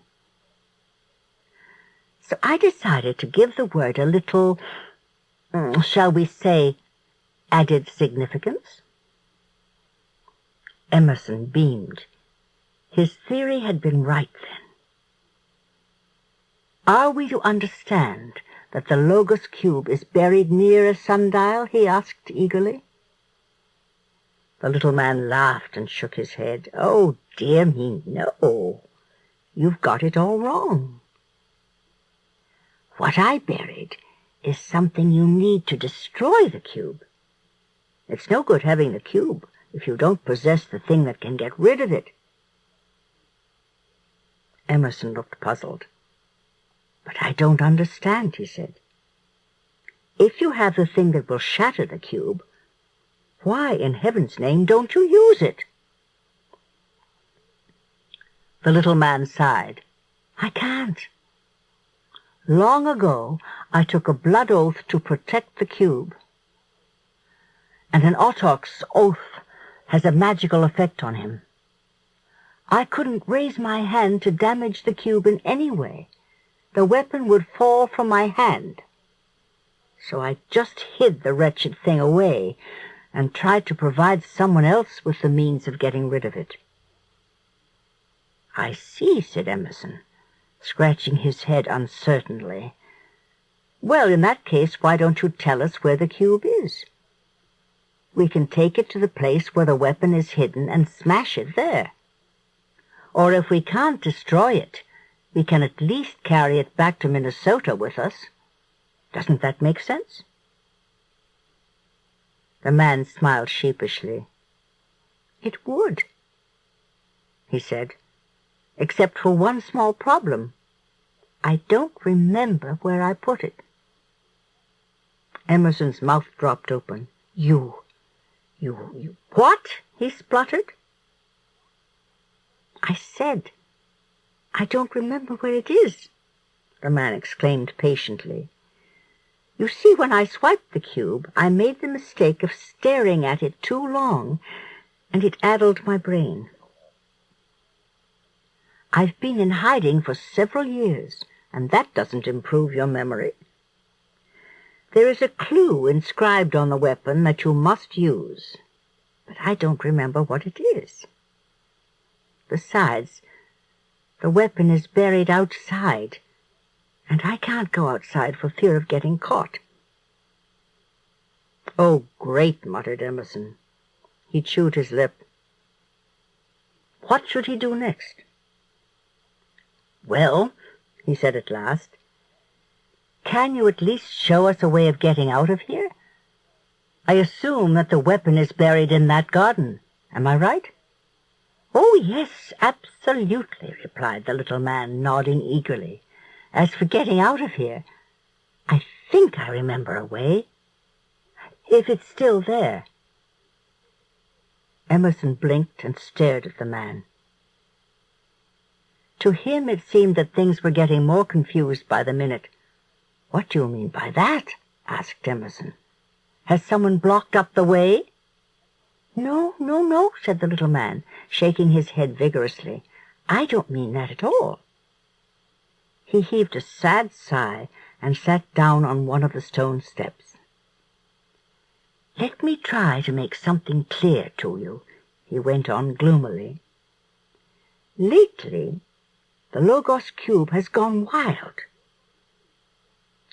At first it just did little odd, annoying things, like changing the pictures on walls or the color of flowers in vases.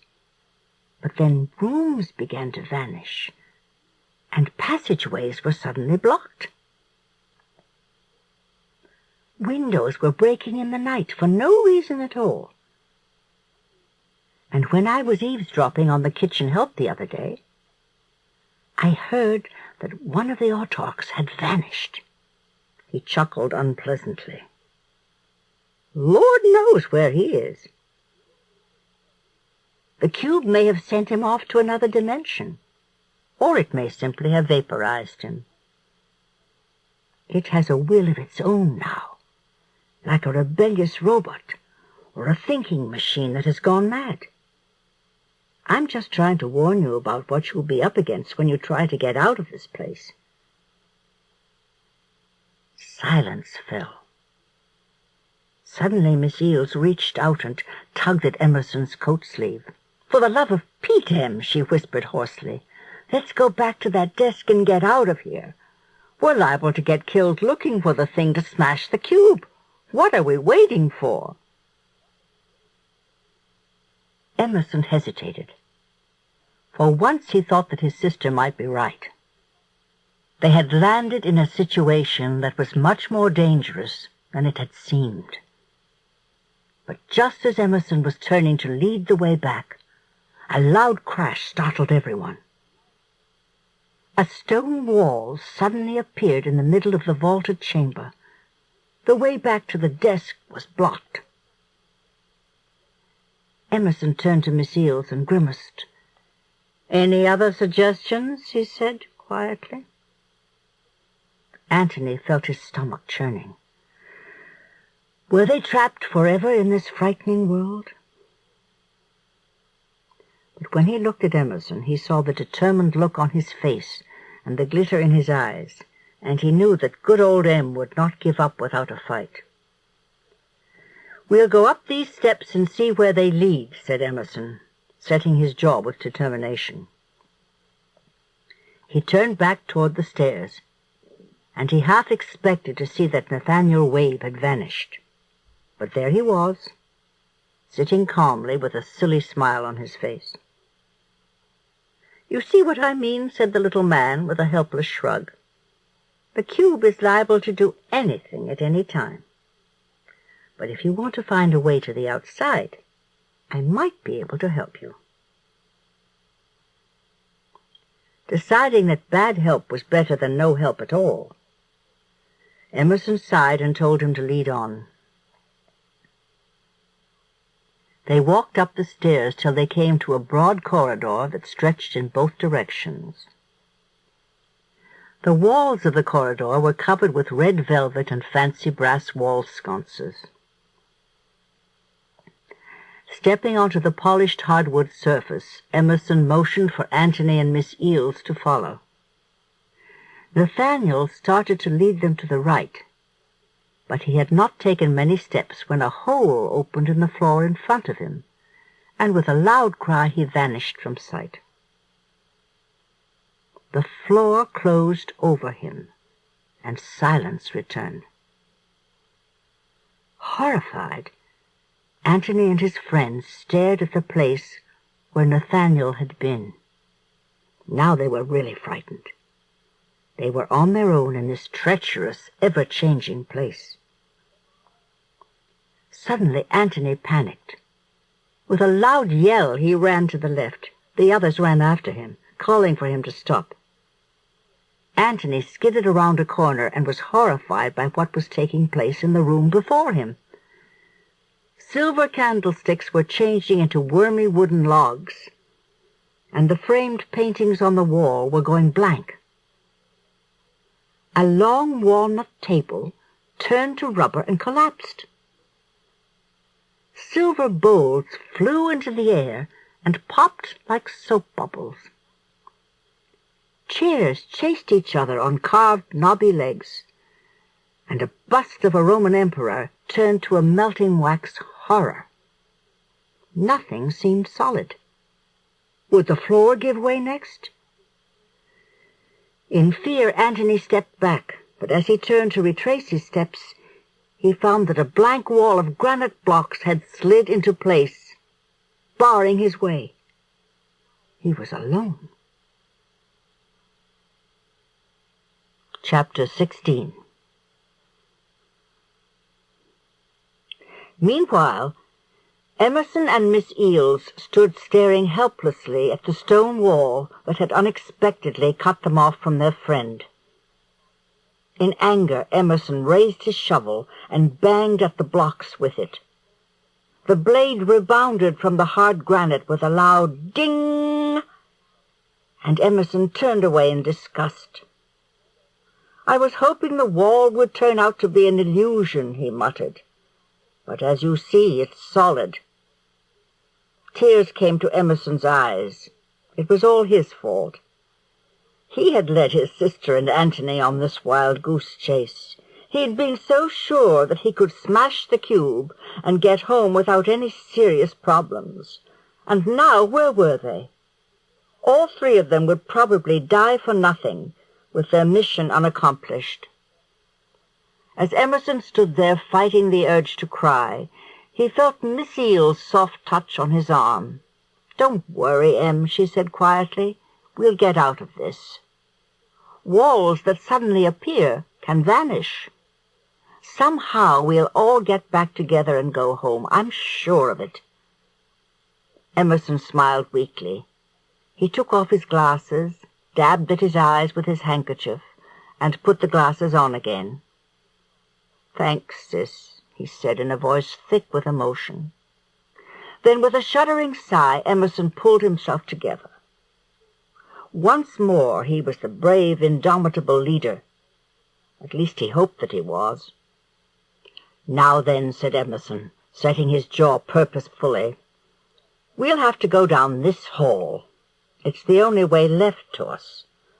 Somewhere there has to be a passage leading to the outdoors. Come on."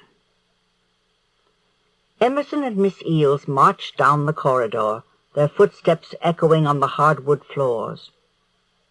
Doors opened and closed on either side of them, and in the rooms they saw objects whiz by and furniture change into all sorts of unlikely things. Finally, they came to a door which was firmly closed. Large gold Gothic letters announced "Council Room." Emerson halted and grabbed Miss Eales's arm. "Wait," he said, as he turned toward the door with sudden interest. "This is the room that Antony and I spied on. Somewhere in there is the peephole we used, and behind that is the secret passage that leads outside. It's worth a try." Seizing the knob firmly, Emerson opened the door. Inside the room, everything was quiet and orderly. Apparently, the autoc's magic was still powerful here, in spite of what the cube was doing elsewhere. The long polished table with empty chairs and the ornate cushioned throne that the Grand Autoc sat in were undisturbed. A gilded 18th century clock ticked quietly on the mantel of the marble fireplace, as if everything in the world was going along fine. Brown tapestries hung on the walls. They showed horrible scenes of battle from the Middle Ages. "Over there," said Emerson, pointing at a tapestry on the far wall. "We were looking into the room from that direction, so the passage must be behind that wall." Walking quickly across the room, Emerson stooped and examined a soldier who lay stretched out on the embroidered ground. One of the buttons of his jacket was missing, and the hole where the button should have been was the peephole. "Aha!" crowed Emerson, hauling Miss Eales forward so she could see what he was pointing at. "There it is! I was right." "Yes, I see it," exclaimed Miss Eales. "You found the peephole. What do we do next?" Without a word, Emerson walked to the corner of the tapestry and raised it. Behind the heavy, dusty hanging was varnished wood paneling. A thin line separated one set of panels from the next, and Emerson began to edge his way along behind the tapestry, testing for openings. Finally, he found a knothole plugged with putty. Pushing at it, he tripped a hidden spring, and a section of paneling moved inward. He had found the door. "I've found it!" Emerson's muffled voice rang out from behind the tapestry. Hastily, Miss Eales ran around to join him, but the dust on the tapestry got into her nose and made her sneeze violently several times. It was quite a while before she recovered. "So here we are," she muttered as she blew her nose. "It's dark back here. Did you bring a flashlight with you?" Emerson reached into the right pocket of his shirt. His St. Christopher penlight was supposed to be there, but it wasn't. Emerson remembered that he had been showing it to Antony after dinner. Antony had probably absent-mindedly stuck it in his own pocket. Cursing quietly, Emerson felt in his left pocket. There was a box of England's Glory matches, which he used to light his pipe. Emerson handed the box to his sister. "This is the best I can do, I'm afraid," he said as he pressed the matches into her hand. "Just keep lighting them as long as you can." Miss Eales struck the big wooden matches one after another as they made their way along the carpeted passage. The stuffy air was filled with the smell of burned matches, and a few times Miss Eales let a match burn till it singed her fingers. Then she would yell, "Oh!" drop the match, and light another. Strange, loud noises could be heard on the other side of the walls, and sometimes the floor groaned under their feet. The place was coming apart. There was no doubt about that. Could they get out before the ceiling fell in on their heads? At last Emerson and Miss Eales came to the end of the passage. By the light of a fizzling match, they saw a stone slab set in a corniced arch. "You were here before," whispered Miss Eales. "How does this thing open?" "From the inside, easy as pie," Emerson answered, and he reached out to give the slab a light push. Noiselessly, it swung open, and they stepped forth into the gray moonlit world that lay beyond the mansion. In the distance was the garden with its writhing stone figures and the eerie hanging wall of glowing mist. And near a thorn bush that grew against the mansion's wall stood the Grand Autarch. His arms were folded, and a grim look of triumph lit his evil face. "Greetings," said the Autarch in his harsh, grating voice. "Have you been enjoying yourselves?" Emerson's blood froze, and he stepped backward. Frantically, Miss Eales clutched his arm, squeezing it tight. How did you know we were here?" asked Emerson in a weak voice. It seemed like a stupid thing to say, but it was all that came to his mind.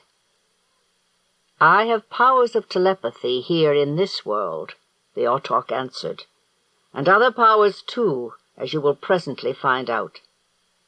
I sensed that you were here as soon as you arrived, but I wasn't sure exactly where in the mansion you might be. So I guessed that you had somehow managed to locate this old passage again." "Again?" said Emerson, his eyes wide with astonishment. "You mean—" "Yes, indeed," snapped the Autarch, cutting him off. "When you were here the last time, you trampled down the grass outside the passage's entrance. And because no one here uses the passage any more, I knew that you had done it. How did you get back to my world? When I smashed that purple window, I thought I had spoiled your fun for good." "We used your desk," said Emerson with a grim smile. Even if they were going to die, he wanted the Autarch to know that they had solved one of his clever riddles. "My desk," said the Autarch, grinning unpleasantly. "Ah, yes. When I first created this house, with the help of my friends, of course, I used the desk to take me back and forth. How very brilliant of you to work out its secrets and avoid the death trap, too. I must congratulate you, Mr. Eales. But I have a nasty, vengeful nature, and I haven't forgotten the beating you gave me when I visited your cottage. Soon you and your dear sister will be smothered in statues of living stone. But first I need some information from you. Where is the Logos cube?" Emerson was totally stunned by this question. He couldn't have been more surprised if the Autarch had asked him for a piece of the moon on a platter. With all his powers of telepathy, the Grand Autarch had things wrong. Maybe the amulet of Gobi Desert sand was protecting the inner recesses of Emerson's mind. Or maybe it was his native stubbornness that saved him. Whatever the reason was, Emerson was grateful. His brain raced madly. What should he say? Not the truth, that was for certain. But what? Suddenly he had an inspiration. He knew what he ought to say. "Well," snapped the Autarch impatiently, "out with it. Where is the cube?" Emerson took a deep breath and let it out. "It's buried near the sundial in your garden. Mr. Wabe told me. Please, it's the truth, I swear." "It had better be," muttered the Autarch with an evil grimace. "If you are playing games with me, you'll wish you had never been born. I know where the sundial is. You can use that shovel to dig up the cube for me. Come." Emerson did his best to snivel and look totally beaten. Together he and Miss Eels followed the Otok into the garden of snaky vines. The vines writhed and hissed, but the outstretched hand of their master calmed them. The grim little procession passed the statues of frozen horror and came at last to the sundial in the center of the garden. The greenish bronze dial stood on a fluted stone column, and around its edge these words were inscribed: "Life is a dream." Immediately Emerson began digging. Clods of grassy earth flew in all directions, but he was digging in the wrong place, and his work was all in vain. "Well," snapped the Otok, tapping his foot on the gravel path, "have you found it yet?" Give me time, panted Emerson, wiping his sweaty forehead with his sleeve. "I haven't found it yet, but I will." "My patience is limited," said the Otok ominously. "But I will give you a few more minutes. Use them wisely." "Yes, sir," mumbled Emerson. He looked around wildly. On the other side of the sundial was a small depression in the ground. "Oh, how stupid of me," he said. "I've been digging in the wrong place. I'd like to try over there, if I might." The Otok nodded curtly, and Emerson scrambled over to the other side of the sundial and began digging again. Before long, the tip of his shovel hit something that made a loud, metallic clang. Scrabbling madly in the dirt with his fingers, Emerson came up with a hammer. It was made of some dull gray metal, and on the handle words were engraved: "Fling me into the upper air. I'll find the cube, be it here or there." Emerson heard gravel crunch, and he looked up to see the Grand Otok glaring down at him. "That is not the cube," he growled. "What sort of game are you playing? Give it to me, whatever it is, now!" With a sudden motion, Emerson leapt to his feet with the hammer in his hand. He flourished it before the startled eyes of the Otok, and then he heaved the thing into the air. With a power of its own, the hammer soared upward and was lost in the murky leaden sky above them. Emerson and Miss Eels stared up, hoping for what? They really didn't know. From far away came a soft clink. The hammer had landed, but had its mission succeeded or failed?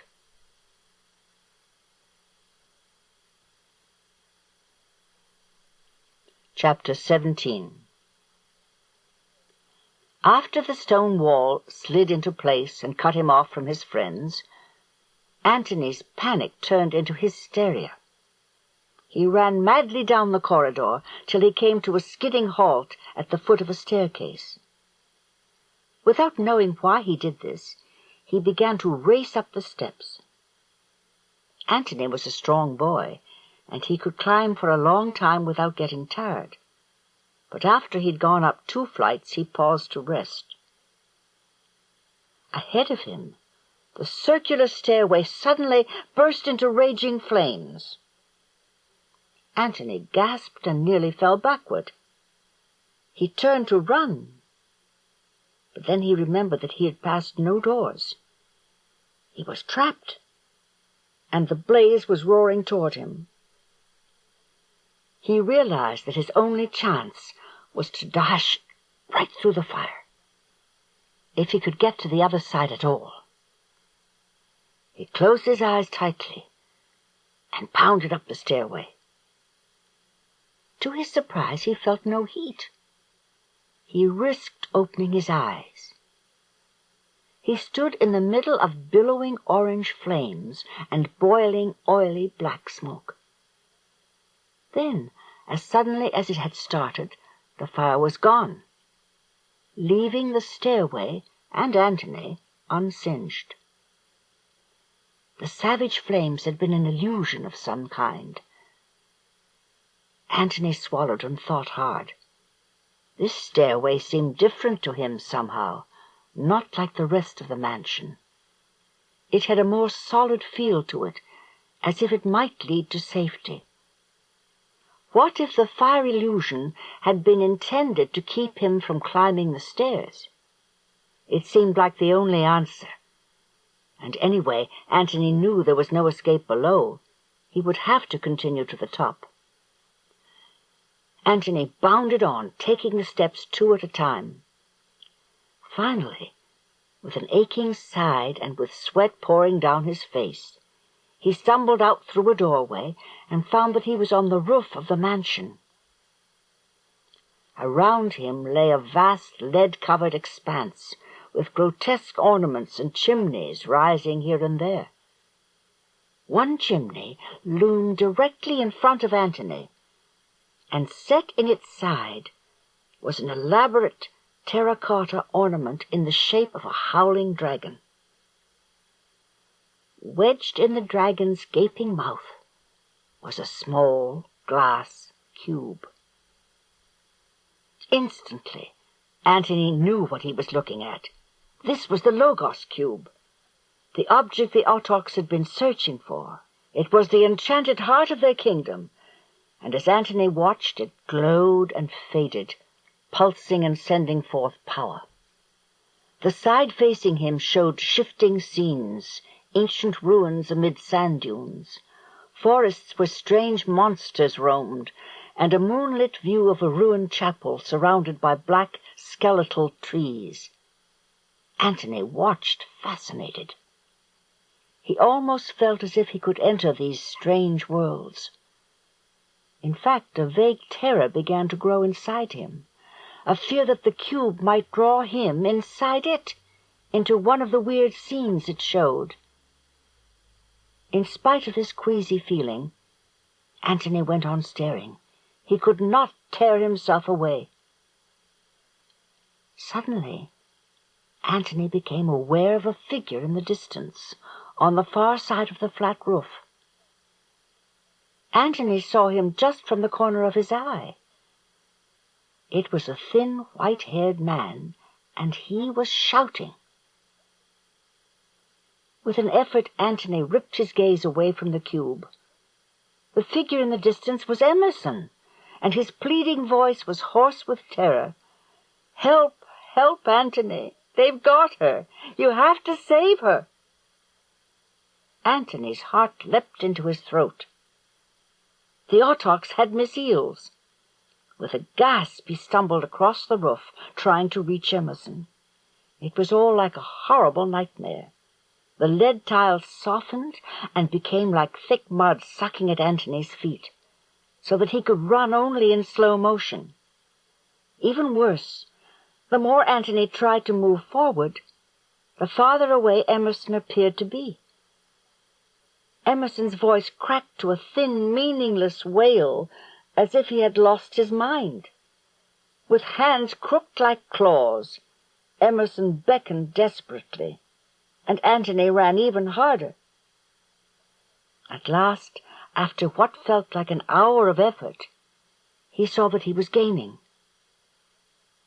Emerson's face wrenched itself into a miserable mask of despair. Beyond him, Antony glimpsed something white and waist-high. It was a sundial on a fluted pillar. It reminded him of something, but what was it? He couldn't for the life of him remember. "Now!" Emerson shouted. "Jump! Jump or they'll destroy her! Jump! Antony, jump!" Antony leapt, but something smacked him hard in the stomach and wrapped round him, clinging tight. "No!" shouted a high, piping voice right in his ear. "Close your eyes! Close them!" Antony blinked, pressed his eyelids closed, and then opened them again. Emerson and the part of the roof he had been standing on had vanished. Antony gasped. He was hanging in space over the edge of the mansion's roof, and nothing but air was between him and the ground 40 feet below.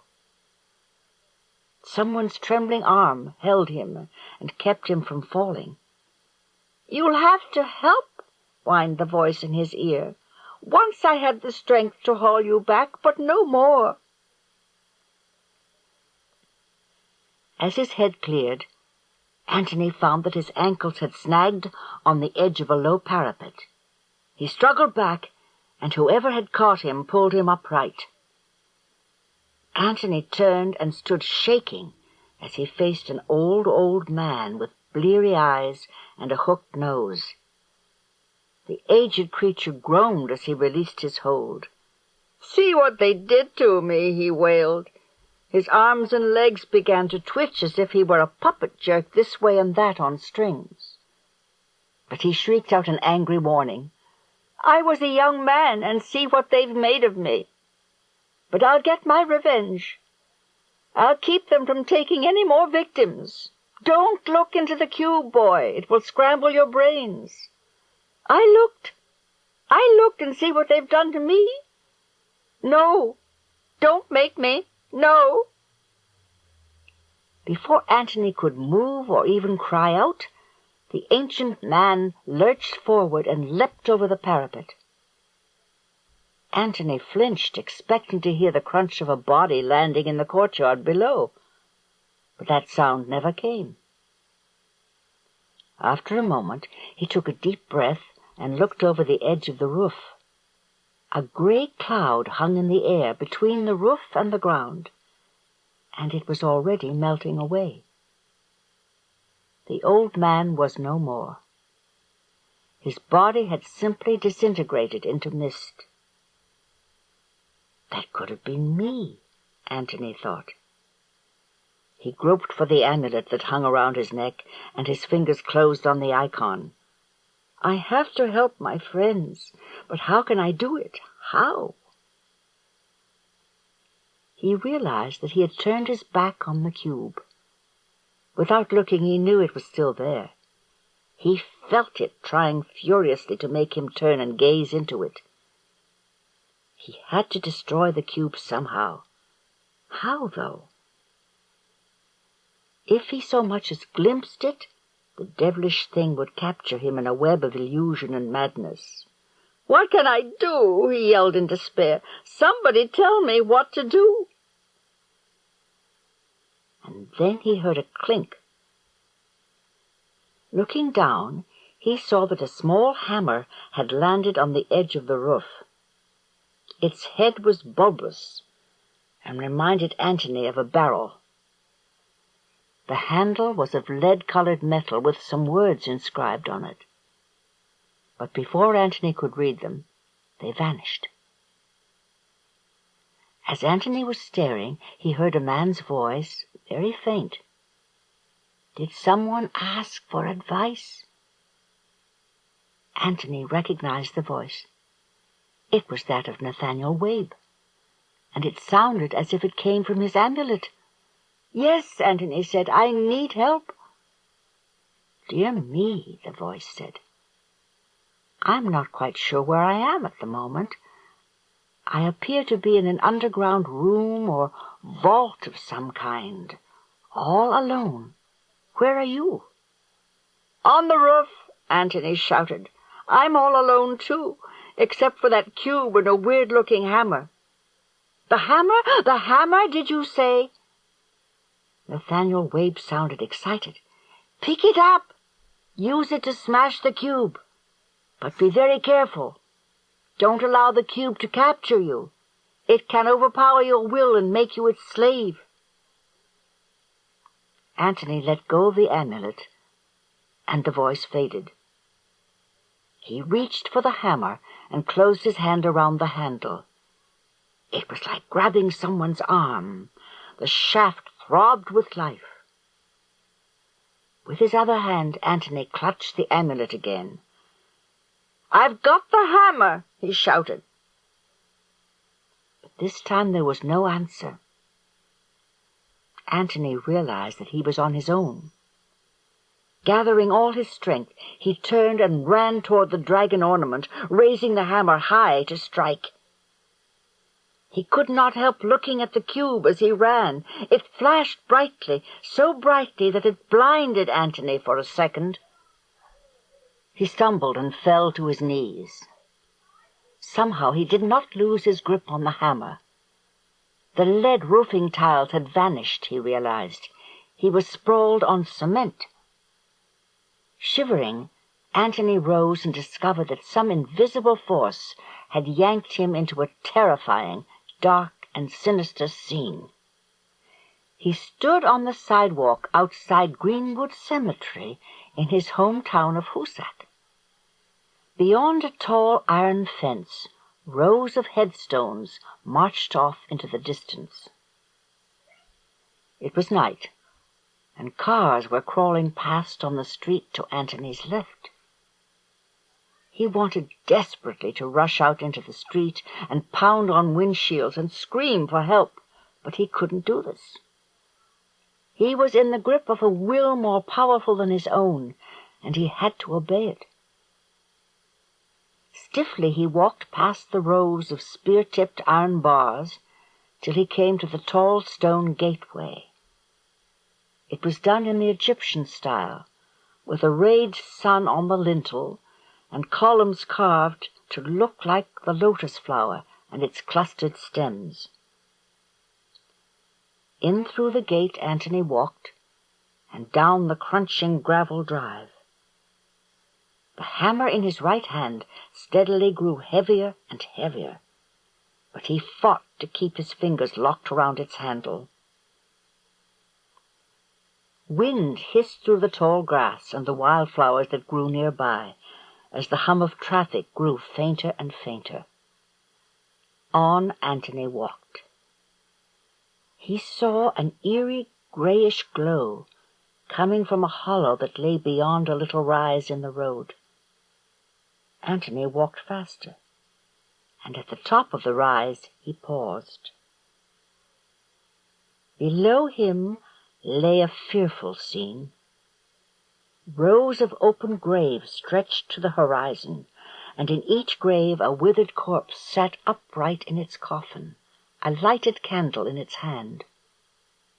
Old ladies, witches maybe, danced on a low hill nearby, and on a table-shaped stone sat a strange, monstrous creature who played the bagpipes.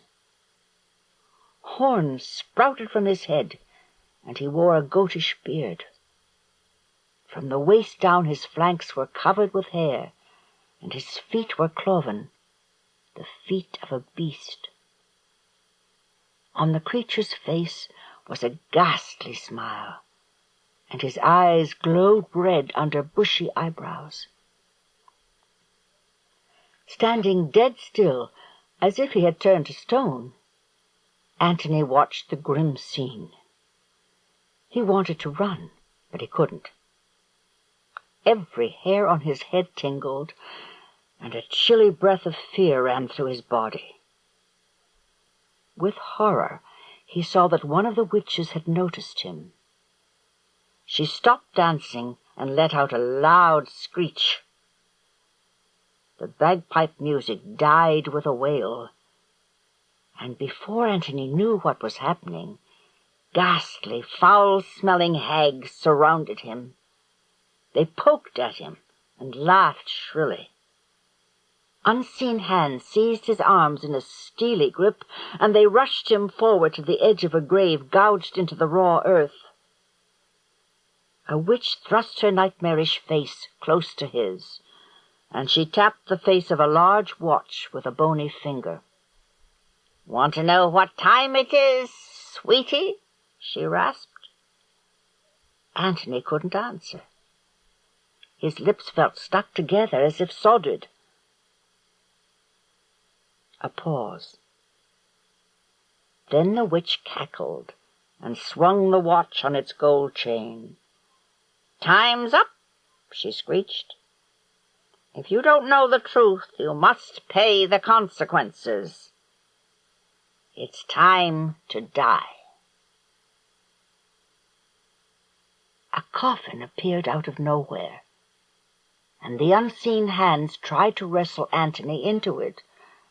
But the hunger to stay alive was strong in him, and he struggled violently.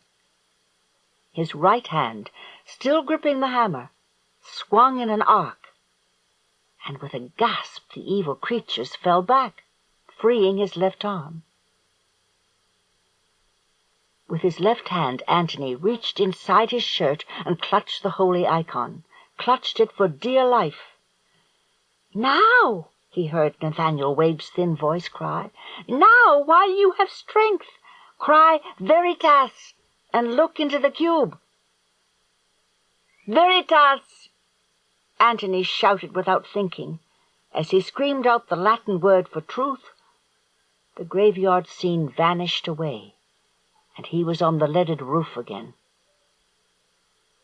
Before him was the cube, but for a moment its light flickered uncertainly. Then he saw a new scene. Emerson and Miss Eels standing on 2 stone pedestals in the garden near the mansion. The snaky vines had wrapped themselves around his friend's feet, and the Grand Autarch hovered nearby, surrounded by the other black-robed members of his evil society. They all raised their hands in the air, and from far away came the sound of chanting. Antony didn't understand the words, but he knew what was happening. This time he knew it was all too real, and he knew what he had to do. Antony raised the hammer to strike. The scene faded. The cube was resisting him, sending forth power. The hammer trembled in his fist. The chanting of the autarchs rose and fell like the droning of a hive of bees. Antony felt tremendous anger welling up inside him. With a shout, he reared back, brought the hammer down, and the cube shattered. The mansion trembled, and then it began to dissolve. The chimneys turned to lazy curls of red mist, and the roof became mushy. Antony stumbled and floundered for balance. "This way! This way!" someone called out. It was Nathanael Wabe in the flesh. The little man stood beside a tower with an open doorway in it, and he beckoned urgently. Antony staggered and lurched and crawled over to him. "The tower was already here when the autarchs arrived," Wabe said. "It won't evaporate." The 2 of them reeled inside as the rest of the mansion gave a horrible gurgling sigh and billowed away as mist. Wabe seized Antony's wrist. Antony realized with a shock that the hammer had shattered along with the cube, and led him down a long spiral stair. At the bottom they stepped out into a clearing. The mists were drifting away, and the 2 of them stood on a broad moonlit island of grass and trees in the middle of nowhere. A round lake was in the center of the island, and from the shore of the lake Emerson and Miss Eels appeared running toward them. Joyfully Antony called to them, and they yelled back. Antony and Nathanael crossed the place where the mansion had been, and there in a shallow depression stood the magic desk. They all met beside it, with Emerson and Miss Eels laughing and embracing Antony and Nathanael standing shyly to one side. "Well," Emerson said, wiping his eyes, "I must say I thought we were goners. They had us surrounded, and they were chanting their awful magic spell. Then, just as I felt myself turning stony, I saw a great flash of light, and the mansion started to billow away. About a half-second later, all those black-robed maniacs simply dissolved into mist too. Which reminds me," he said, turning to Nathanael, Why are you still among the solid and the living?" With a shrug, Wabe said, "Well, it's true that I cooperated in making the cube, but I never felt easy using it, don't you know? So I didn't completely surrender my will to its power. The others created the mansion and all their selfish luxuries with the cube, and so they came thoroughly under its spell. They were the creatures of the cube to such a degree that when it vanished, they vanished too." Miss Eels glared at Wabe. The Autochs had frightened her almost out of her wits when they began their chant, and now she was angry. "You talk about them as if they were never your friends," she said. "But you helped create that wretched cube, so you're partly to blame for every appalling thing that happened." A tear trickled down Wabe's cheek, and he hung his head. "That's true. I'll never forgive myself. I'm afraid they misled me, though I let them. All I ever wanted was a place where I could be all alone and grow my vegetables and think about life. All they wanted was to rule the world. Silly notion, really. All the crowds, all the people." Wabe shuddered. Emerson reached into his pocket for the 4 cards. "Well, now you can come back to Earth with us and grow your garden there." The little old man looked forlorn and distressed. He stood wringing his hands. "Must I?" "Why," Miss Eels said, "what else can you do? Won't this place all dissolve into mist?" "No," Wabe said eagerly. "Only the parts that the Autochs created with the cube. It's a little universe, you see, with nothing in it except the meadow and the woods and the lake. It's quite cozy, really. Just big enough for one person. Leave me here, and I can live in the tower and tend my garden. The gardening tools and the Temple of the Winds were here when the Autochs came, so they will endure. All my magic has vanished with the cube, and I'm quite harmless. And if you take me back to crowded, noisy Earth, I'm sure I'll be miserable." He began to sniffle. "Well," Emerson said decisively, "we are going back. You do what you wish." Timidly, Wabe murmured, "Perhaps you might send the desk back to me. I certainly don't want to rule the world, and I don't even want to have much to do with it. Only there are a few things that I miss terribly here. Perhaps if I sent the desk to you once or twice a year, you could keep me supplied with them?" "What are they?" Emerson asked suspiciously.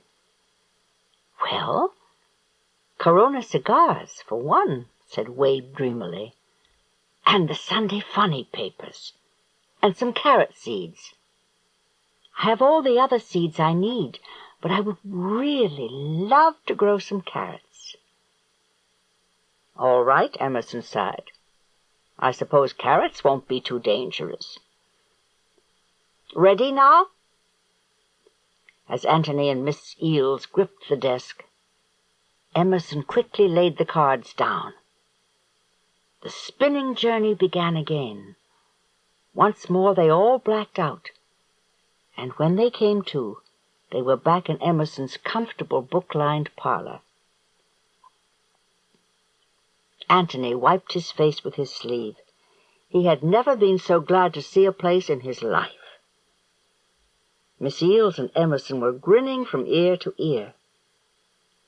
As Antony and Miss Eels hugged each other, Emerson ran from the room.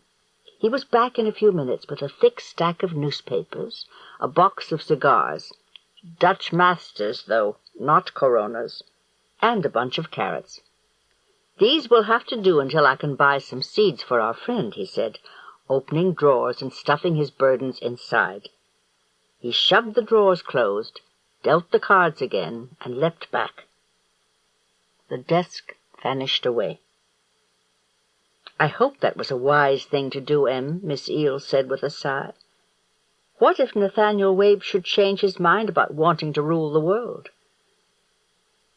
Grand Autarch Ambrose may just be a puff of mist in the wind, but if old Nathanael decides to become Super Supreme Almighty Pooh-Bah Wabe, what's to stop him?" "I'm sure we can trust him," Emerson said. "He's a real hermit. And I believe that he's right about all his magic being used up.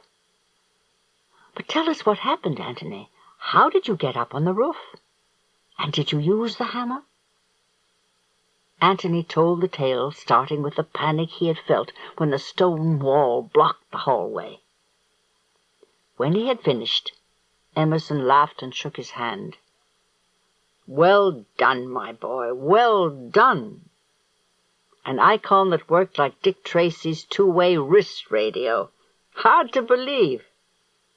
But in the Autarch's world it would fit right in, wouldn't it?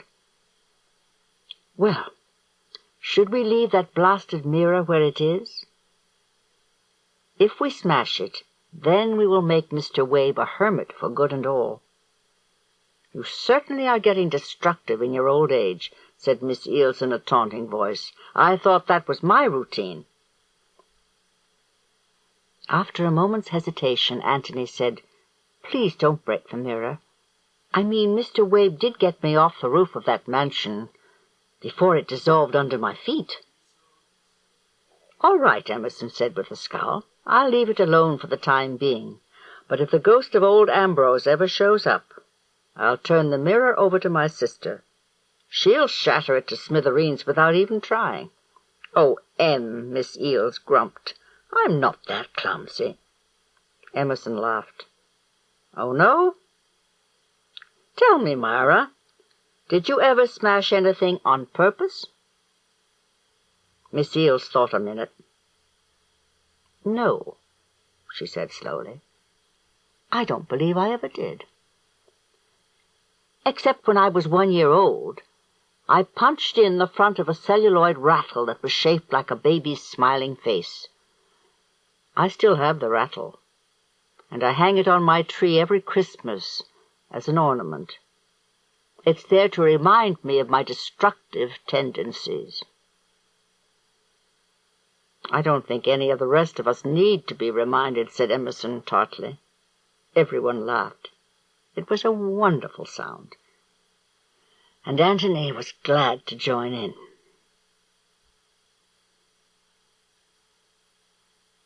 The End. You've been listening to The Mansion in the Mist by John Bellairs, narrated by Betty Lowe.